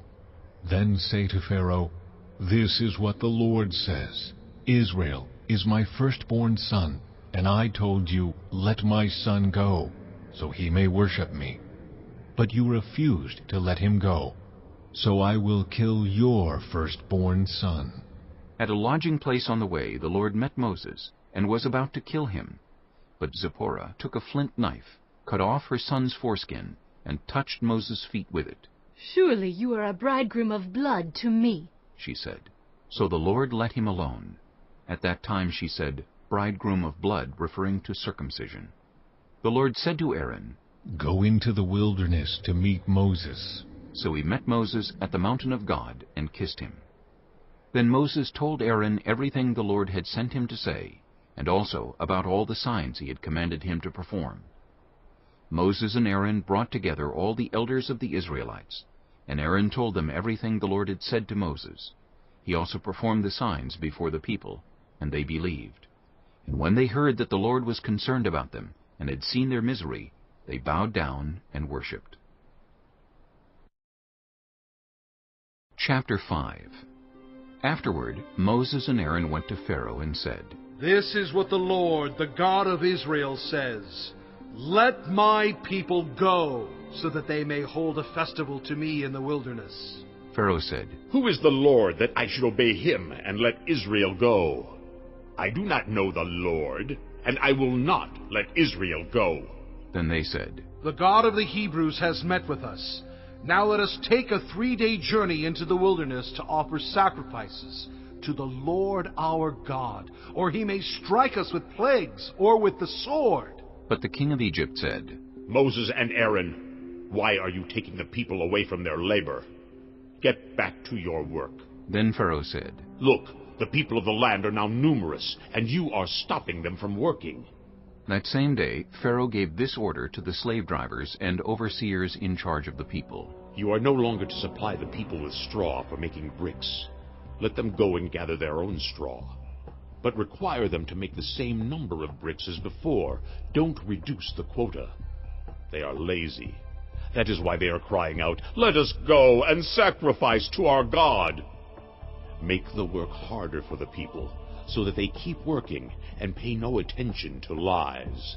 Then the slave drivers and the overseers went out and said to the people, This is what Pharaoh says.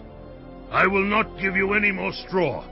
Go and get your own straw wherever you can find it, but your work will not be reduced at all. So the people scattered all over Egypt to gather stubble to use for straw.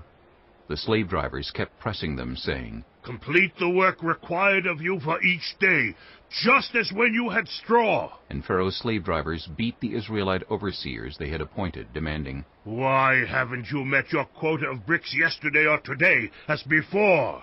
Then the Israelite overseers went and appealed to Pharaoh. Why have you treated your servants this way?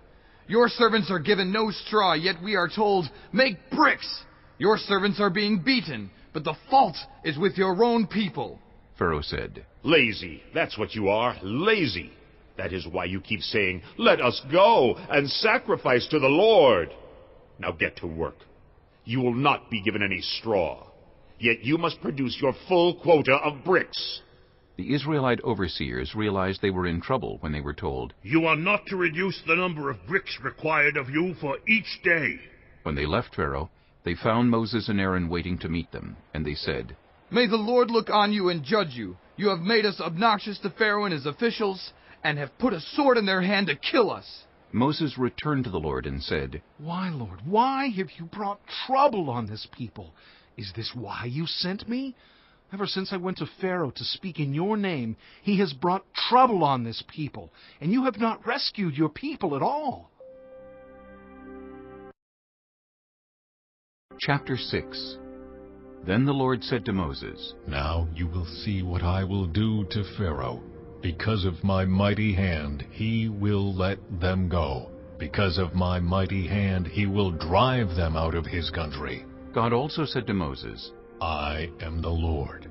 I appeared to Abraham, to Isaac, and to Jacob as God Almighty. But by my name, the Lord, I did not make myself fully known to them. I also established my covenant with them, to give them the land of Canaan, where they resided as foreigners.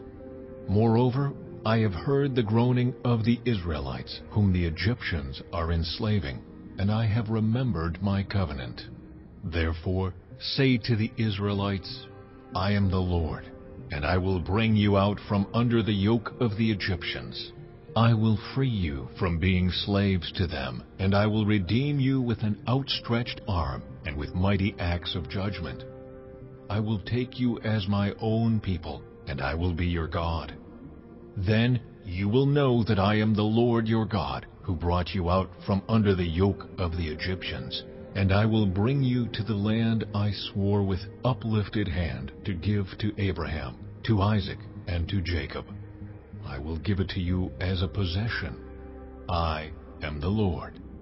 Moses reported this to the Israelites, but they did not listen to him because of their discouragement and harsh labor. Then the Lord said to Moses, "Go tell Pharaoh, king of Egypt, to let the Israelites go out of his country."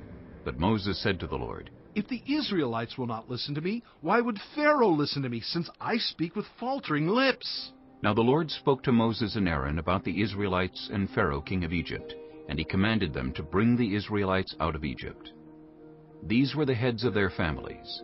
The sons of Reuben, the firstborn son of Israel, were Hanok and Palu, Hezron and Carmi.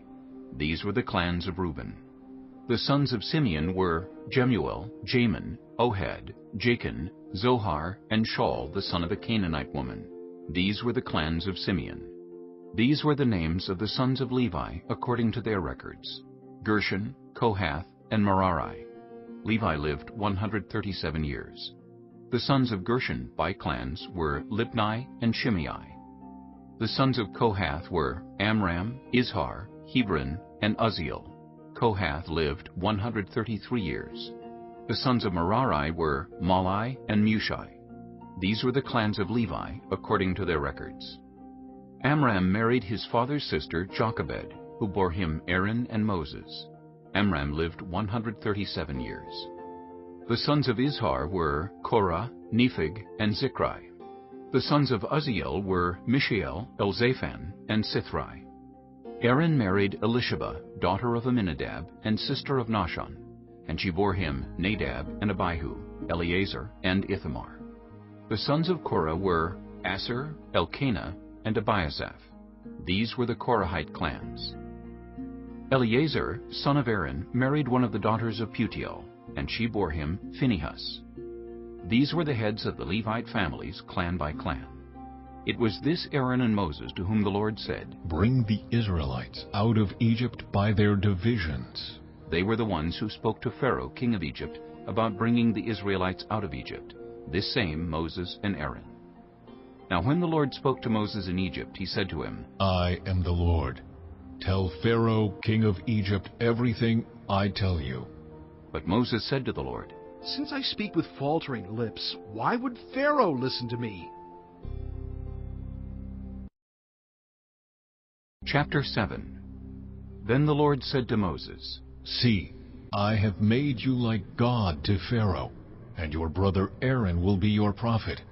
You are to say everything I command you, and your brother Aaron is to tell Pharaoh to let the Israelites go out of his country. But I will harden Pharaoh's heart, and though I multiply my signs and wonders in Egypt, he will not listen to you. Then I will lay my hand on Egypt, and with mighty acts of judgment I will bring out my divisions, my people, the Israelites.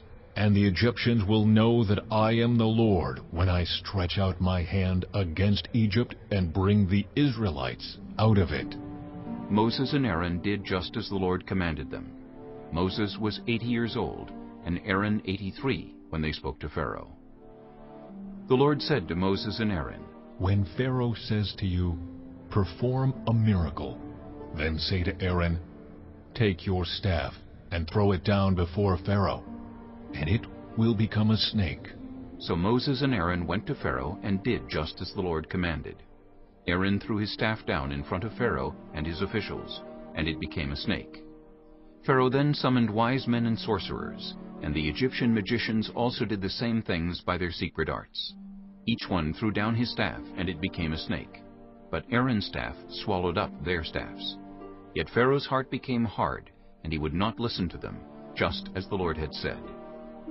Then the Lord said to Moses, Pharaoh's heart is unyielding. He refuses to let the people go. Go to Pharaoh in the morning as he goes out to the river. Confront him on the bank of the Nile, and take in your hand the staff that was changed into a snake. Then say to him, The Lord, the God of the Hebrews, has sent me to say to you, Let my people go, so that they may worship me in the wilderness. But until now you have not listened. This is what the Lord says, By this you will know that I am the Lord.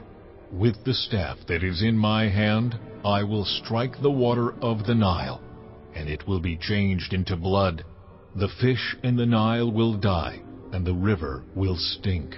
The Egyptians will not be able to drink its water.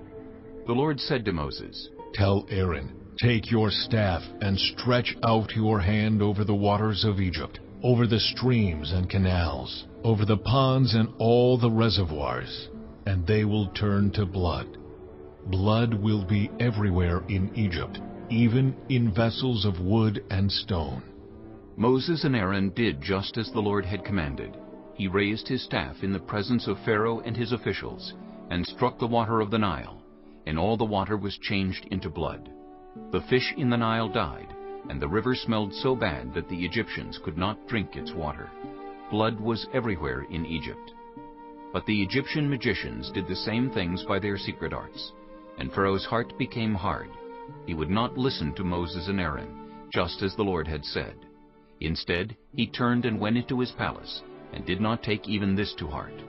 And all the Egyptians dug along the Nile to get drinking water, because they could not drink the water of the river. 7 days passed after the Lord struck the Nile. Chapter 8. Then the Lord said to Moses, Go to Pharaoh and say to him, This is what the Lord says, Let my people go, so that they may worship me. If you refuse to let them go, I will send a plague of frogs on your whole country. The Nile will teem with frogs. They will come up into your palace and your bedroom and onto your bed, into the houses of your officials and on your people, and into your ovens and kneading troughs. The frogs will come up on you and your people and all your officials. Then the Lord said to Moses, Tell Aaron, Stretch out your hand with your staff over the streams and canals and ponds, and make frogs come up on the land of Egypt. So Aaron stretched out his hand over the waters of Egypt, and the frogs came up and covered the land. But the magicians did the same things by their secret arts. They also made frogs come up on the land of Egypt. Pharaoh summoned Moses and Aaron and said, "Pray to the Lord to take the frogs away from me and my people, and I will let your people go to offer sacrifices to the Lord." Moses said to Pharaoh, I leave to you the honor of setting the time for me to pray for you and your officials and your people, that you and your houses may be rid of the frogs, except for those that remain in the Nile. "Tomorrow," Pharaoh said. Moses replied, It will be as you say, so that you may know there is no one like the Lord our God. The frogs will leave you and your houses, your officials and your people. They will remain only in the Nile. After Moses and Aaron left Pharaoh, Moses cried out to the Lord about the frogs he had brought on Pharaoh. And the Lord did what Moses asked. The frogs died in the houses, in the courtyards, and in the fields. They were piled into heaps, and the land reeked of them. But when Pharaoh saw that there was relief, he hardened his heart and would not listen to Moses and Aaron, just as the Lord had said. Then the Lord said to Moses, "Tell Aaron, stretch out your staff and strike the dust of the ground, and throughout the land of Egypt the dust will become gnats." They did this, and when Aaron stretched out his hand with the staff and struck the dust of the ground, gnats came on people and animals. All the dust throughout the land of Egypt became gnats. But when the magicians tried to produce gnats by their secret arts, they could not. Since the gnats were on people and animals everywhere, the magicians said to Pharaoh, "This is the finger of God." But Pharaoh's heart was hard, and he would not listen, just as the Lord had said. Then the Lord said to Moses, "Get up early in the morning and confront Pharaoh as he goes to the river, and say to him, 'This is what the Lord says. Let my people go, so that they may worship me. If you do not let my people go, I will send swarms of flies on you and your officials, on your people and into your houses. The houses of the Egyptians will be full of flies, even the ground will be covered with them. But on that day I will deal differently with the land of Goshen, where my people live. No swarms of flies will be there, so that you will know that I, the Lord, am in this land. I will make a distinction between my people and your people. This sign will occur tomorrow." And the Lord did this. Dense swarms of flies poured into Pharaoh's palace and into the houses of his officials. Throughout Egypt the land was ruined by the flies. Then Pharaoh summoned Moses and Aaron and said, "Go sacrifice to your God here in the land." But Moses said, That would not be right. The sacrifices we offer the Lord our God would be detestable to the Egyptians. And if we offer sacrifices that are detestable in their eyes, will they not stone us? We must take a 3-day journey into the wilderness to offer sacrifices to the Lord our God, as he commands us. Pharaoh said, "I will let you go to offer sacrifices to the Lord your God in the wilderness, but you must not go very far. Now pray for me." Moses answered, As soon as I leave you, I will pray to the Lord, and tomorrow the flies will leave Pharaoh and his officials and his people. Only let Pharaoh be sure that he does not act deceitfully again by not letting the people go to offer sacrifices to the Lord. Then Moses left Pharaoh and prayed to the Lord. And the Lord did what Moses asked. The flies left Pharaoh and his officials and his people. Not a fly remained. But this time also Pharaoh hardened his heart and would not let the people go. Chapter 9. Then the Lord said to Moses, "Go to Pharaoh and say to him, 'This is what the Lord, the God of the Hebrews, says. Let my people go, so that they may worship me.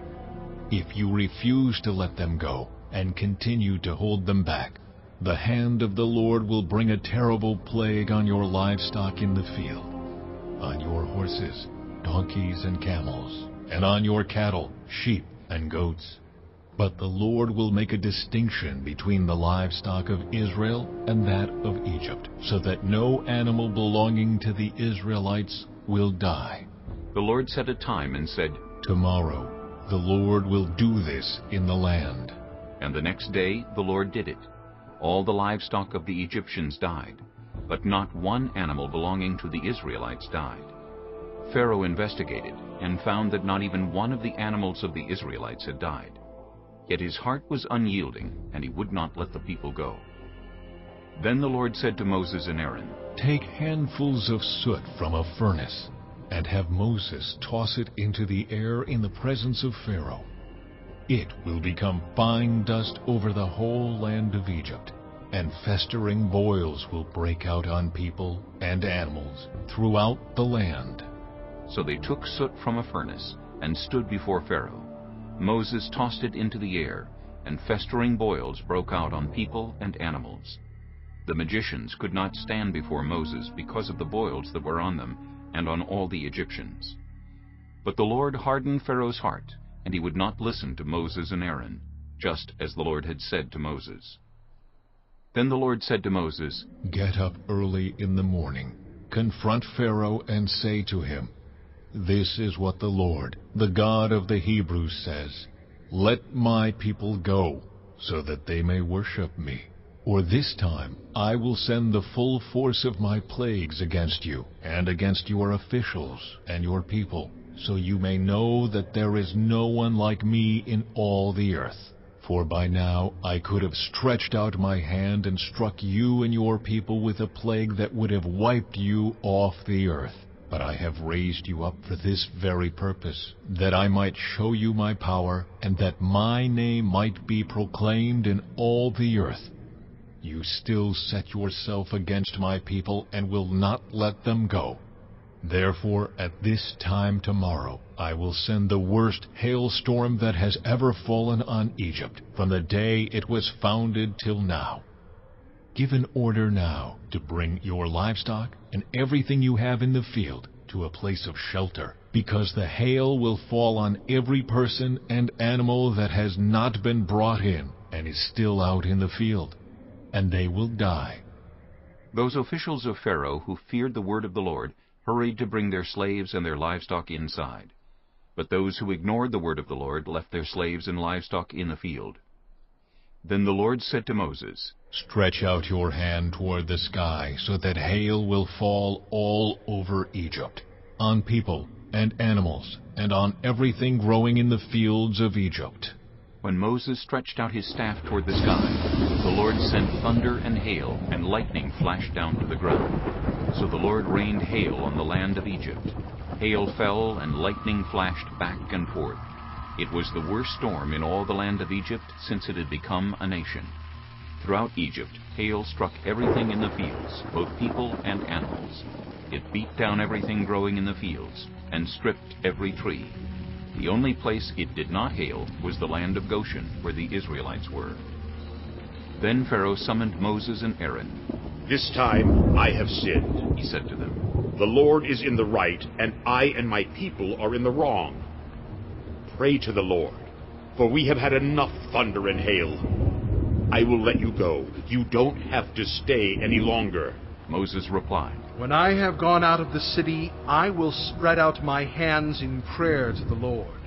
The thunder will stop, and there will be no more hail, so you may know that the earth is the Lord's. But I know that you and your officials still do not fear the Lord God."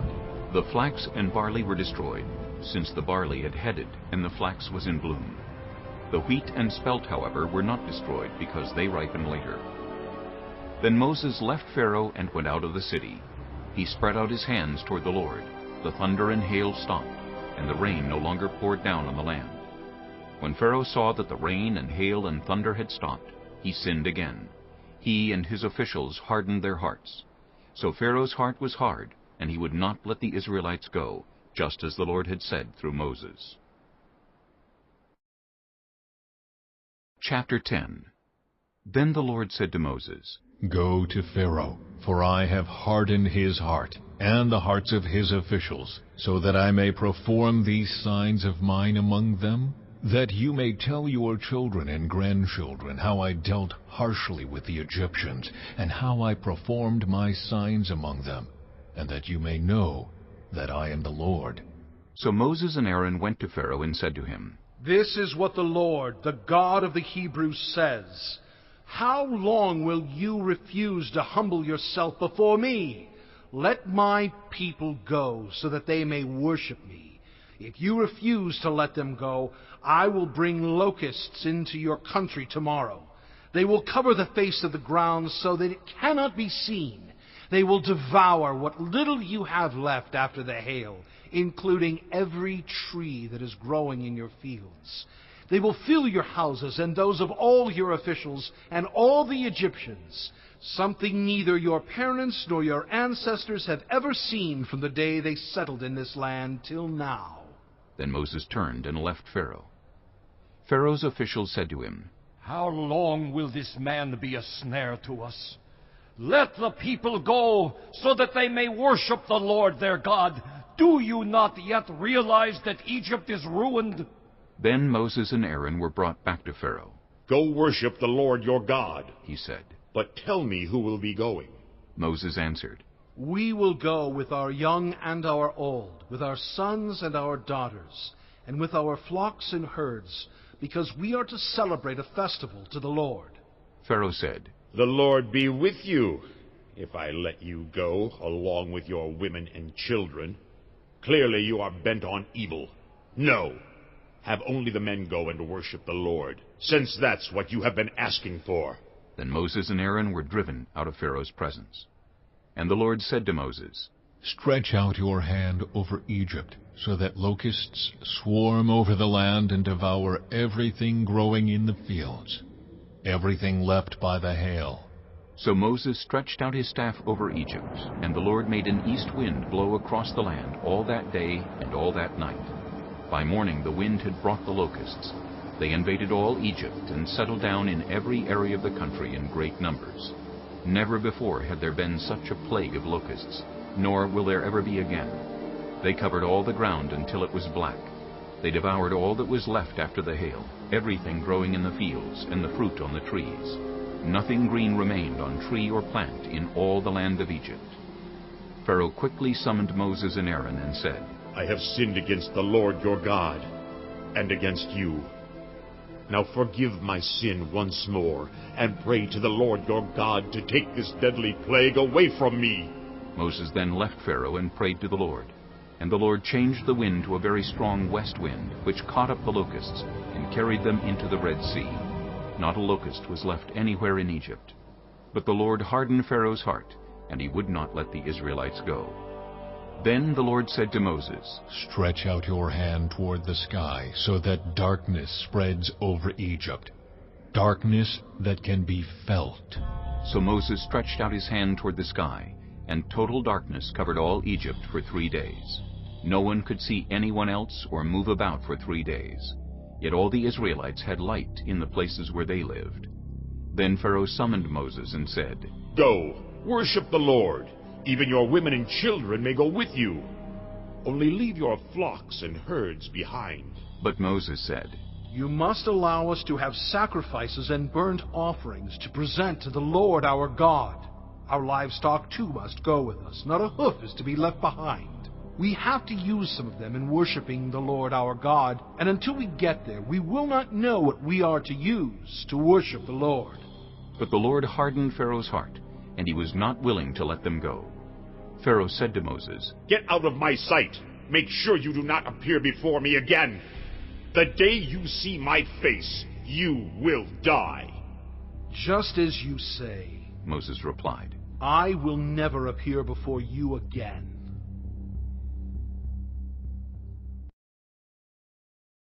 Chapter 11.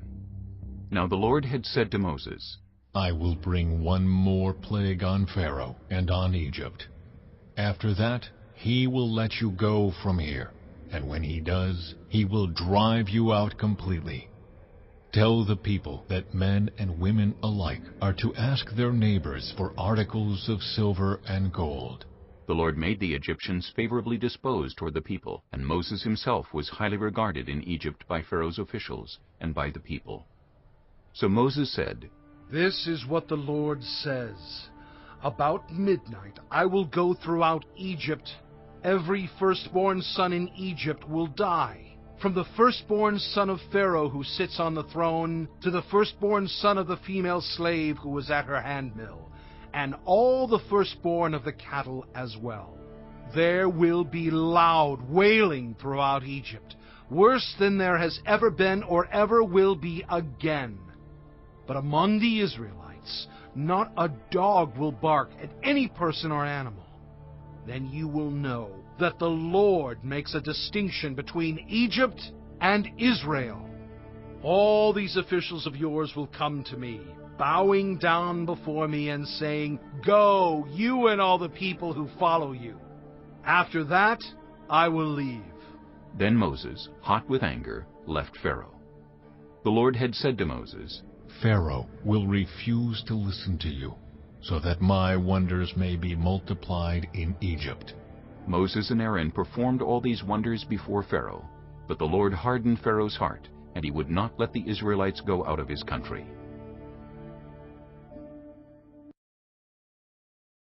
Chapter 12. The Lord said to Moses and Aaron in Egypt, This month is to be for you the first month of your year. Tell the whole community of Israel that on the 10th day of this month, each man is to take a lamb for his family, one for each household. If any household is too small for a whole lamb, they must share one with their nearest neighbor, having taken into account the number of people there are. You are to determine the amount of lamb needed in accordance with what each person will eat. The animals you choose must be year-old males without defect, and you may take them from the sheep or the goats. Take care of them until the 14th day of the month, when all the members of the community of Israel must slaughter them at twilight. Then they are to take some of the blood and put it on the sides and tops of the door frames of the houses where they eat the lambs. That same night they are to eat the meat roasted over the fire, along with bitter herbs and bread made without yeast. Do not eat the meat raw or boiled in water, but roasted over a fire, with the head, legs, and internal organs. Do not leave any of it till morning. If some is left till morning, you must burn it. This is how you are to eat it, with your cloak tucked into your belt, your sandals on your feet, and your staff in your hand. Eat it in haste. It is the Lord's Passover. On that same night I will pass through Egypt and strike down every firstborn of both people and animals, and I will bring judgment on all the gods of Egypt. I am the Lord. The blood will be a sign for you on the houses where you are, and when I see the blood, I will pass over you. No destructive plague will touch you when I strike Egypt. This is a day you are to commemorate. For the generations to come, you shall celebrate it as a festival to the Lord, a lasting ordinance. For 7 days you are to eat bread made without yeast. On the first day remove the yeast from your houses, for whoever eats anything with yeast in it from the first day through the 7th must be cut off from Israel. On the first day hold a sacred assembly, and another one on the 7th day. Do no work at all on these days, except to prepare food for everyone to eat. That is all you may do. Celebrate the festival of unleavened bread, because it was on this very day that I brought your divisions out of Egypt. Celebrate this day as a lasting ordinance for the generations to come. In the first month you are to eat bread made without yeast, from the evening of the 14th day until the evening of the 21st day. For 7 days no yeast is to be found in your houses, and anyone, whether foreigner or native-born, who eats anything with yeast in it must be cut off from the community of Israel. Eat nothing made with yeast. Wherever you live, you must eat unleavened bread. Then Moses summoned all the elders of Israel and said to them, Go at once and select the animals for your families and slaughter the Passover lamb. Take a bunch of hyssop, dip it into the blood in the basin, and put some of the blood on the top and on both sides of the doorframe. None of you shall go out of the door of your house until morning.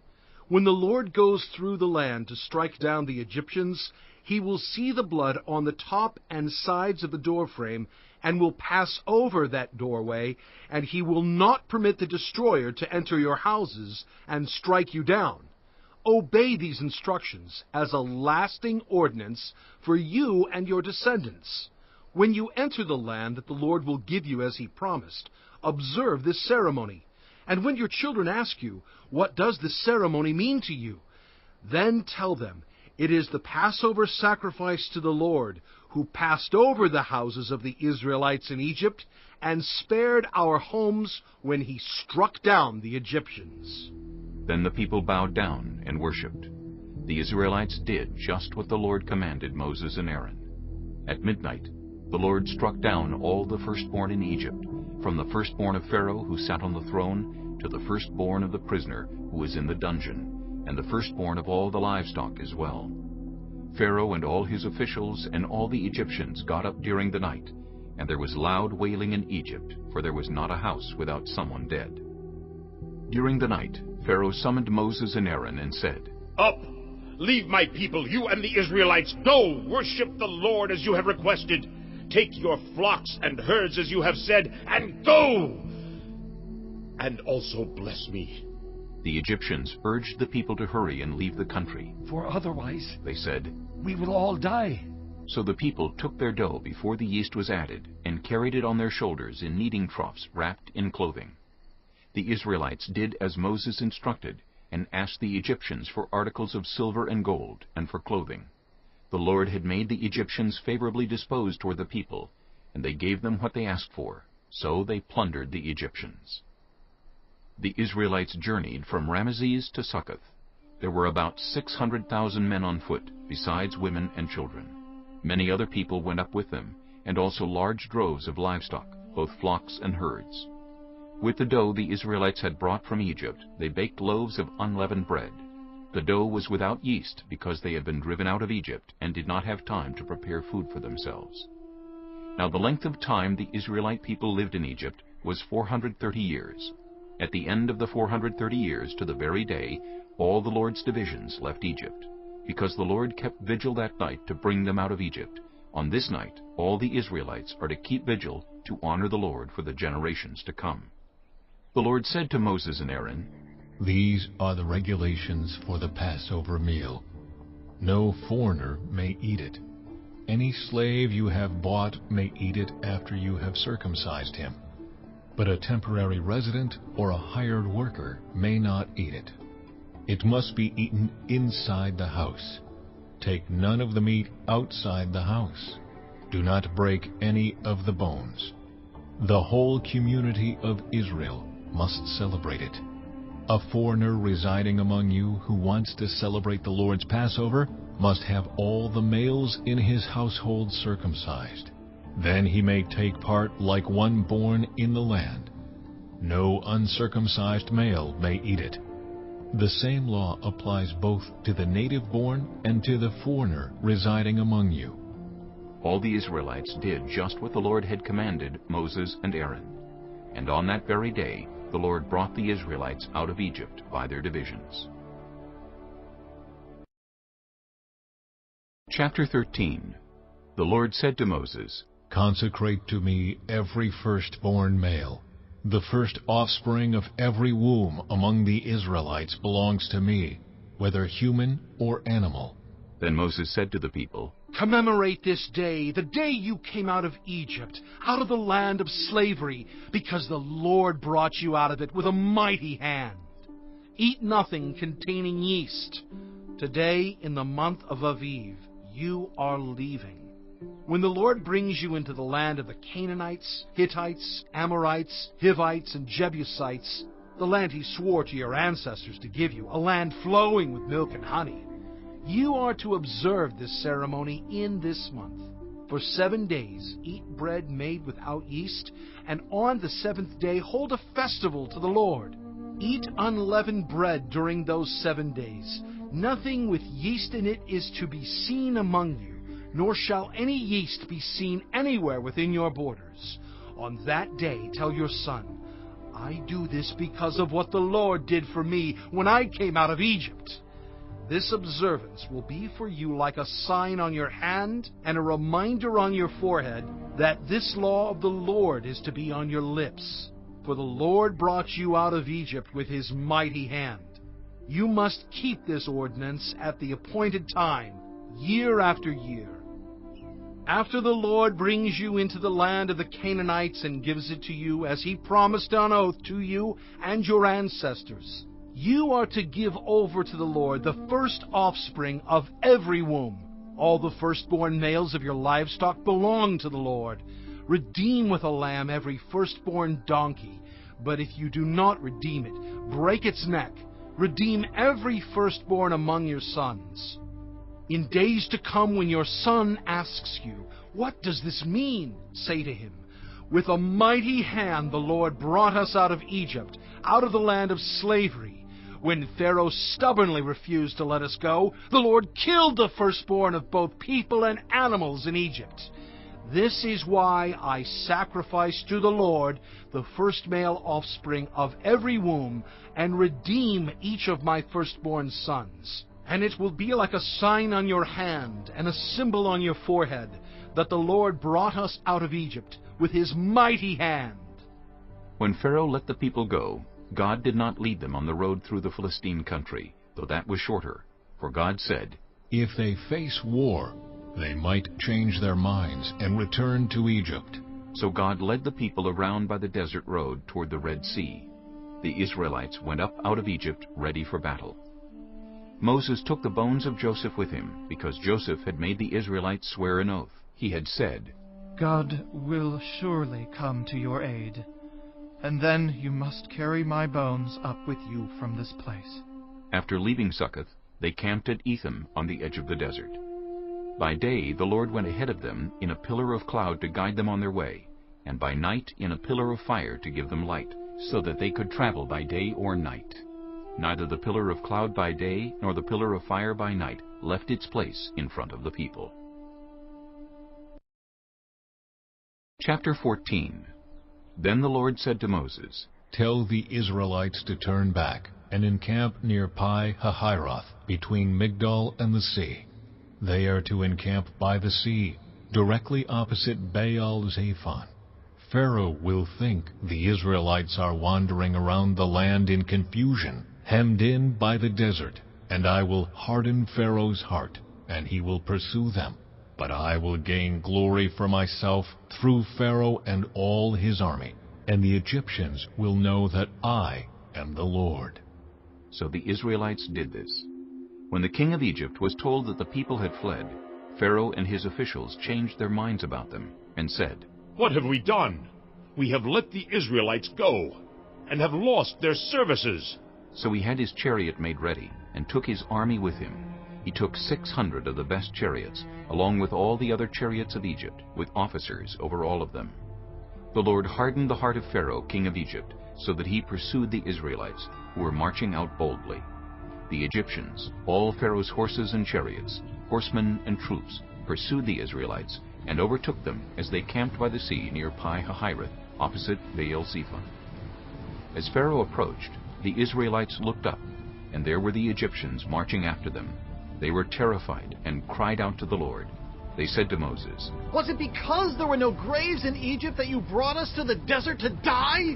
What have you done to us by bringing us out of Egypt? Didn't we say to you in Egypt, 'Leave us alone, let us serve the Egyptians'? It would have been better for us to serve the Egyptians than to die in the desert." Moses answered the people, "Do not be afraid. Stand firm, and you will see the deliverance the Lord will bring you today. The Egyptians you see today, you will never see again. The Lord will fight for you. You need only to be still." Then the Lord said to Moses, "Why are you crying out to me? Tell the Israelites to move on. Raise your staff and stretch out your hand over the sea to divide the water, so that the Israelites can go through the sea on dry ground. I will harden the hearts of the Egyptians, so that they will go in after them, and I will gain glory through Pharaoh and all his army, through his chariots and his horsemen. the Egyptians will know that I am the Lord, when I gain glory through Pharaoh, his chariots, and his horsemen." Then the angel of God, who had been traveling in front of Israel's army, withdrew and went behind them. The pillar of cloud also moved from in front and stood behind them, coming between the armies of Egypt and Israel. Throughout the night, the cloud brought darkness to the one side and light to the other side, so neither went near the other all night long. Then Moses stretched out his hand over the sea, and all that night the Lord drove the sea back with a strong east wind, and turned it into dry land. The waters were divided, and the Israelites went through the sea on dry ground, with a wall of water on their right and on their left. The Egyptians pursued them, and all Pharaoh's horses and chariots and horsemen followed them into the sea. During the last watch of the night, the Lord looked down from the pillar of fire and cloud at the Egyptian army, and threw it into confusion. He jammed the wheels of their chariots so that they had difficulty driving. And the Egyptians said, "Let's get away from the Israelites! The Lord is fighting for them against Egypt!" Then the Lord said to Moses, "Stretch out your hand over the sea, so that the waters may flow back over the Egyptians, and their chariots and horsemen." Moses stretched out his hand over the sea, and at daybreak the sea went back to its place. The Egyptians were fleeing toward it, and the Lord swept them into the sea. The water flowed back and covered the chariots and horsemen, the entire army of Pharaoh that had followed the Israelites into the sea. Not one of them survived. But the Israelites went through the sea on dry ground, with a wall of water on their right and on their left. That day the Lord saved Israel from the hands of the Egyptians, and Israel saw the Egyptians lying dead on the shore. And when the Israelites saw the mighty hand of the Lord displayed against the Egyptians, the people feared the Lord and put their trust in him and in Moses his servant. Chapter 15. Then Moses and the Israelites sang this song to the Lord. "I will sing to the Lord, for he is highly exalted. Both horse and driver he has hurled into the sea. The Lord is my strength and my defense. He has become my salvation. He is my God, and I will praise him, my father's God, and I will exalt him. The Lord is a warrior. The Lord is his name. Pharaoh's chariots and his army he has hurled into the sea. The best of Pharaoh's officers are drowned in the Red Sea. The deep waters have covered them. They sank to the depths like a stone. Your right hand, Lord, was majestic in power. Your right hand, Lord, shattered the enemy. In the greatness of your majesty, you threw down those who opposed you. You unleashed your burning anger. It consumed them like stubble. By the blast of your nostrils, the waters piled up. The surging waters stood up like a wall. The deep waters congealed in the heart of the sea. The enemy boasted, "I will pursue, I will overtake them, I will divide the spoils, I will gorge myself on them. I will draw my sword, and my hand will destroy them." But you blew with your breath, and the sea covered them. They sank like lead in the mighty waters. Who among the gods is like you, Lord? Who is like you? Majestic in holiness, awesome in glory, working wonders. You stretch out your right hand, and the earth swallows your enemies. In your unfailing love, you will lead the people you have redeemed. In your strength, you will guide them to your holy dwelling. The nations will hear and tremble. Anguish will grip the people of Philistia. The chiefs of Edom will be terrified. The leaders of Moab will be seized with trembling. The people of Canaan will melt away. Terror and dread will fall on them. By the power of your arm, they will be as still as a stone until your people pass by, Lord, until the people you bought pass by. You will bring them in and plant them on the mountain of your inheritance, the place, Lord, you made for your dwelling. The sanctuary, Lord, your hands established. The Lord reigns forever and ever. When Pharaoh's horses, chariots, and horsemen went into the sea, the Lord brought the waters of the sea back over them. But the Israelites walked through the sea on dry ground.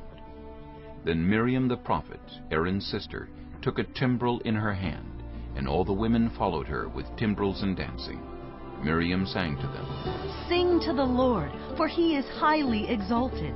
Both horse and driver he is hurled into the sea. Then Moses led Israel from the Red Sea, and they went into the desert of Shur. For 3 days they traveled in the desert without finding water. When they came to Marah, they could not drink its water because it was bitter. That is why the place is called Marah. So the people grumbled against Moses, saying, What are we to drink?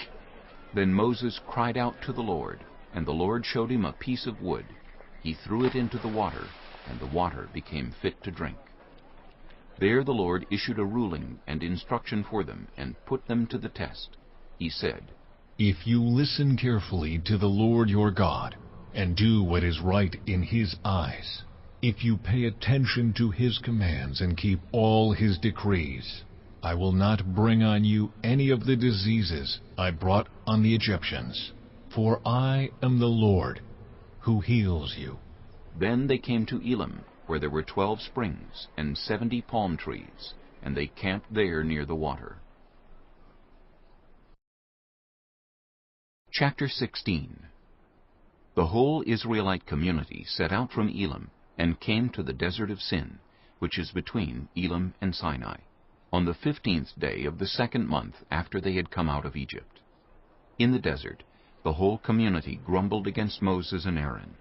The Israelites said to them, If only we had died by the Lord's hand in Egypt! There we sat around pots of meat and ate all the food we wanted. But you have brought us out into this desert to starve this entire assembly to death. Then the Lord said to Moses, I will rain down bread from heaven for you.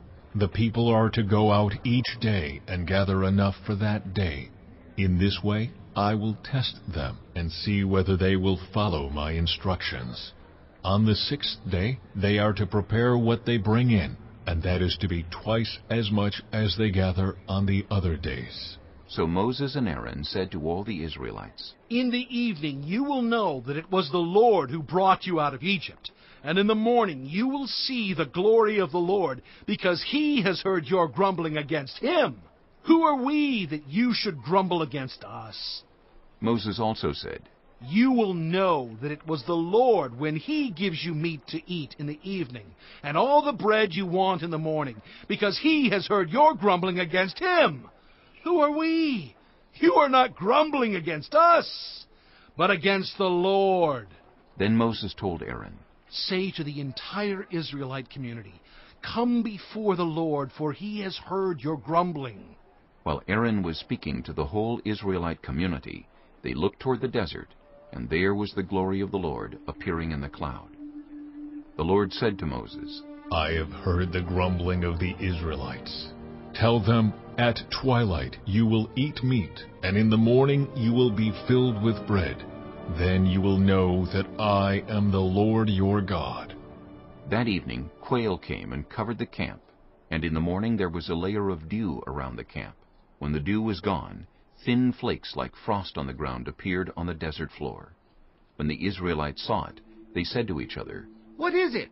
For they did not know what it was. Moses said to them, It is the bread the Lord has given you to eat. This is what the Lord has commanded. Everyone is to gather as much as they need.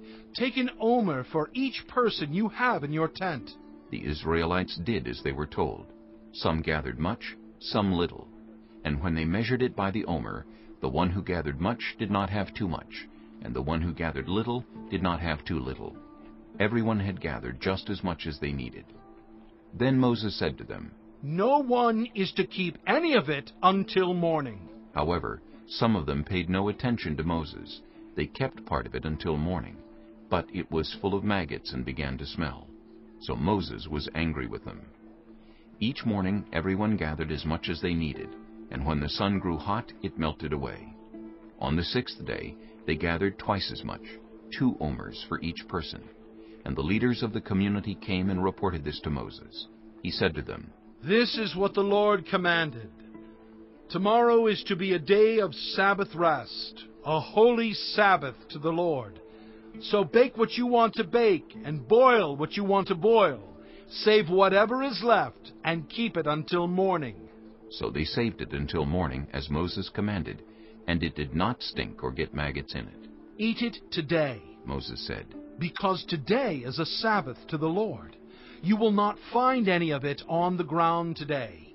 6 days you are to gather it, but on the 7th day, the Sabbath, there will not be any. Nevertheless, some of the people went out on the 7th day to gather it, but they found none. Then the Lord said to Moses, How long will you refuse to keep my commands and my instructions? Bear in mind that the Lord has given you the Sabbath. That is why on the 6th day he gives you bread for 2 days. Everyone is to stay where they are on the 7th day. No one is to go out. So the people rested on the 7th day. The people of Israel called the bread manna. It was white like coriander seed and tasted like wafers made with honey. Moses said, This is what the Lord has commanded. Take an omer of manna and keep it for the generations to come, so they can see the bread I gave you to eat in the wilderness when I brought you out of Egypt. So Moses said to Aaron, Take a jar and put an omer of manna in it. Then place it before the Lord to be kept for the generations to come. As the Lord commanded Moses, Aaron put the manna with the tablets of the covenant law so that it might be preserved. The Israelites ate manna 40 years until they came to a land that was settled. They ate manna until they reached the border of Canaan. An omer is 1/10 of an ephah. Chapter 17. The whole Israelite community set out from the desert of Sin, traveling from place to place as the Lord commanded. They camped at Rephidim, but there was no water for the people to drink. So they quarreled with Moses and said, Give us water to drink. Moses replied, Why do you quarrel with me? Why do you put the Lord to the test? But the people were thirsty for water there, and they grumbled against Moses. They said, Why did you bring us up out of Egypt to make us and our children and livestock die of thirst? Then Moses cried out to the Lord, What am I to do with these people? They are almost ready to stone me. The Lord answered Moses, Go out in front of the people. Take with you some of the elders of Israel, and take in your hand the staff with which you struck the Nile, and go. I will stand there before you, by the rock at Horeb. Strike the rock, and water will come out of it for the people to drink. So Moses did this in the sight of the elders of Israel. And he called the place Massah and Meribah, because the Israelites quarreled, and because they tested the Lord, saying, Is the Lord among us or not? The Amalekites came and attacked the Israelites at Rephidim. Moses said to Joshua, Choose some of our men and go out to fight the Amalekites. Tomorrow I will stand on top of the hill with the staff of God in my hands. So Joshua fought the Amalekites as Moses had ordered. And Moses, Aaron, and Hur went to the top of the hill. As long as Moses held up his hands, the Israelites were winning. But whenever he lowered his hands, the Amalekites were winning. When Moses' hands grew tired, they took a stone and put it under him, and he sat on it. Aaron and Hur held his hands up, one on one side, one on the other, so that his hands remained steady till sunset. So Joshua overcame the Amalekite army with a sword. Then the Lord said to Moses, Write this on a scroll as something to be remembered, and make sure that Joshua hears it, because I will completely blot out the name of Amalek from under heaven. Moses built an altar and called it, The Lord is my banner. He said, Because hands were lifted up against the throne of the Lord will be at war against the Amalekites from generation to generation. Chapter 18. Now Jethro, the priest of Midian and father-in-law of Moses, heard of everything God had done for Moses and for his people Israel, and how the Lord had brought Israel out of Egypt. After Moses had sent away his wife Zipporah, his father-in-law Jethro received her and her 2 sons. One son was named Gershom, for Moses said, I have become a foreigner in a foreign land. And the other was named Eleazar, for he said, My father's God was my helper. He saved me from the sword of Pharaoh. Jethro, Moses' father-in-law, together with Moses' sons and wife, came to him in the wilderness, where he was camped near the mountain of God. Jethro had sent word to him, I, your father-in-law Jethro, am coming to you with your wife and her 2 sons. So Moses went out to meet his father-in-law, and bowed down and kissed him. They greeted each other, and then went into the tent. Moses told his father-in-law about everything the Lord had done to Pharaoh and the Egyptians for Israel's sake, and about all the hardships they had met along the way, and how the Lord had saved them. Jethro was delighted to hear about all the good things the Lord had done for Israel in rescuing them from the hand of the Egyptians. He said, Praise be to the Lord, who rescued you from the hand of the Egyptians and of Pharaoh, and who rescued the people from the hand of the Egyptians.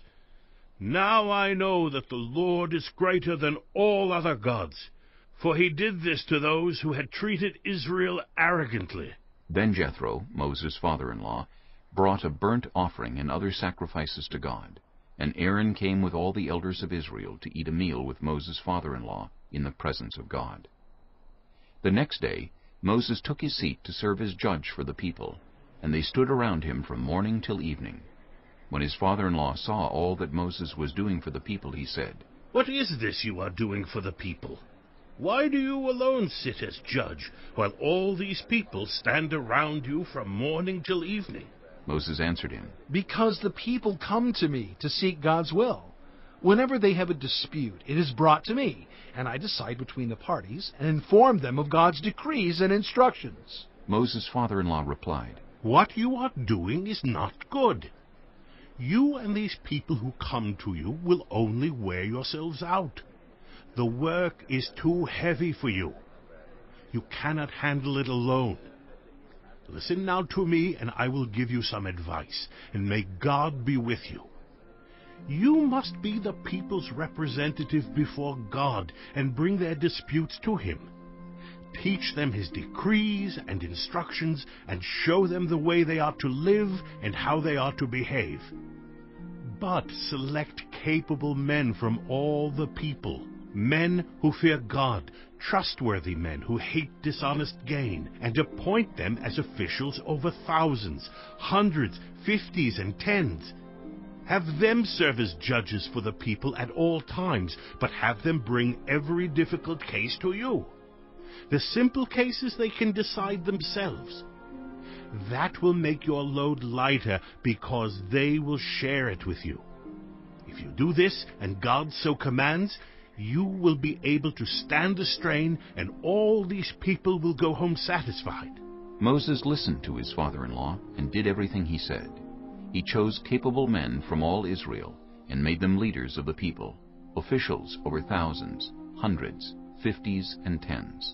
They served as judges for the people at all times. The difficult cases they brought to Moses, but the simple ones they decided themselves. Then Moses sent his father-in-law on his way, and Jethro returned to his own country.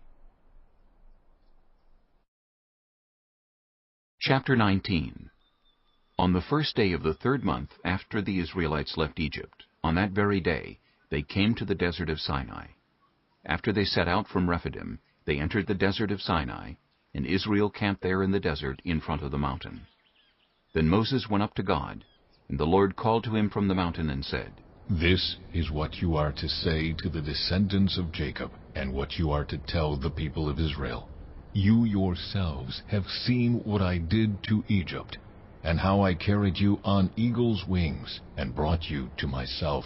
Now if you obey me fully, and keep my covenant, then out of all nations you will be my treasured possession.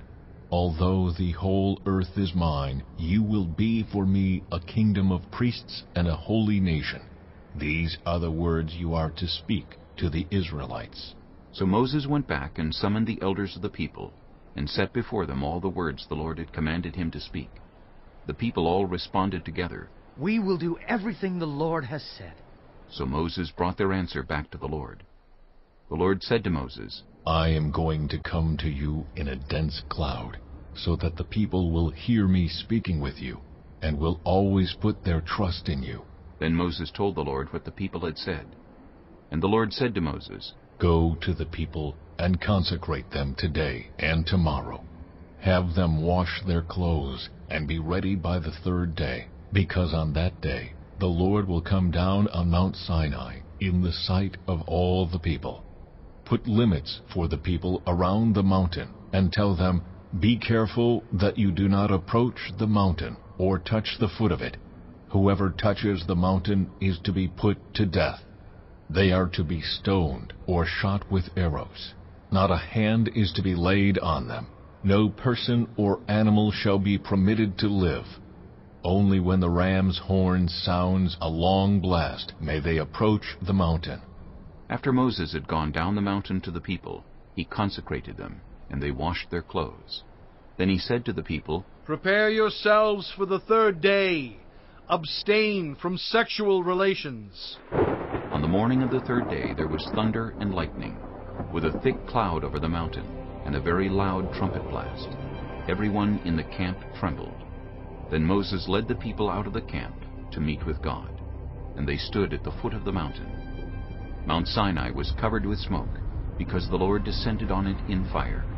The smoke billowed up from it like smoke from a furnace, and the whole mountain trembled violently. As the sound of the trumpet grew louder and louder, Moses spoke, and the voice of God answered him. The Lord descended to the top of Mount Sinai, and called Moses to the top of the mountain. So Moses went up, and the Lord said to him, Go down and warn the people, so they do not force their way through to see the Lord, and many of them perish.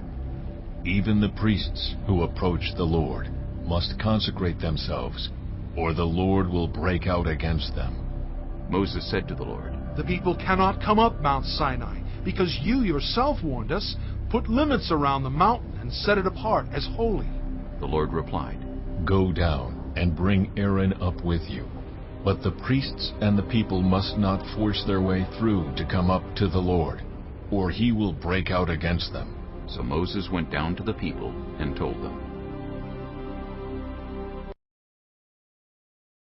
Chapter 20. And God spoke all these words. I am the Lord your God, who brought you out of Egypt, out of the land of slavery. You shall have no other gods before me.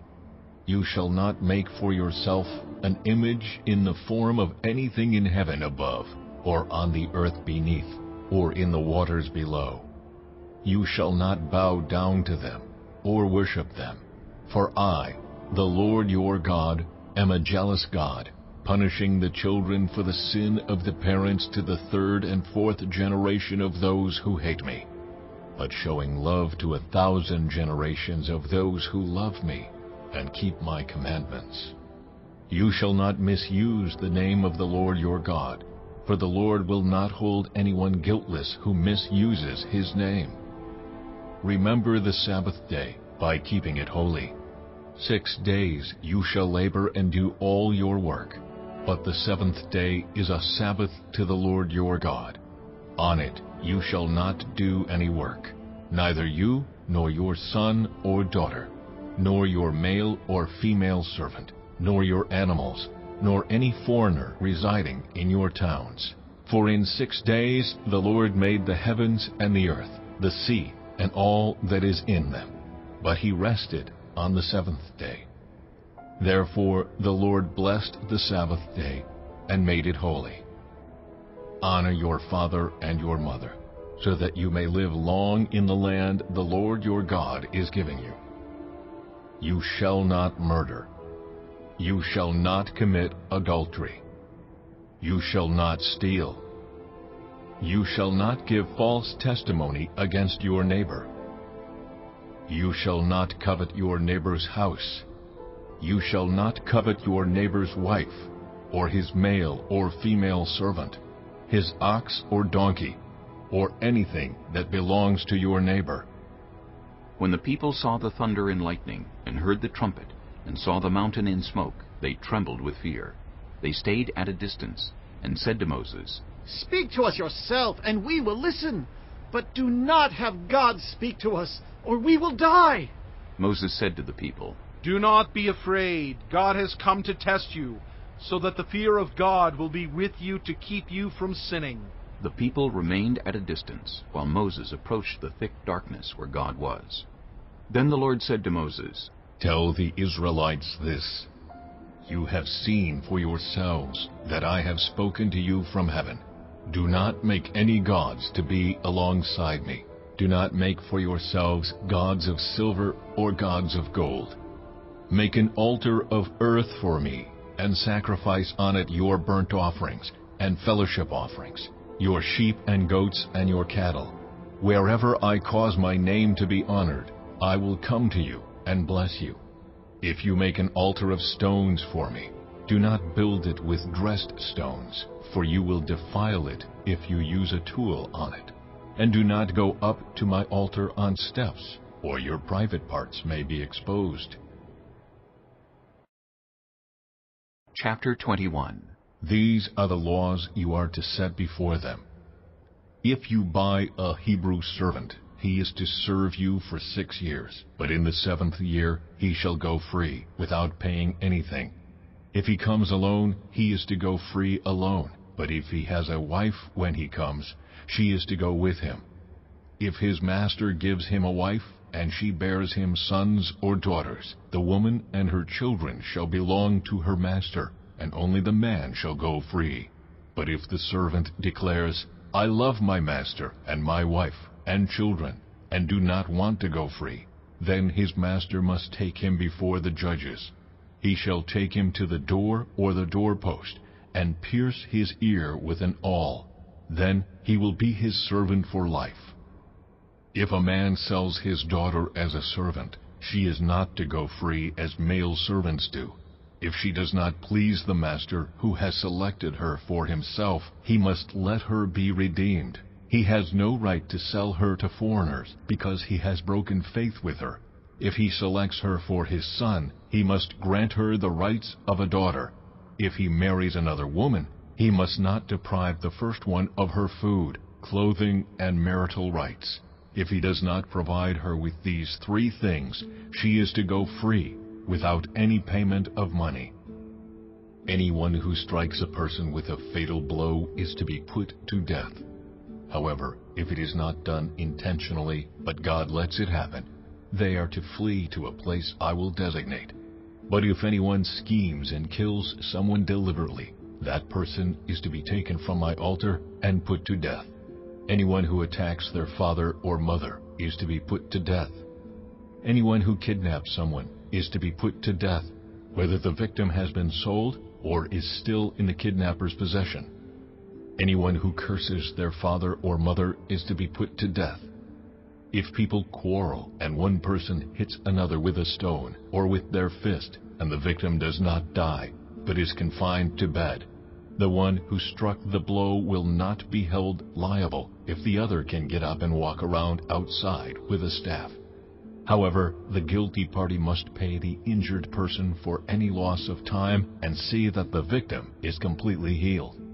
Anyone who beats their male or female slave with a rod must be punished if the slave dies as a direct result. But they are not to be punished if the slave recovers after a day or 2, since the slave is their property. If people are fighting and hit a pregnant woman and she gives birth prematurely, but there is no serious injury, the offender must be fined whatever the woman's husband demands and the court allows. But if there is serious injury, you are to take life for life, eye for eye, tooth for tooth, hand for hand, foot for foot, burn for burn, wound for wound, bruise for bruise. An owner who hits a male or female slave in the eye and destroys it must let the slave go free to compensate for the eye. And an owner who knocks out the tooth of a male or female slave must let the slave go free to compensate for the tooth. If a bull gores a man or woman to death, the bull is to be stoned to death, and its meat must not be eaten, but the owner of the bull will not be held responsible. If, however, the bull has had the habit of goring, and the owner has been warned but has not kept it penned up, and it kills a man or woman, the bull is to be stoned, and its owner also is to be put to death. However, if payment is demanded, the owner may redeem his life by the payment of whatever is demanded. This law also applies if the bull gores a son or daughter. If the bull gores a male or female slave, the owner must pay 30 shekels of silver to the master of the slave, and the bull is to be stoned to death. If anyone uncovers a pit or digs one and fails to cover it, and an ox or a donkey falls into it, the one who opened the pit must pay the owner for the loss and take the dead animal in exchange. If anyone's bull injures someone else's bull and it dies, the two parties are to sell the live one and divide both the money and the dead animal equally. However, if it was known that the bull had the habit of goring, yet the owner did not keep it penned up, the owner must pay, animal for animal, and take the dead animal in exchange. Chapter 22. Whoever steals an ox or a sheep and slaughters it or sells it must pay back 5 head of cattle for the ox and 4 sheep for the sheep. If a thief is caught breaking in at night and is struck a fatal blow, the defender is not guilty of bloodshed. But if it happens after sunrise, the defender is guilty of bloodshed. Anyone who steals must certainly make restitution, but if they have nothing, they must be sold to pay for their theft. If the stolen animal is found alive in their possession, whether ox or donkey or sheep, they must pay back double. If anyone grazes their livestock in a field or vineyard and lets them stray, and they graze in someone else's field, the offender must make restitution from the best of their own field or vineyard. If a fire breaks out and spreads into thorn bushes so that it burns shocks of grain or standing grain or the whole field, the one who started the fire must make restitution. If anyone gives a neighbor silver or goods for safekeeping and they are stolen from the neighbor's house, the thief, if caught, must pay back double. But if the thief is not found, the owner of the house must appear before the judges, and they must determine whether the owner of the house has laid hands on the other person's property. In all cases of illegal possession of an ox, a donkey, a sheep, a garment, or any other lost property about which somebody says, "This is mine," both parties are to bring their cases before the judges. The one whom the judges declare guilty must pay back double to the other. If anyone gives a donkey, an ox, a sheep, or any other animal to their neighbor for safekeeping, and it dies, or is injured, or is taken away while no one is looking, the issue between them will be settled by the taking of an oath before the Lord that the neighbor did not lay hands on the other person's property. The owner is to accept this, and no restitution is required. But if the animal was stolen from the neighbor, restitution must be made to the owner. If it was torn to pieces by a wild animal, the neighbor shall bring in the remains as evidence and shall not be required to pay for the torn animal. If anyone borrows an animal from their neighbor and it is injured or dies while the owner is not present, they must make restitution. But if the owner is with the animal, the borrower will not have to pay. If the animal was hired, the money paid for the hire covers the loss. If a man seduces a virgin who is not pledged to be married and sleeps with her, he must pay the bride price, and she shall be his wife. If her father absolutely refuses to give her to him, he must still pay the bride price for virgins. Do not allow a sorceress to live. Anyone who has sexual relations with an animal is to be put to death. Whoever sacrifices to any god other than the Lord must be destroyed.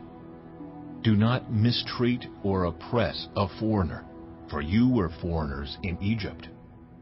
Do not take advantage of the widow or the fatherless. If you do and they cry out to me, I will certainly hear their cry. My anger will be aroused and I will kill you with the sword. Your wives will become widows and your children fatherless. If you lend money to one of my people among you who is needy, do not treat it like a business deal. Charge no interest. If you take your neighbor's cloak as a pledge, return it by sunset, because that cloak is the only covering your neighbor has. What else can they sleep in?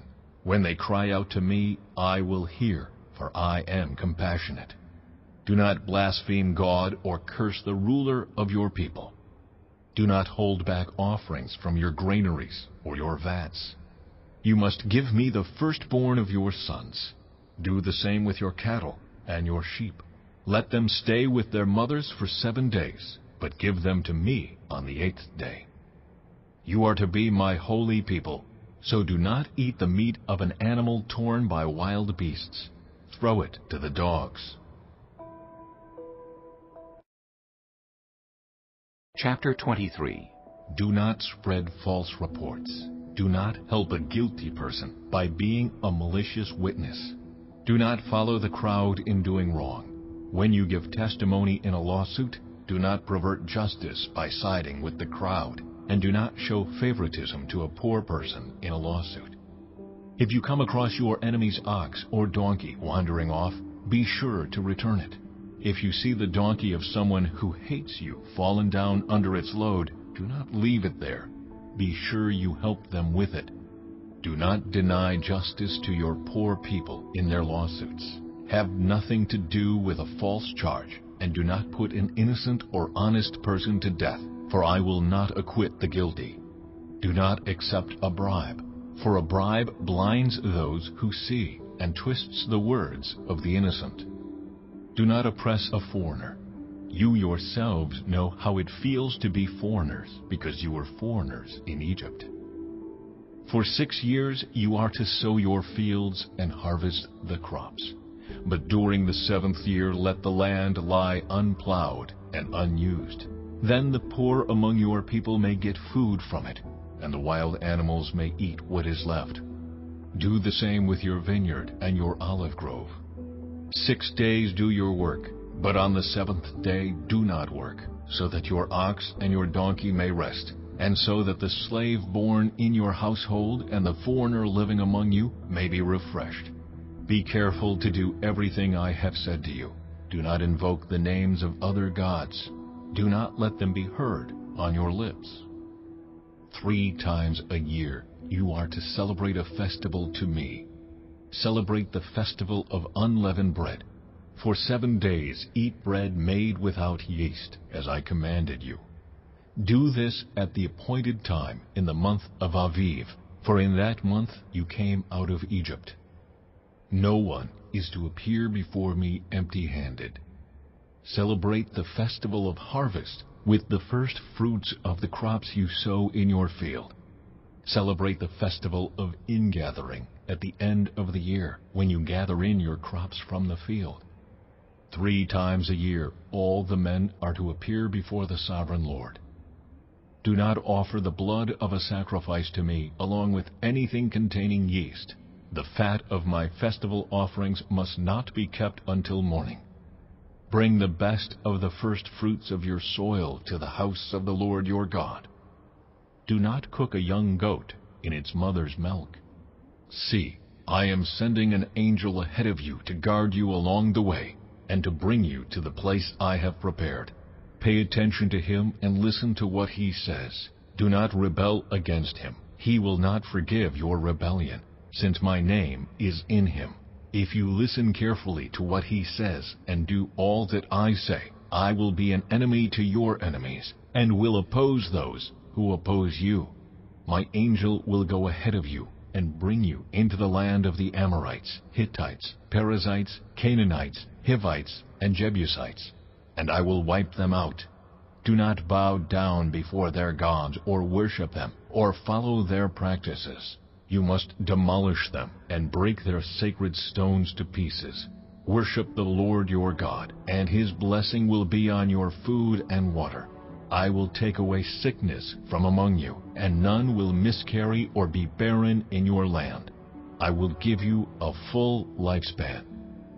I will send my terror ahead of you and throw into confusion every nation you encounter. I will make all your enemies turn their backs and run. I will send the hornet ahead of you to drive the Hivites, Canaanites, and Hittites out of your way. But I will not drive them out in a single year, because the land would become desolate and the wild animals too numerous for you. Little by little I will drive them out before you. until you have increased enough to take possession of the land. I will establish your borders from the Red Sea to the Mediterranean Sea, and from the desert to the Euphrates River. I will give into your hands the people who live in the land, and you will drive them out before you. Do not make a covenant with them or with their gods. Do not let them live in your land, or they will cause you to sin against me, because the worship of their gods will certainly be a snare to you. Chapter 24. Then the Lord said to Moses, Come up to the Lord, you and Aaron, Nadab and Abihu, and 70 of the elders of Israel. You are to worship at a distance, but Moses alone is to approach the Lord. The others must not come near, and the people may not come up with him. When Moses went and told the people all the Lord's words and laws, they responded with one voice, Everything the Lord has said we will do. Moses then wrote down everything the Lord had said. He got up early the next morning and built an altar at the foot of the mountain and set up 12 stone pillars representing the 12 tribes of Israel. Then he sent young Israelite men, and they offered burnt offerings and sacrificed young bulls as fellowship offerings to the Lord. Moses took half of the blood and put it in bowls, and the other half he splashed against the altar. Then he took the book of the covenant and read it to the people. They responded, We will do everything the Lord has said. We will obey. Moses then took the blood, sprinkled it on the people, and said, This is the blood of the covenant that the Lord has made with you in accordance with all these words. Moses and Aaron, Nadab and Abihu, and the 70 elders of Israel went up and saw the God of Israel. Under his feet was something like a pavement made of lapis lazuli, as bright blue as the sky. But God did not raise his hand against these leaders of the Israelites. They saw God, and they ate and drank. The Lord said to Moses, Come up to me on the mountain, and stay here, and I will give you the tablets of stone with the law and commandments I have written for their instruction. Then Moses set out with Joshua his aide, and Moses went up on the mountain of God. He said to the elders, Wait here for us until we come back to you. Aaron and Hur are with you, and anyone involved in a dispute can go to them. When Moses went up on the mountain, the cloud covered it, and the glory of the Lord settled on Mount Sinai. For 6 days the cloud covered the mountain, and on the 7th day the Lord called to Moses from within the cloud. To the Israelites, the glory of the Lord looked like a consuming fire on top of the mountain. Then Moses entered the cloud as he went on up the mountain, and he stayed on the mountain 40 days and 40 nights. Chapter 25. The Lord said to Moses, Tell the Israelites to bring me an offering. You are to receive the offering for me from everyone whose heart prompts them to give. These are the offerings you are to receive from them: gold, silver, and bronze, blue, purple, and scarlet yarn, and fine linen, goat hair, ram skins dyed red, and another type of durable leather, acacia wood, olive oil for the light, spices for the anointing oil and for the fragrant incense, and onyx stones and other gems to be mounted on the ephod and breastpiece. Then have them make a sanctuary for me, and I will dwell among them. Make this tabernacle and all its furnishings exactly like the pattern I will show you. Have them make an ark of acacia wood, 2.5 cubits long, 1.5 cubits wide, and 1.5 cubits high. Overlay it with pure gold, both inside and out, and make a gold molding around it. Cast 4 gold rings for it, and fasten them to its 4 feet, with 2 rings on one side and 2 rings on the other. Then make poles of acacia wood, and overlay them with gold. Insert the poles into the rings on the sides of the ark to carry it. The poles are to remain in the rings of this ark. They are not to be removed.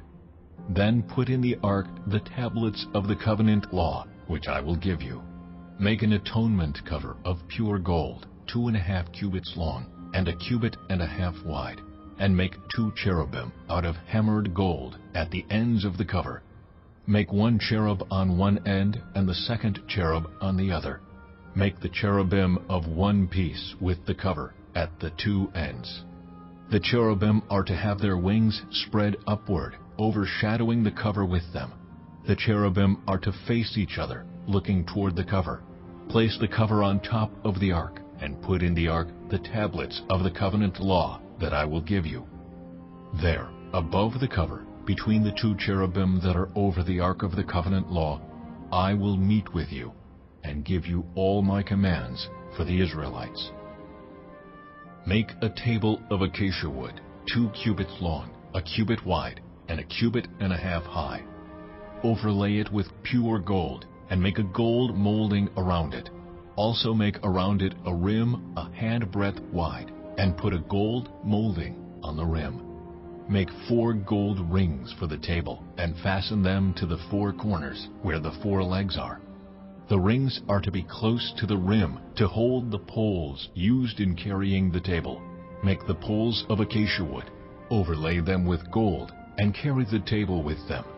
And make its plates and dishes of pure gold, as well as its pitchers and bowls for the pouring out of offerings. Put the bread of the presence on this table, to be before me at all times. Make a lampstand of pure gold. Hammer out its base and shaft, and make its flower-like cups, buds and blossoms of one piece with them. 6 branches are to extend from the sides of the lampstand, 3 on one side and 3 on the other. 3 cups shaped like almond flowers with buds and blossoms are to be on one branch, 3 on the next branch, and the same for all 6 branches extending from the lampstand. And on the lampstand there are to be 4 cups shaped like almond flowers, with buds and blossoms. 1 bud shall be under the first pair of branches extending from the lampstand, a 2nd bud under the 2nd pair, and a 3rd bud under the 3rd pair, 6 branches in all. The buds and branches shall all be of one piece with the lampstand, hammered out of pure gold. Then make its 7 lamps, and set them up on it, so that they light the space in front of it. Its wick trimmers and trays are to be of pure gold. A talent of pure gold is to be used for the lampstand and all these accessories.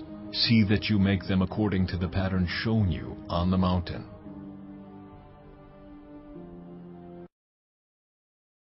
Chapter 26. Make the tabernacle with 10 curtains of finely twisted linen and blue, purple, and scarlet yarn, with cherubim woven into them by a skilled worker. All the curtains are to be the same size, 28 cubits long and 4 cubits wide. Join 5 of the curtains together, and do the same with the other 5. Make loops of blue material along the edge of the end curtain in one set, and do the same with the end curtain in the other set. Make 50 loops on one curtain, and 50 loops on the end curtain of the other set, with the loops opposite each other. Then make 50 gold clasps, and use them to fasten the curtains together, so that the tabernacle is a unit. Make curtains of goat hair for the tent over the tabernacle, 11 altogether. All 11 curtains are to be the same size, 30 cubits long and 4 cubits wide. Join 5 of the curtains together into one set, and the other 6 into another set. Fold the 6th curtain double at the front of the tent. Make 50 loops along the edge of the end curtain in one set, and also along the edge of the end curtain in the other set. Then make 50 bronze clasps, and put them in the loops to fasten the tent together as a unit. As for the additional length of the tent curtains, the half curtain that is left over is to hang down at the rear of the tabernacle. The tent curtains will be a cubit longer on both sides. What is left will hang over the sides of the tabernacle so as to cover it. Make for the tent a covering of ram skins dyed red, and over that a covering of the other durable leather. Make upright frames of acacia wood for the tabernacle. Each frame is to be 10 cubits long and a cubit and a half wide, with 2 projections set parallel to each other. Make all the frames of the tabernacle in this way. Make 20 frames for the south side of the tabernacle, and make 40 silver bases to go under them, 2 bases for each frame, 1 under each projection. For the other side, the north side of the tabernacle, make 20 frames and 40 silver bases, 2 under each frame. Make 6 frames for the far end, that is, the west end of the tabernacle, and make 2 frames for the corners at the far end. At these 2 corners they must be double from the bottom all the way to the top, and fitted into a single ring. Both shall be like that. So there will be 8 frames and 16 silver bases, 2 under each frame. Also make crossbars of acacia wood, 5 for the frames on one side of the tabernacle, 5 for those on the other side, and 5 for the frames on the west at the far end of the tabernacle. The center crossbar is to extend from end to end at the middle of the frames. Overlay the frames with gold, and make gold rings to hold the crossbars. Also overlay the crossbars with gold. Set up the tabernacle according to the plan shown you on the mountain. Make a curtain of blue, purple, and scarlet yarn, and finely twisted linen, with cherubim woven into it by a skilled worker. Hang it with gold hooks on 4 posts of acacia wood, overlaid with gold, and standing on 4 silver bases. Hang the curtain from the clasps, and place the Ark of the Covenant law behind the curtain. The curtain will separate the holy place from the most holy place. Put the atonement cover on the Ark of the Covenant law in the most holy place. Place the table outside the curtain on the north side of the tabernacle, and put the lampstand opposite it on the south side. For the entrance to the tent, make a curtain of blue, purple, and scarlet yarn, and finely twisted linen, the work of an embroiderer. Make gold hooks for this curtain, and 5 posts of acacia wood overlaid with gold, and cast 5 bronze bases for them. Chapter 27. Build an altar of acacia wood, 3 cubits high. It is to be square, 5 cubits long and 5 cubits wide. Make a horn at each of the 4 corners, so that the horns and the altar are of one piece, and overlay the altar with bronze. Make all its utensils of bronze, its pots to remove the ashes, and its shovels, sprinkling bowls, meat forks, and fire pans. Make a grating for it, a bronze network, and make a bronze ring at each of the 4 corners of the network. Put it under the ledge of the altar, so that it is halfway up the altar. Make poles of acacia wood for the altar, and overlay them with bronze. The poles are to be inserted into the rings, so they will be on 2 sides of the altar when it is carried. Make the altar hollow, out of boards. It is to be made just as you were shown on the mountain. Make a courtyard for the tabernacle. The south side shall be 100 cubits long, and is to have curtains of finely twisted linen, with 20 posts and 20 bronze bases, and with silver hooks and bands on the posts. The north side shall also be 100 cubits long, and is to have curtains with 20 posts and 20 bronze bases, and with silver hooks and bands on the posts. The west end of the courtyard shall be 50 cubits wide, and have curtains with 10 posts and 10 bases. On the east end, toward the sunrise, the courtyard shall also be 50 cubits wide. Curtains 15 cubits long are to be on one side of the entrance, with 3 posts and 3 bases. And curtains 15 cubits long are to be on the other side, with 3 posts and 3 bases. For the entrance to the courtyard, provide a curtain 20 cubits long of blue, purple, and scarlet yarn, and finely twisted linen, the work of an embroiderer, with 4 posts and 4 bases. All the posts around the courtyard are to have silver bands and hooks and bronze bases. The courtyard shall be 100 cubits long and 50 cubits wide, with curtains of finely twisted linen 5 cubits high, and with bronze bases. All the other articles used in the service of the tabernacle, whatever their function, including all the tent pegs for it and those for the courtyard, are to be of bronze. Command the Israelites to bring you clear oil of pressed olives for the light, so that the lamps may be kept burning. In the tent of meeting, outside the curtain that shields the Ark of the Covenant law, Aaron and his sons are to keep the lamps burning before the Lord from evening till morning. This is to be a lasting ordinance among the Israelites for the generations to come. Chapter 28. Have Aaron, your brother, brought to you from among the Israelites, along with his sons Nadab and Abihu, Eleazar and Ithamar, so they may serve me as priests. Make sacred garments for your brother Aaron, to give him dignity and honor. Tell all the skilled workers to whom I have given wisdom in such matters that they are to make garments for Aaron, for his consecration, so he may serve me as priest. These are the garments they are to make: a breastpiece, an ephod, a robe, a woven tunic, a turban, and a sash. They are to make these sacred garments for your brother Aaron and his sons, so they may serve me as priests. Have them use gold and blue, purple and scarlet yarn, and fine linen. Make the ephod of gold, and of blue, purple, and scarlet yarn, and of finely twisted linen, the work of skilled hands. It is to have 2 shoulder pieces attached to 2 of its corners, so it can be fastened. Its skillfully woven waistband is to be like it, of 1 piece with the ephod, and made with gold, and with blue, purple, and scarlet yarn, and with finely twisted linen. Take 2 onyx stones and engrave on them the names of the sons of Israel, in the order of their birth, 6 names on 1 stone, and the remaining 6 on the other. Engrave the names of the sons of Israel on the 2 stones the way a gem cutter engraves a seal. Then mount the stones in gold filigree settings, and fasten them on the shoulder pieces of the ephod as memorial stones for the sons of Israel. Aaron is to bear the names on his shoulders as a memorial before the Lord. Make gold filigree settings and 2 braided chains of pure gold, like a rope, and attach the chains to the settings. Fashion a breastpiece for making decisions, the work of skilled hands. Make it like the ephod, of gold, and of blue, purple, and scarlet yarn, and of finely twisted linen.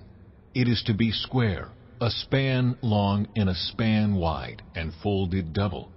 Then mount 4 rows of precious stones on it. The first row shall be carnelian, chrysolite, and beryl. The second row shall be turquoise, lapis lazuli, and emerald. The third row shall be jacinth, agate, and amethyst. The 4th row shall be topaz, onyx, and jasper. Mount them in gold filigree settings. There are to be 12 stones, 1 for each of the names of the sons of Israel, each engraved like a seal, with the name of one of the 12 tribes. For the breastpiece, make braided chains of pure gold, like a rope. Make 2 gold rings for it, and fasten them to 2 corners of the breastpiece. Fasten the 2 gold chains to the rings at the corners of the breastpiece, and the other ends of the chains to the 2 settings, attaching them to the shoulder pieces of the ephod at the front. Make 2 gold rings and attach them to the other 2 corners of the breastpiece on the inside edge next to the ephod. Make 2 more gold rings and attach them to the bottom of the shoulder pieces on the front of the ephod, close to the seam just above the waistband of the ephod. The rings of the breastpiece are to be tied to the rings of the ephod with blue cord, connecting it to the waistband, so that the breastpiece will not swing out from the ephod. Whenever Aaron enters the holy place, he will bear the names of the sons of Israel over his heart on the breastpiece of decision, as a continuing memorial before the Lord. Also put the Urim and the Thummim in the breastpiece, so they may be over Aaron's heart whenever he enters the presence of the Lord. Thus Aaron will always bear the means of making decisions for the Israelites over his heart before the Lord. Make the robe of the ephod entirely of blue cloth, with an opening for the head in its center. There shall be a woven edge like a collar around this opening, so that it will not tear. Make pomegranates of blue, purple, and scarlet yarn around the hem of the robe, with gold bells between them. The gold bells and the pomegranates are to alternate around the hem of the robe. Aaron must wear it when he ministers. The sound of the bells will be heard when he enters the holy place before the Lord, and when he comes out, so that he will not die.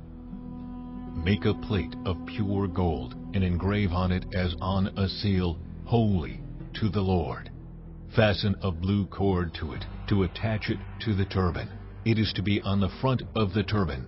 It will be on Aaron's forehead, and he will bear the guilt involved in the sacred gifts the Israelites consecrate, whatever their gifts may be. It will be on Aaron's forehead continually, so that they will be acceptable to the Lord.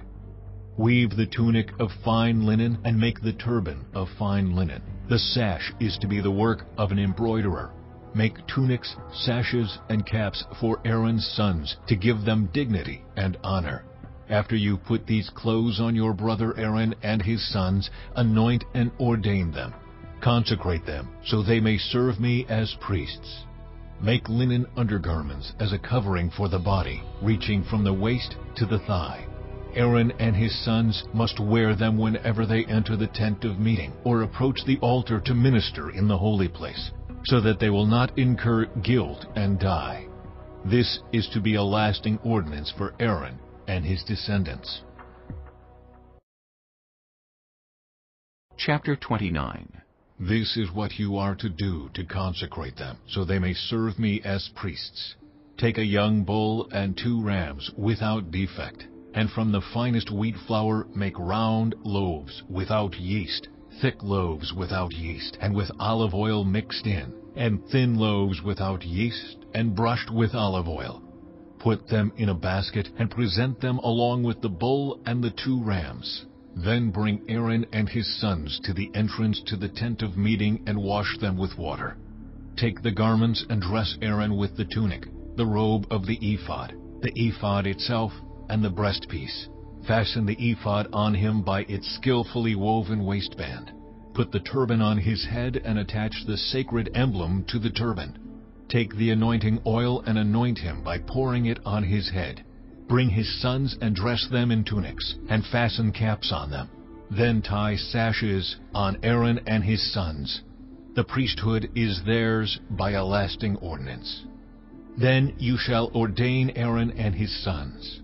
Bring the bull to the front of the tent of meeting, and Aaron and his sons shall lay their hands on its head. Slaughter it in the Lord's presence at the entrance to the tent of meeting. Take some of the bull's blood and put it on the horns of the altar with your finger, and pour out the rest of it at the base of the altar. Then take all the fat on the internal organs, the long lobe of the liver, and both kidneys with the fat on them, and burn them on the altar. But burn the bull's flesh and its hide and its intestines outside the camp. It is a sin offering. Take one of the rams, and Aaron and his sons shall lay their hands on its head. Slaughter it, and take the blood and splash it against the sides of the altar. Cut the ram into pieces, and wash the internal organs and the legs, putting them with the head and the other pieces. Then burn the entire ram on the altar. It is a burnt offering to the Lord, a pleasing aroma, a food offering presented to the Lord. Take the other ram, and Aaron and his sons shall lay their hands on its head. Slaughter it. Take some of its blood and put it on the lobes of the right ears of Aaron and his sons, on the thumbs of their right hands, and on the big toes of their right feet. Then splash blood against the sides of the altar. And take some blood from the altar and some of the anointing oil, and sprinkle it on Aaron and his garments, and on his sons and their garments. Then he and his sons and their garments will be consecrated. Take from this ram the fat tail, the fat on the internal organs, the long lobe of the liver, both kidneys with the fat on them, and the right thigh. This is the ram for the ordination. From the basket of bread made without yeast, which is before the Lord, take 1 round loaf, 1 thick loaf with olive oil mixed in, and 1 thin loaf. Put all these in the hands of Aaron and his sons, and have them wave them before the Lord as a wave offering. Then take them from their hands and burn them on the altar, along with the burnt offering for a pleasing aroma to the Lord, a food offering presented to the Lord. After you take the breast of the ram for Aaron's ordination, wave it before the Lord as a wave offering, and it will be your share. Consecrate those parts of the ordination ram that belong to Aaron and his sons, the breast that was waved and the thigh that was presented. This is always to be the perpetual share from the Israelites for Aaron and his sons. It is the contribution the Israelites are to make to the Lord from their fellowship offerings. Aaron's sacred garments will belong to his descendants so that they can be anointed and ordained in them. The son who succeeds him as priest and comes to the tent of meeting to minister in the holy place is to wear them 7 days. Take the ram for the ordination and cook the meat in a sacred place. At the entrance to the tent of meeting, Aaron and his sons are to eat the meat of the ram and the bread that is in the basket. They are to eat these offerings by which atonement was made for their ordination and consecration. But no one else may eat them, because they are sacred. And if any of the meat of the ordination ram or any bread is left over till morning, burn it up. It must not be eaten, because it is sacred.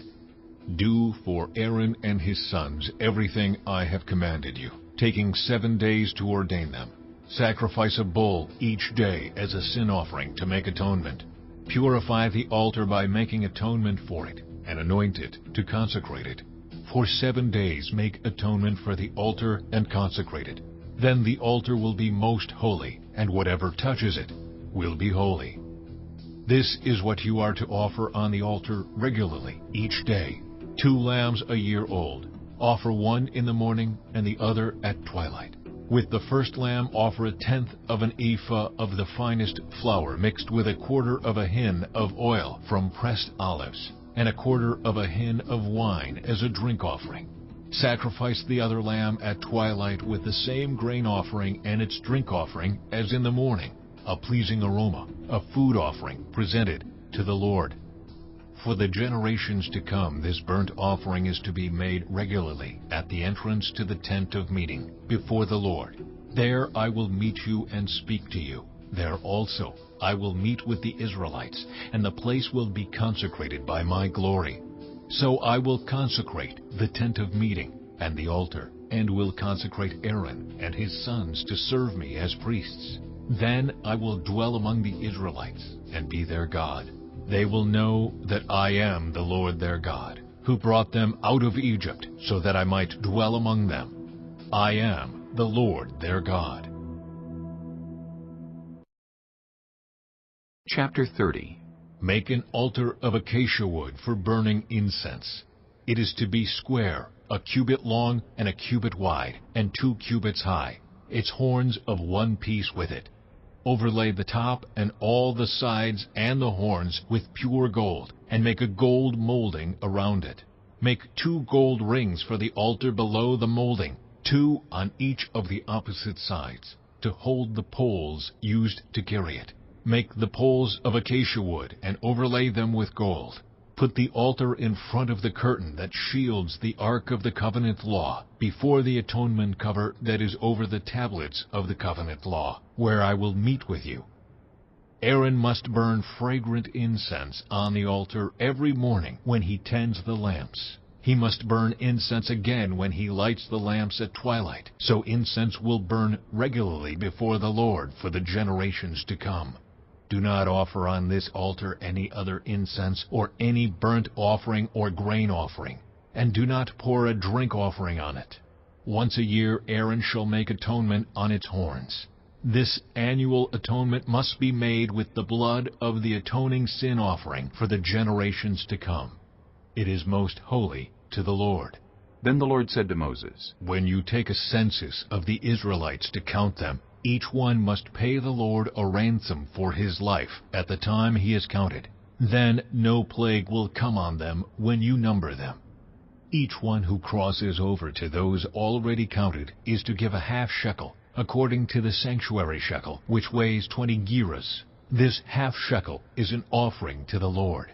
All who cross over, those 20 years old or more, are to give an offering to the Lord. The rich are not to give more than a half shekel, and the poor are not to give less when you make the offering to the Lord to atone for your lives. Receive the atonement money from the Israelites and use it for the service of the tent of meeting. It will be a memorial for the Israelites before the Lord, making atonement for your lives.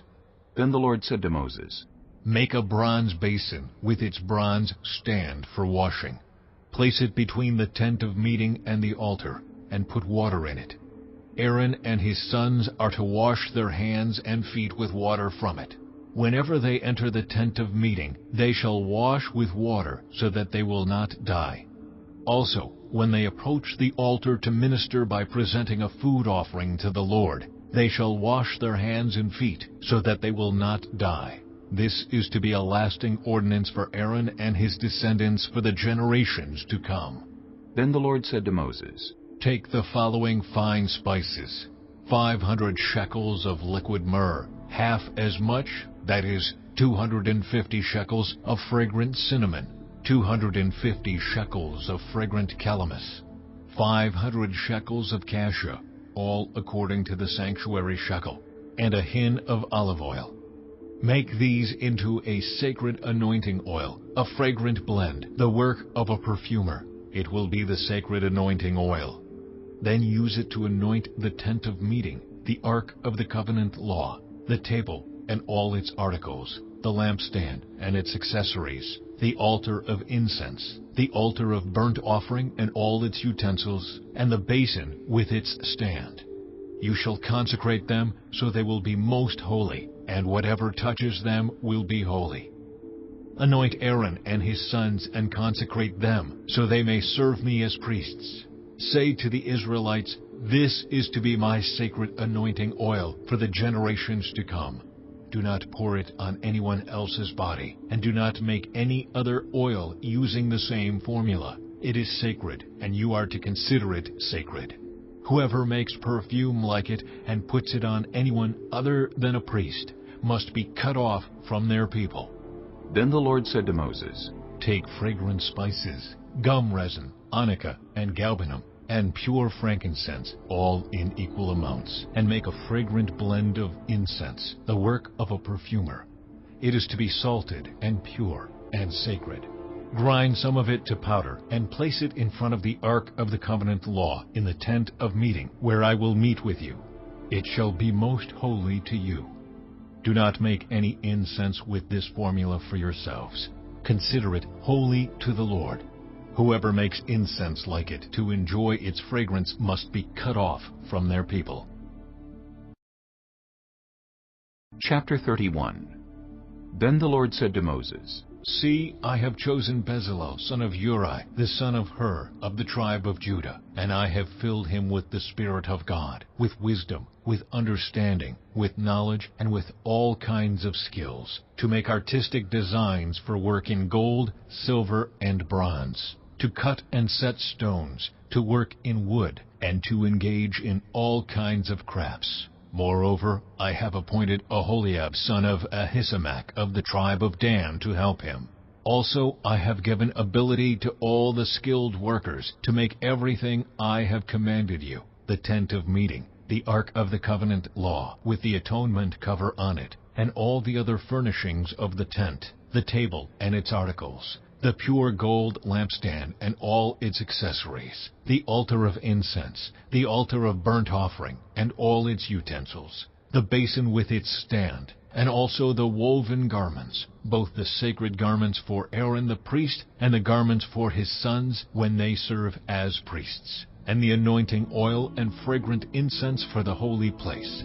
They are to make them just as I commanded you. Then the Lord said to Moses, Say to the Israelites, You must observe my Sabbaths. This will be a sign between me and you for the generations to come, so you may know that I am the Lord who makes you holy.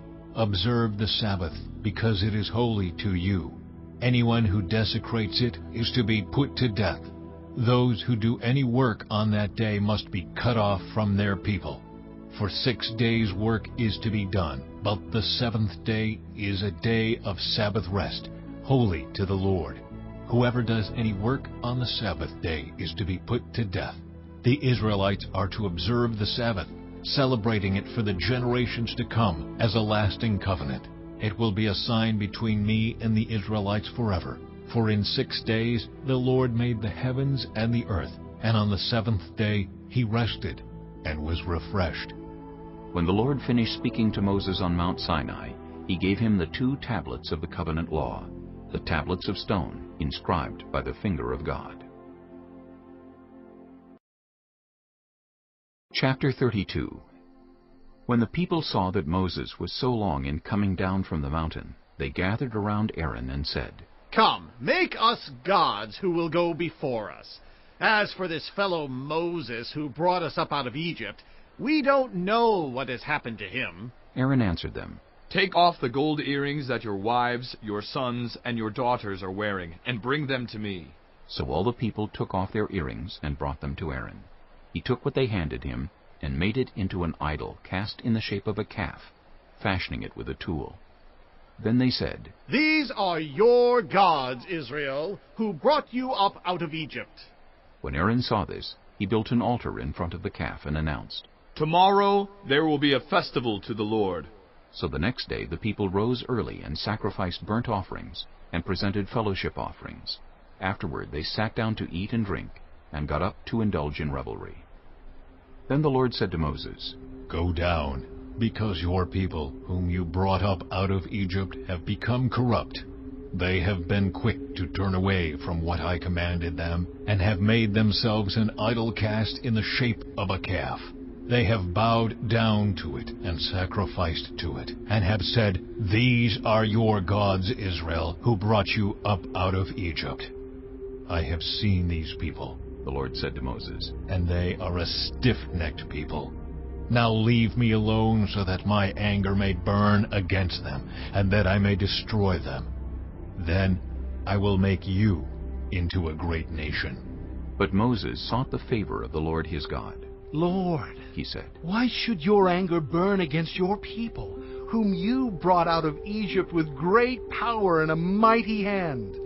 Why should the Egyptians say, 'It was with evil intent that he brought them out, to kill them in the mountains and to wipe them off the face of the earth'? Turn from your fierce anger, relent, and do not bring disaster on your people.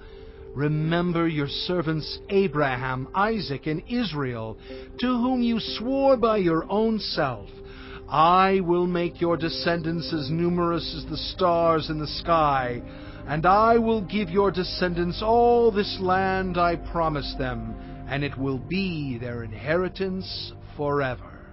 Then the Lord relented and did not bring on his people the disaster he had threatened. Moses turned and went down the mountain with the 2 tablets of the covenant law in his hands. They were inscribed on both sides, front and back. The tablets were the work of God. The writing was the writing of God, engraved on the tablets. When Joshua heard the noise of the people shouting, he said to Moses, "There is the sound of war in the camp." Moses replied, "It is not the sound of victory. It is not the sound of defeat. It is the sound of singing that I hear." When Moses approached the camp and saw the calf and the dancing, his anger burned, and he threw the tablets out of his hands, breaking them to pieces at the foot of the mountain. And he took the calf the people had made and burned it in the fire. Then he ground it to powder, scattered it on the water, and made the Israelites drink it. He said to Aaron, "What did these people do to you that you led them into such great sin?" "Do not be angry, my lord," Aaron answered. "You know how prone these people are to evil. They said to me, 'Make us gods who will go before us.' As for this fellow Moses who brought us up out of Egypt, we don't know what has happened to him." So I told them, 'Whoever has any gold jewelry, take it off.' Then they gave me the gold, and I threw it into the fire, and out came this calf." Moses saw that the people were running wild, and that Aaron had let them get out of control, and so become a laughingstock to their enemies. So he stood at the entrance to the camp and said, "Whoever is for the Lord, come to me." And all the Levites rallied to him. Then he said to them, "This is what the Lord, the God of Israel, says. Each man strap a sword to his side. Go back and forth through the camp from one end to the other, each killing his brother and friend and neighbor." The Levites did as Moses commanded, and that day about 3,000 of the people died. Then Moses said, "You have been set apart to the Lord today, for you were against your own sons and brothers, and he has blessed you this day." The next day Moses said to the people, "You have committed a great sin. But now I will go up to the Lord, Perhaps I can make atonement for your sin. So Moses went back to the Lord and said, Oh, what a great sin these people have committed. They have made themselves gods of gold. But now, please forgive their sin. But if not, then blot me out of the book you have written. The Lord replied to Moses, Whoever has sinned against me, I will blot out of my book. Now go, lead the people to the place I spoke of, and my angel will go before you. However, when the time comes for me to punish, I will punish them for their sin. And the Lord struck the people with a plague because of what they did with the calf Aaron had made. Chapter 33. Then the Lord said to Moses, Leave this place, you and the people you brought up out of Egypt, and go up to the land I promised on oath to Abraham, Isaac, and Jacob, saying, I will give it to your descendants. I will send an angel before you and drive out the Canaanites, Amorites, Hittites, Perizzites, Hivites, and Jebusites. Go up to the land flowing with milk and honey. But I will not go with you, because you are a stiff-necked people, and I might destroy you on the way. When the people heard these distressing words, they began to mourn, and no one put on any ornaments. For the Lord had said to Moses, Tell the Israelites, you are a stiff-necked people. If I were to go with you even for a moment, I might destroy you. Now take off your ornaments, and I will decide what to do with you. So the Israelites stripped off their ornaments at Mount Horeb. Now Moses used to take a tent and pitch it outside the camp some distance away, calling it the tent of meeting. Anyone inquiring of the Lord would go to the tent of meeting outside the camp. And whenever Moses went out to the tent, all the people rose and stood at the entrances to their tents, watching Moses until he entered the tent. As Moses went into the tent, the pillar of cloud would come down and stay at the entrance while the Lord spoke with Moses.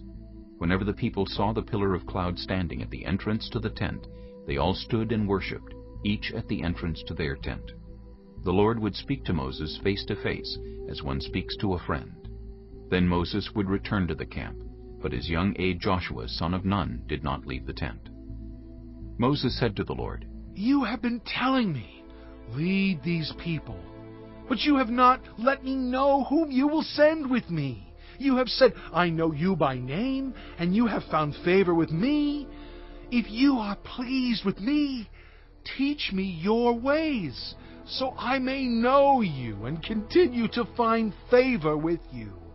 Remember that this nation is your people. The Lord replied, My presence will go with you, and I will give you rest. Then Moses said to him, If your presence does not go with us, do not send us up from here. How will anyone know that you are pleased with me and with your people unless you go with us? What else will distinguish me and your people from all the other people on the face of the earth?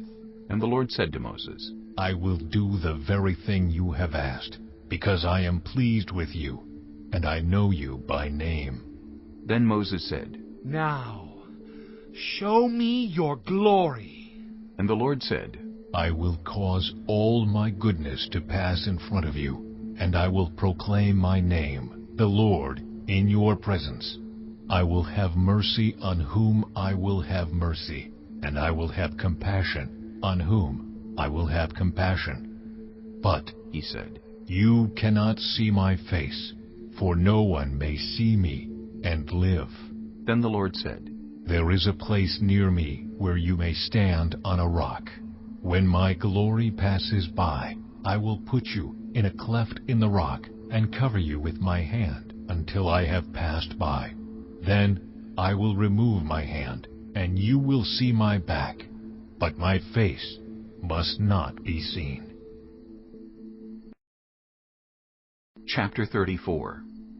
The Lord said to Moses, Chisel out 2 stone tablets like the first ones, and I will write on them the words that were on the first tablets, which you broke. Be ready in the morning, and then come up on Mount Sinai. Present yourself to me there on top of the mountain. No one is to come with you or be seen anywhere on the mountain. Not even the flocks and herds may graze in front of the mountain. So Moses chiseled out 2 stone tablets like the first ones, and went up Mount Sinai early in the morning, as the Lord had commanded him. And he carried the 2 stone tablets in his hands. Then the Lord came down in the cloud, and stood there with him, and proclaimed his name, the Lord. And he passed in front of Moses, proclaiming, The Lord, the compassionate and gracious God, slow to anger, abounding in love and faithfulness, maintaining love to thousands, and forgiving wickedness, rebellion, and sin. Yet he does not leave the guilty unpunished. He punishes the children and their children for the sin of the parents to the 3rd and 4th generation. Moses bowed to the ground at once and worshipped. Lord, he said, if I have found favor in your eyes, then let the Lord go with us. Although this is a stiff-necked people, forgive our wickedness and our sin, and take us as your inheritance.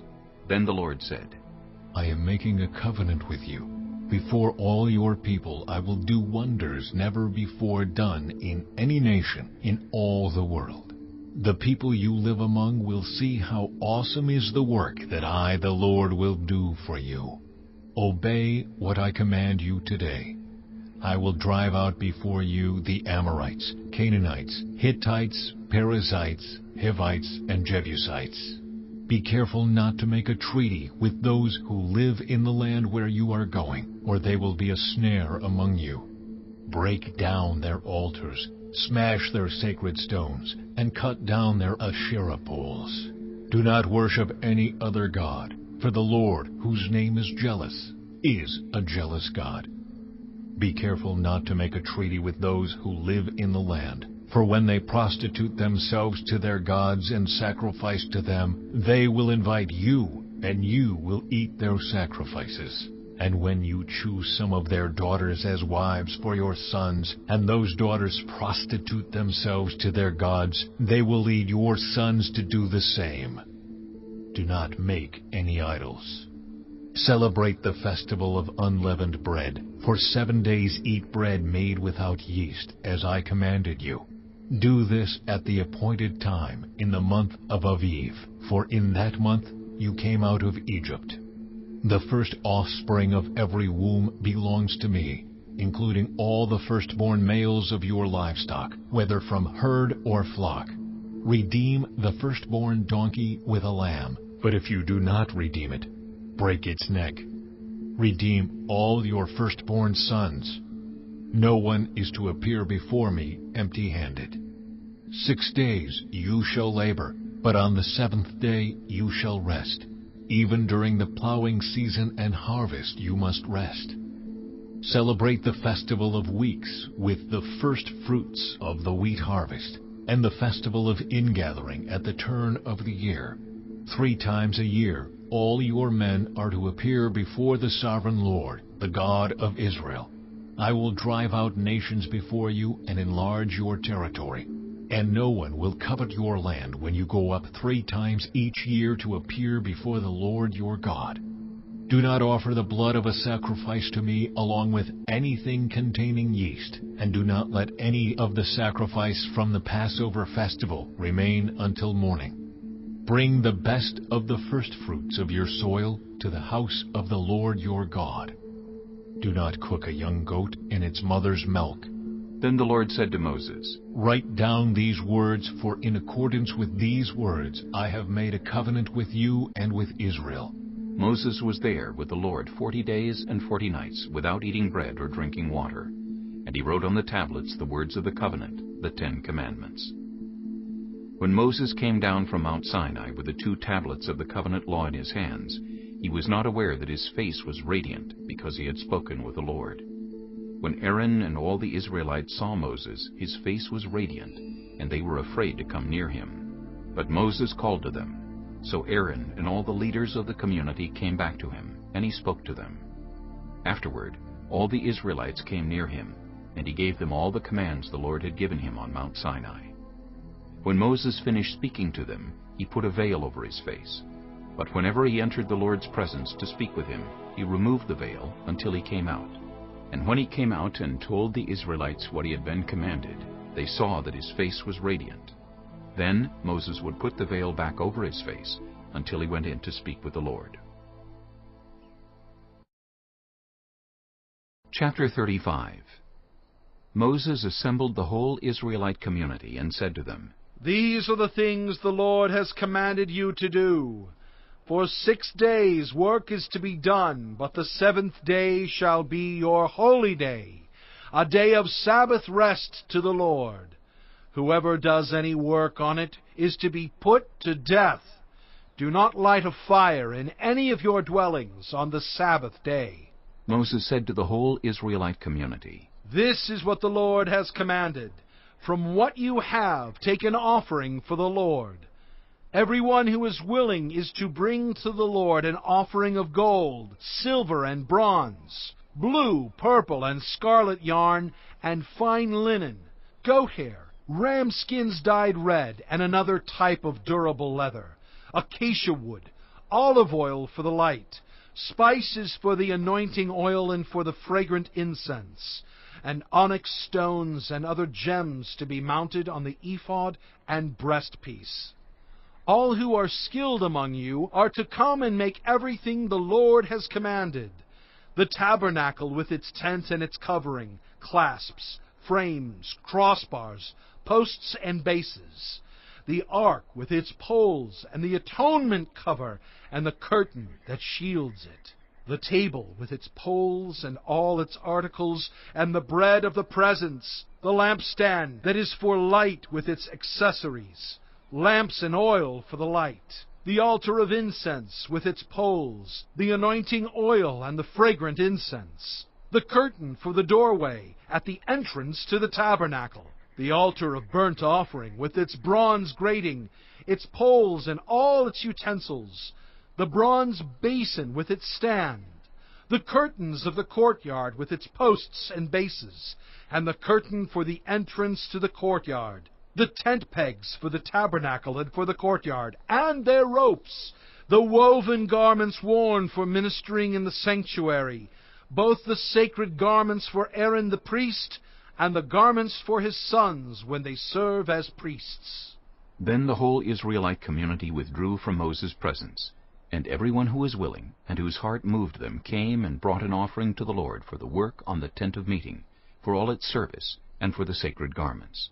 All who were willing, men and women alike, came and brought gold jewelry of all kinds, brooches, earrings, rings, and ornaments. They all presented their gold as a wave offering to the Lord. Everyone who had blue, purple, or scarlet yarn or fine linen, or goat hair, ram skins dyed red, or the other durable leather brought them. Those presenting an offering of silver or bronze brought it as an offering to the Lord, and everyone who had acacia wood for any part of the work brought it. Every skilled woman spun with her hands, and brought what she had spun, blue, purple, or scarlet yarn, or fine linen. And all the women who were willing and had the skill spun the goat hair. The leaders brought onyx stones and other gems to be mounted on the ephod and breastpiece. They also brought spices and olive oil for the light, and for the anointing oil, and for the fragrant incense. All the Israelite men and women who were willing brought to the Lord freewill offerings for all the work the Lord through Moses had commanded them to do. Then Moses said to the Israelites, See, the Lord has chosen Bezalel, son of Uri, the son of Hur, of the tribe of Judah, and he has filled him with the Spirit of God, with wisdom, with understanding, with knowledge, and with all kinds of skills, to make artistic designs for work in gold, silver, and bronze, to cut and set stones, to work in wood, and to engage in all kinds of artistic crafts. And he has given both him and Aholiab, son of Ahisamach, of the tribe of Dan, the ability to teach others. He has filled them with skill to do all kinds of work, as engravers, designers, embroiderers in blue, purple, and scarlet yarn and fine linen, and weavers, all of them skilled workers and designers. Chapter 36. So Bezalel, Aholiab, and every skilled person to whom the Lord has given skill and ability to know how to carry out all the work of constructing the sanctuary, are to do the work just as the Lord has commanded.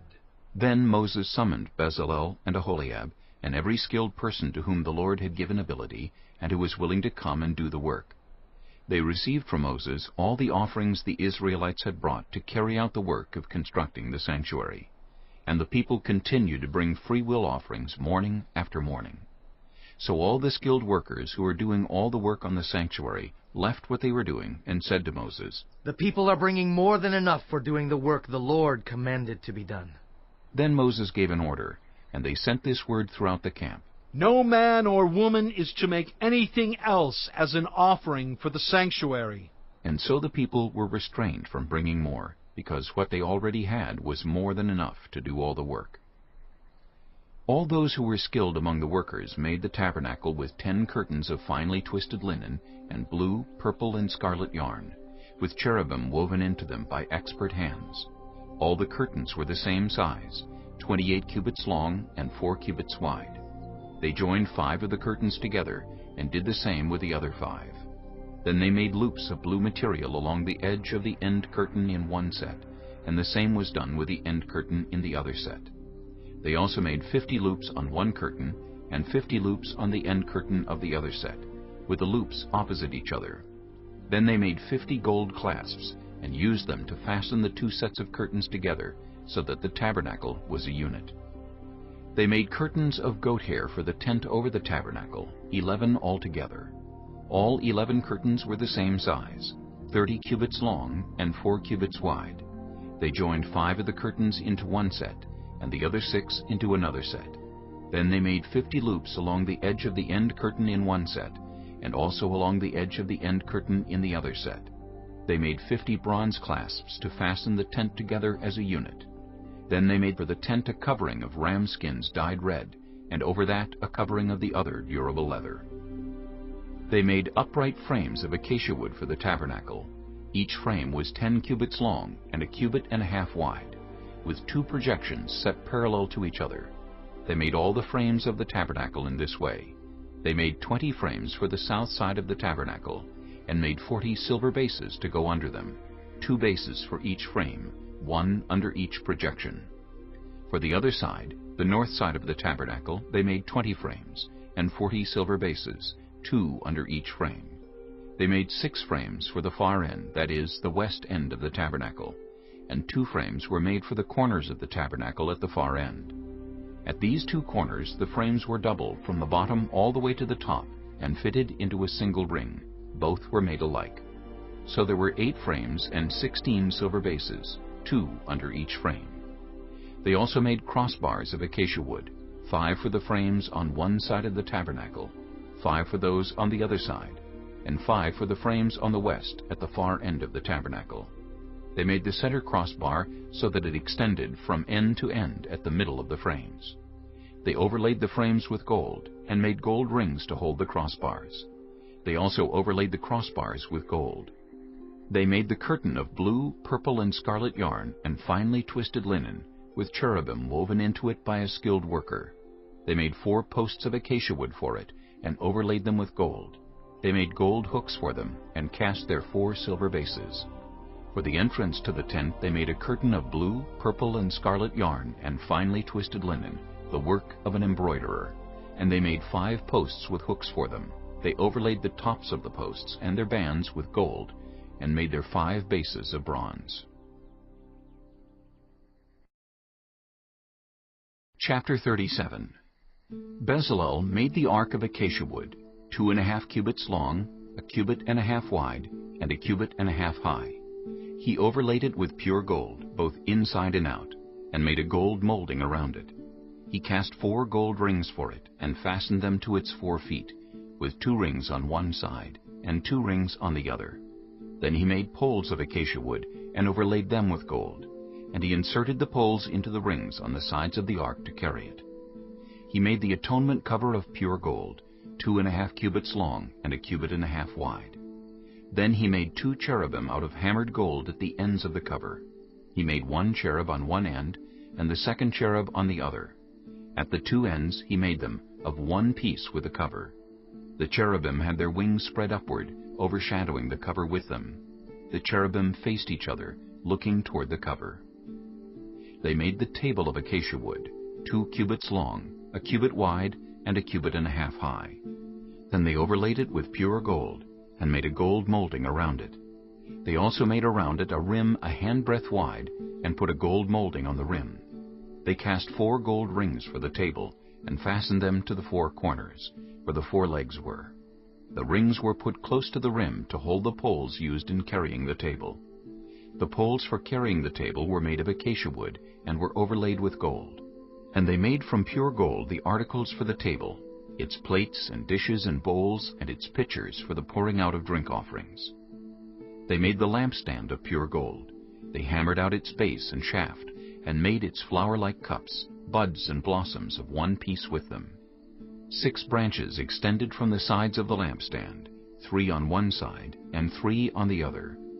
3 cups shaped like almond flowers with buds and blossoms were on one branch, 3 on the next branch, and the same for all 6 branches extending from the lampstand. And on the lampstand were 4 cups shaped like almond flowers with buds and blossoms.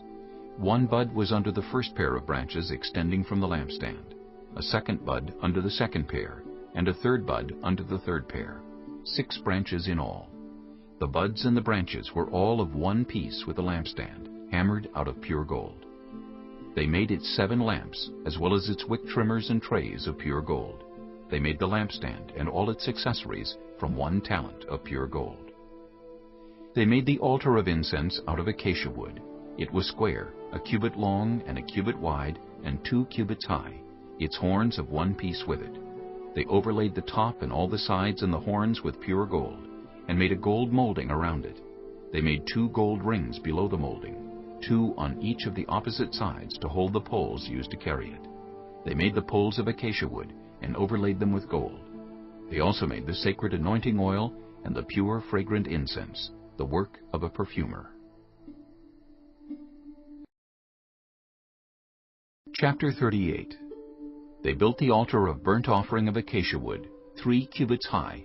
It was square, 5 cubits long and 5 cubits wide. They made a horn at each of the 4 corners, so that the horns and the altar were of one piece, and they overlaid the altar with bronze. They made all its utensils of bronze, its pots, shovels, sprinkling bowls, meat forks, and fire pans. They made a grating for the altar, a bronze network to be under its ledge, halfway up the altar. They cast bronze rings to hold the poles for the 4 corners of the bronze grating. They made the poles of acacia wood and overlaid them with bronze. They inserted the poles into the rings so they would be on the sides of the altar for carrying it. They made it hollow out of boards. They made the bronze basin and its bronze stand from the mirrors of the women who served at the entrance to the tent of meeting. Next they made the courtyard. The south side was 100 cubits long and had curtains of finely twisted linen, with 20 posts and 20 bronze bases, and with silver hooks and bands on the posts. The north side was also 100 cubits long, and had 20 posts and 20 bronze bases, with silver hooks and bands on the posts. The west end was 50 cubits wide, and had curtains, with 10 posts and 10 bases, with silver hooks and bands on the posts. The east end toward the sunrise was also 50 cubits wide. Curtains 15 cubits long were on one side of the entrance, with 3 posts and 3 bases, and curtains 15 cubits long were on the other side of the entrance to the courtyard, with 3 posts and 3 bases. All the curtains around the courtyard were of finely twisted linen. The bases for the posts were bronze. The hooks and bands on the posts were silver, and their tops were overlaid with silver, so all the posts of the courtyard had silver bands. The curtain for the entrance to the courtyard was made of blue, purple, and scarlet yarn and finely twisted linen, the work of an embroiderer. It was 20 cubits long and, like the curtains of the courtyard, 5 cubits high, with 4 posts and 4 bronze bases. Their hooks and bands were silver, and their tops were overlaid with silver. All the tent pegs of the tabernacle and of the surrounding courtyard were bronze. These are the amounts of the materials used for the tabernacle of the covenant law, which were recorded at Moses' command by the Levites under the direction of Ithamar, son of Aaron, the priest. Bezalel, son of Uri, the son of Hur, of the tribe of Judah, made everything the Lord commanded Moses. With him was Aholiab, son of Ahisamach, of the tribe of Dan, an engraver and designer, and an embroiderer in blue, purple, and scarlet yarn and fine linen. The total amount of the gold from the wave offering used for all the work on the sanctuary was 29 talents and 730 shekels, according to the sanctuary shekel. The silver obtained from those of the community who were counted in the census was 100 talents and 1,775 shekels, according to the sanctuary shekel. 1 beka per person, that is, half a shekel, according to the sanctuary shekel, from everyone who had crossed over to those counted, 20 years old or more, a total of 603,550 men. The 100 talents of silver were used to cast the bases for the sanctuary and for the curtain. 100 bases from the 100 talents, 1 talent for each base. They used the 1,775 shekels to make the hooks for the posts, to overlay the tops of the posts, and to make their bands. The bronze from the wave offering was 70 talents and 2,400 shekels. They used it to make the bases for the entrance to the tent of meeting, the bronze altar with its bronze grating and all its utensils, the bases for the surrounding courtyard, and those for its entrance, and all the tent pegs for the tabernacle, and those for the surrounding courtyard.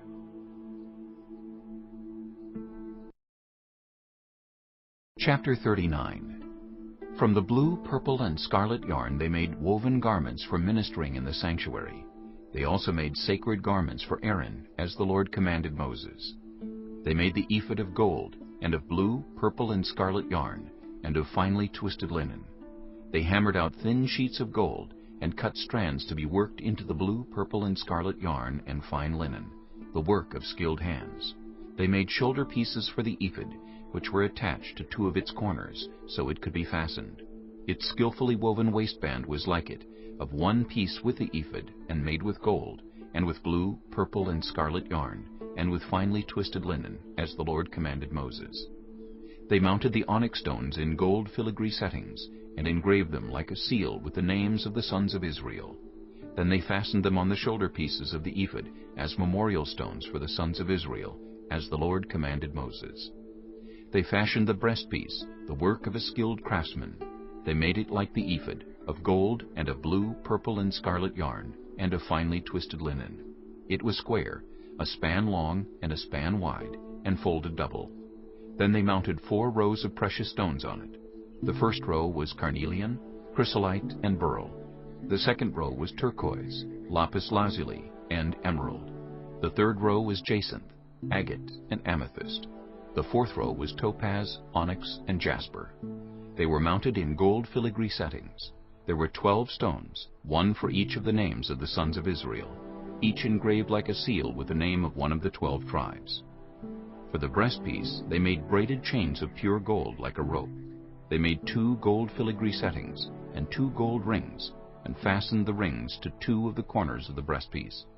They fastened the 2 gold chains to the rings at the corners of the breastpiece, and the other ends of the chains to the 2 settings, attaching them to the shoulder pieces of the ephod at the front. They made 2 gold rings and attached them to the other 2 corners of the breastpiece on the inside edge next to the ephod. Then they made 2 more gold rings and attached them to the bottom of the shoulder pieces on the front of the ephod, close to the seam just above the waistband of the ephod.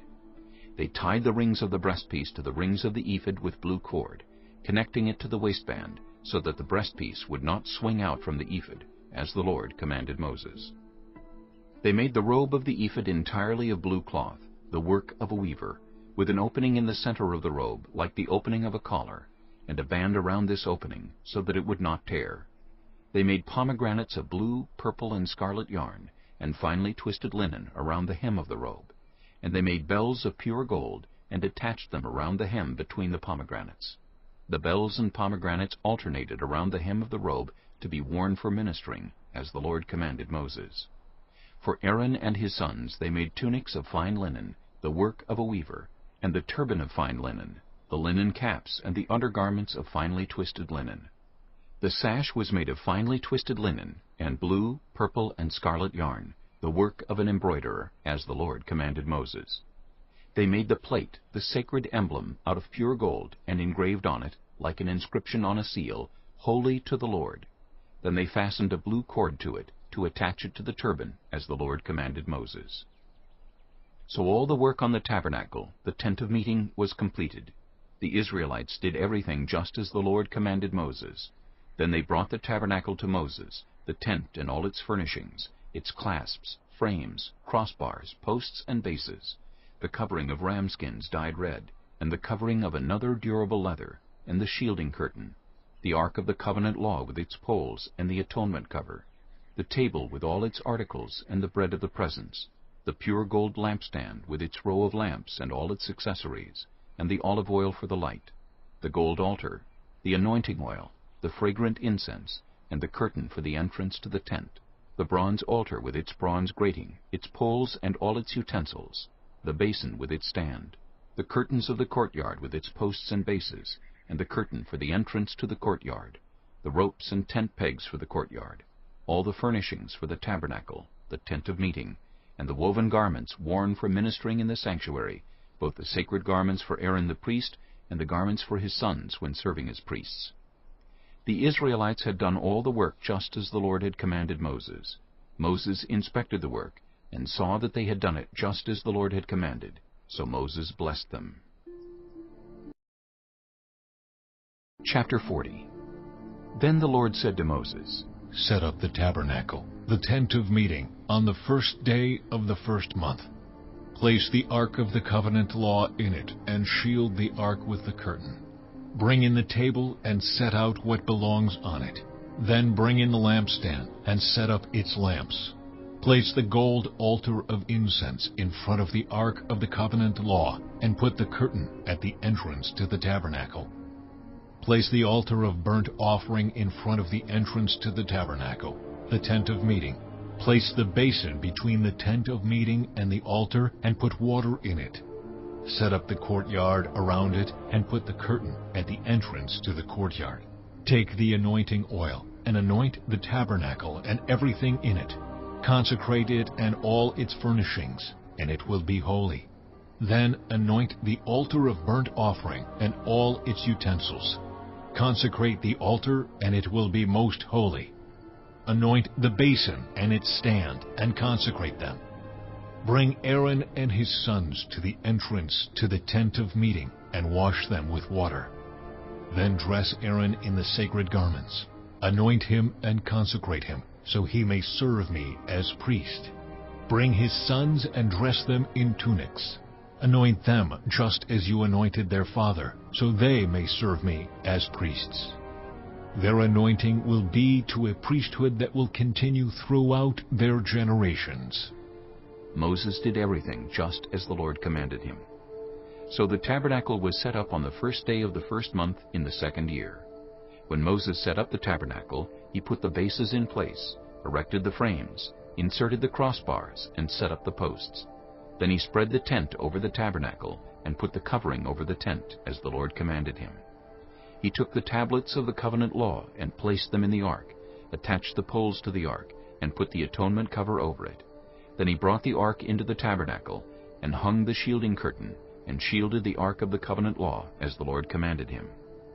Moses placed the table in the tent of meeting on the north side of the tabernacle, outside the curtain, and set out the bread on it before the Lord, as the Lord commanded him. He placed the lampstand in the tent of meeting opposite the table on the south side of the tabernacle, and set up the lamps before the Lord, as the Lord commanded him. Moses placed the gold altar in the tent of meeting in front of the curtain, and burned fragrant incense on it, as the Lord commanded him.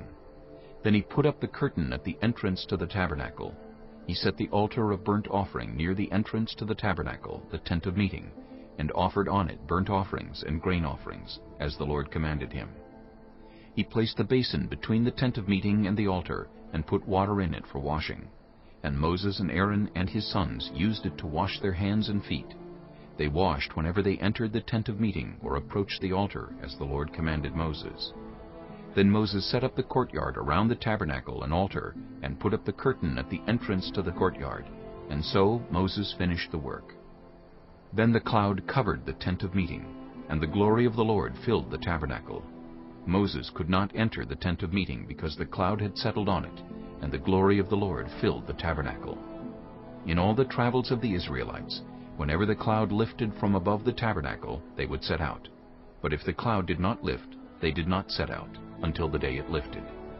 So the cloud of the Lord was over the tabernacle by day, and fire was in the cloud by night, in the sight of all the Israelites during all their travels.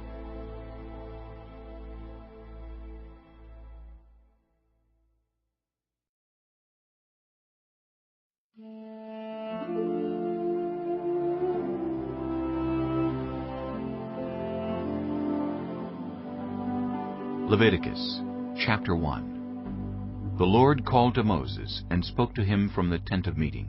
He said, "Speak to the Israelites and say to them, when anyone among you brings an offering to the Lord, bring as your offering an animal from either the herd or the flock. If the offering is a burnt offering from the herd, you are to offer a male without defect. You must present it at the entrance to the tent of meeting, so that it will be acceptable to the Lord. You are to lay your hand on the head of the burnt offering, and it will be accepted on your behalf to make atonement for you. You are to slaughter the young bull before the Lord. And then Aaron's sons the priests shall bring the blood and splash it against the sides of the altar at the entrance to the tent of meeting. You are to skin the burnt offering and cut it into pieces. The sons of Aaron the priest are to put fire on the altar and arrange wood on the fire. Then Aaron's sons the priests shall arrange the pieces, including the head and the fat, on the wood that is burning on the altar. You are to wash the internal organs and the legs with water, and the priest is to burn all of it on the altar. It is a burnt offering, a food offering, an aroma pleasing to the Lord. If the offering is a burnt offering from the flock, from either the sheep or the goats, you are to offer a male without defect. You are to slaughter it at the north side of the altar before the Lord. And Aaron's sons the priests shall splash its blood against the sides of the altar. You are to cut it into pieces, and the priest shall arrange them, including the head and the fat, on the wood that is burning on the altar. You are to wash the internal organs and the legs with water, and the priest is to bring all of them and burn them on the altar. It is a burnt offering, a food offering, an aroma pleasing to the Lord. If the offering to the Lord is a burnt offering of birds, you are to offer a dove or a young pigeon. The priest shall bring it to the altar, wring off the head, and burn it on the altar. Its blood shall be drained out on the side of the altar. He is to remove the crop and the feathers and throw them down east of the altar where the ashes are. He shall tear it open by the wings, not dividing it completely, and then the priest shall burn it on the wood that is burning on the altar. It is a burnt offering, a food offering, an aroma pleasing to the Lord. Chapter 2. When anyone brings a grain offering to the Lord, their offering is to be of the finest flour. They are to pour olive oil on it, put incense on it, and take it to Aaron's sons, the priests. The priest shall take a handful of the flour and oil, together with all the incense, and burn this as a memorial portion on the altar, a food offering, an aroma pleasing to the Lord. The rest of the grain offering belongs to Aaron and his sons. It is a most holy part of the food offerings presented to the Lord. If you bring a grain offering baked in an oven, it is to consist of the finest flour, either thick loaves made without yeast and with olive oil mixed in, or thin loaves made without yeast and brushed with olive oil.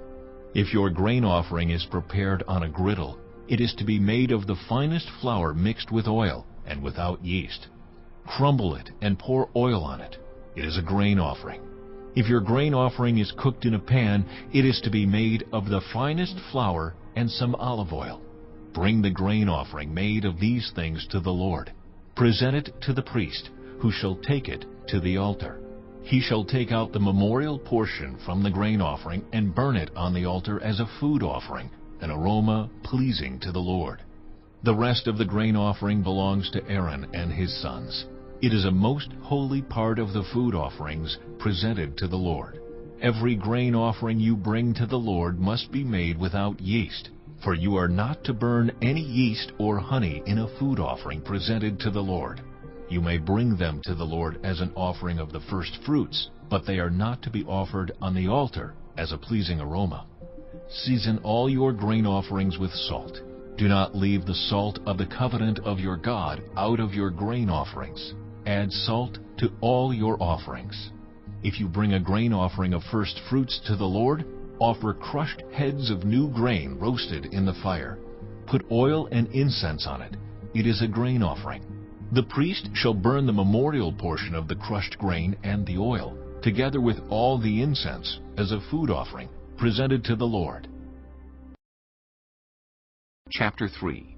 If your offering is a fellowship offering, and you offer an animal from the herd, whether male or female, you are to present before the Lord an animal without defect. You are to lay your hand on the head of your offering and slaughter it at the entrance to the tent of meeting. Then Aaron's sons, the priests, shall splash the blood against the sides of the altar. From the fellowship offering you are to bring a food offering to the Lord, the internal organs and all the fat that is connected to them, both kidneys with the fat on them near the loins, and the long lobe of the liver, which you will remove with the kidneys. Then Aaron's sons are to burn it on the altar on top of the burnt offering that is lying on the burning wood. It is a food offering, an aroma pleasing to the Lord. If you offer an animal from the flock as a fellowship offering to the Lord, you are to offer a male or female without defect. If you offer a lamb, you are to present it before the Lord. Lay your hand on its head and slaughter it in front of the tent of meeting.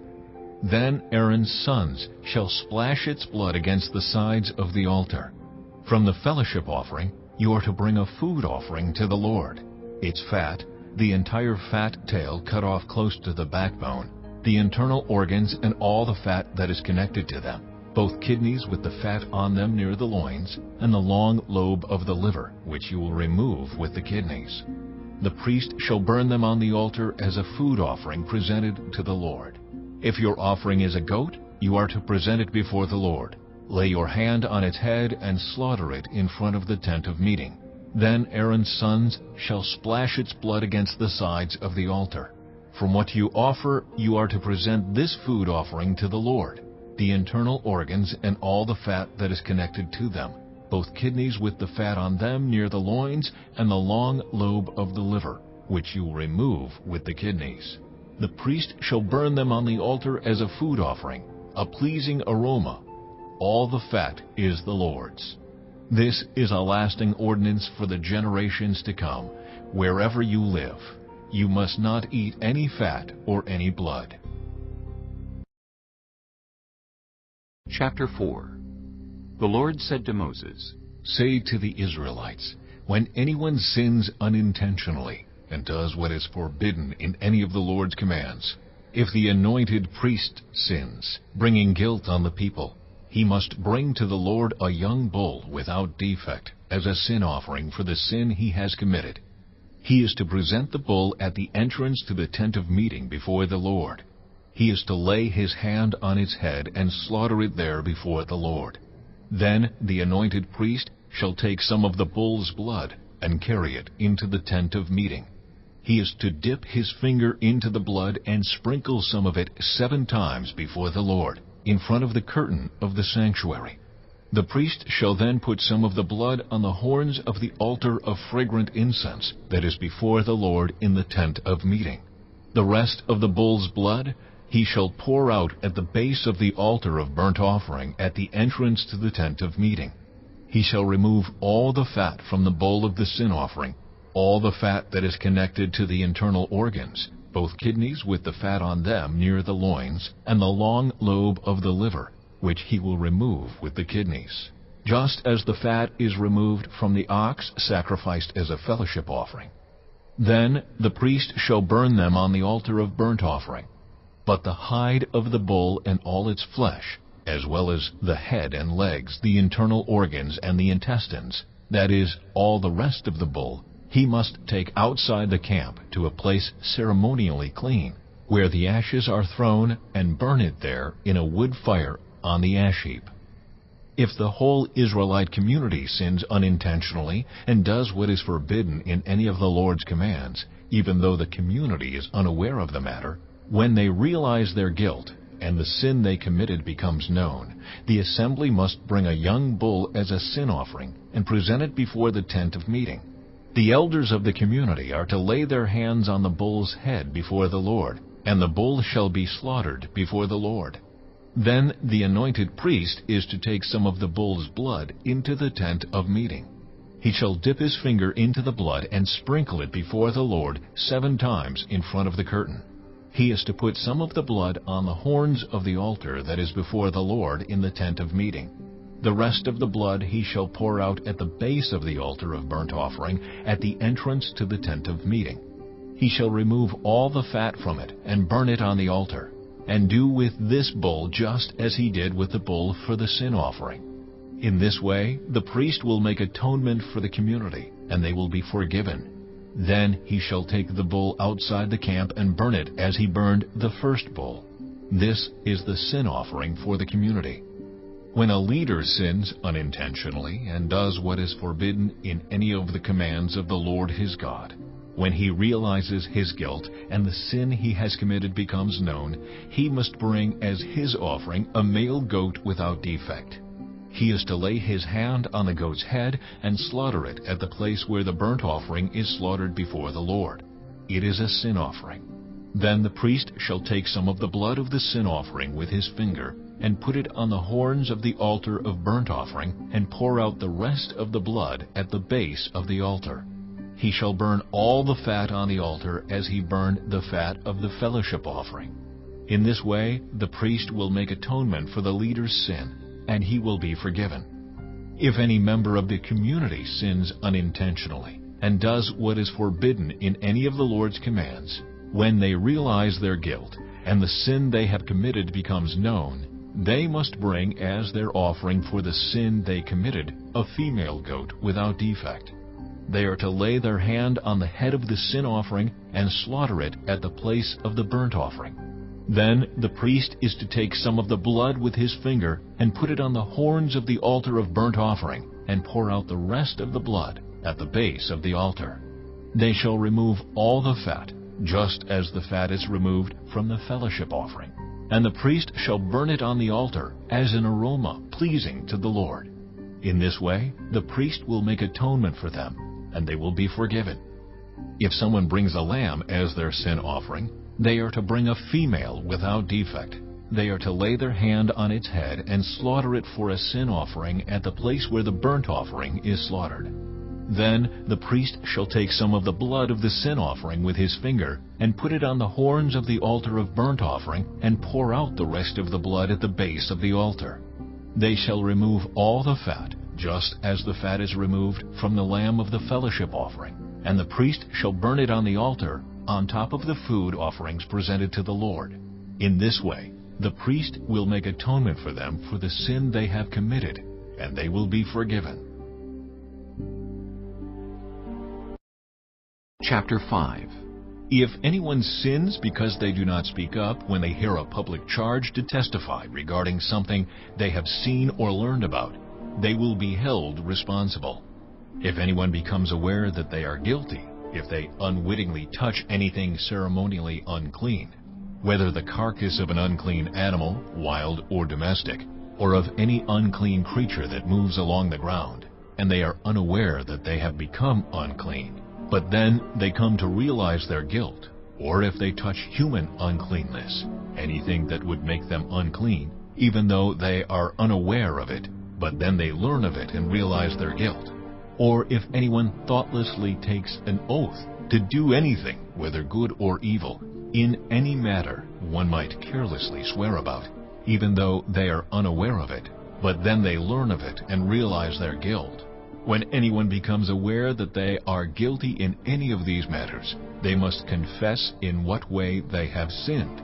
As a penalty for the sin they have committed, they must bring to the Lord a female lamb or goat from the flock as a sin offering, and the priest shall make atonement for them for their sin. Anyone who cannot afford a lamb is to bring 2 doves or 2 young pigeons to the Lord as a penalty for their sin.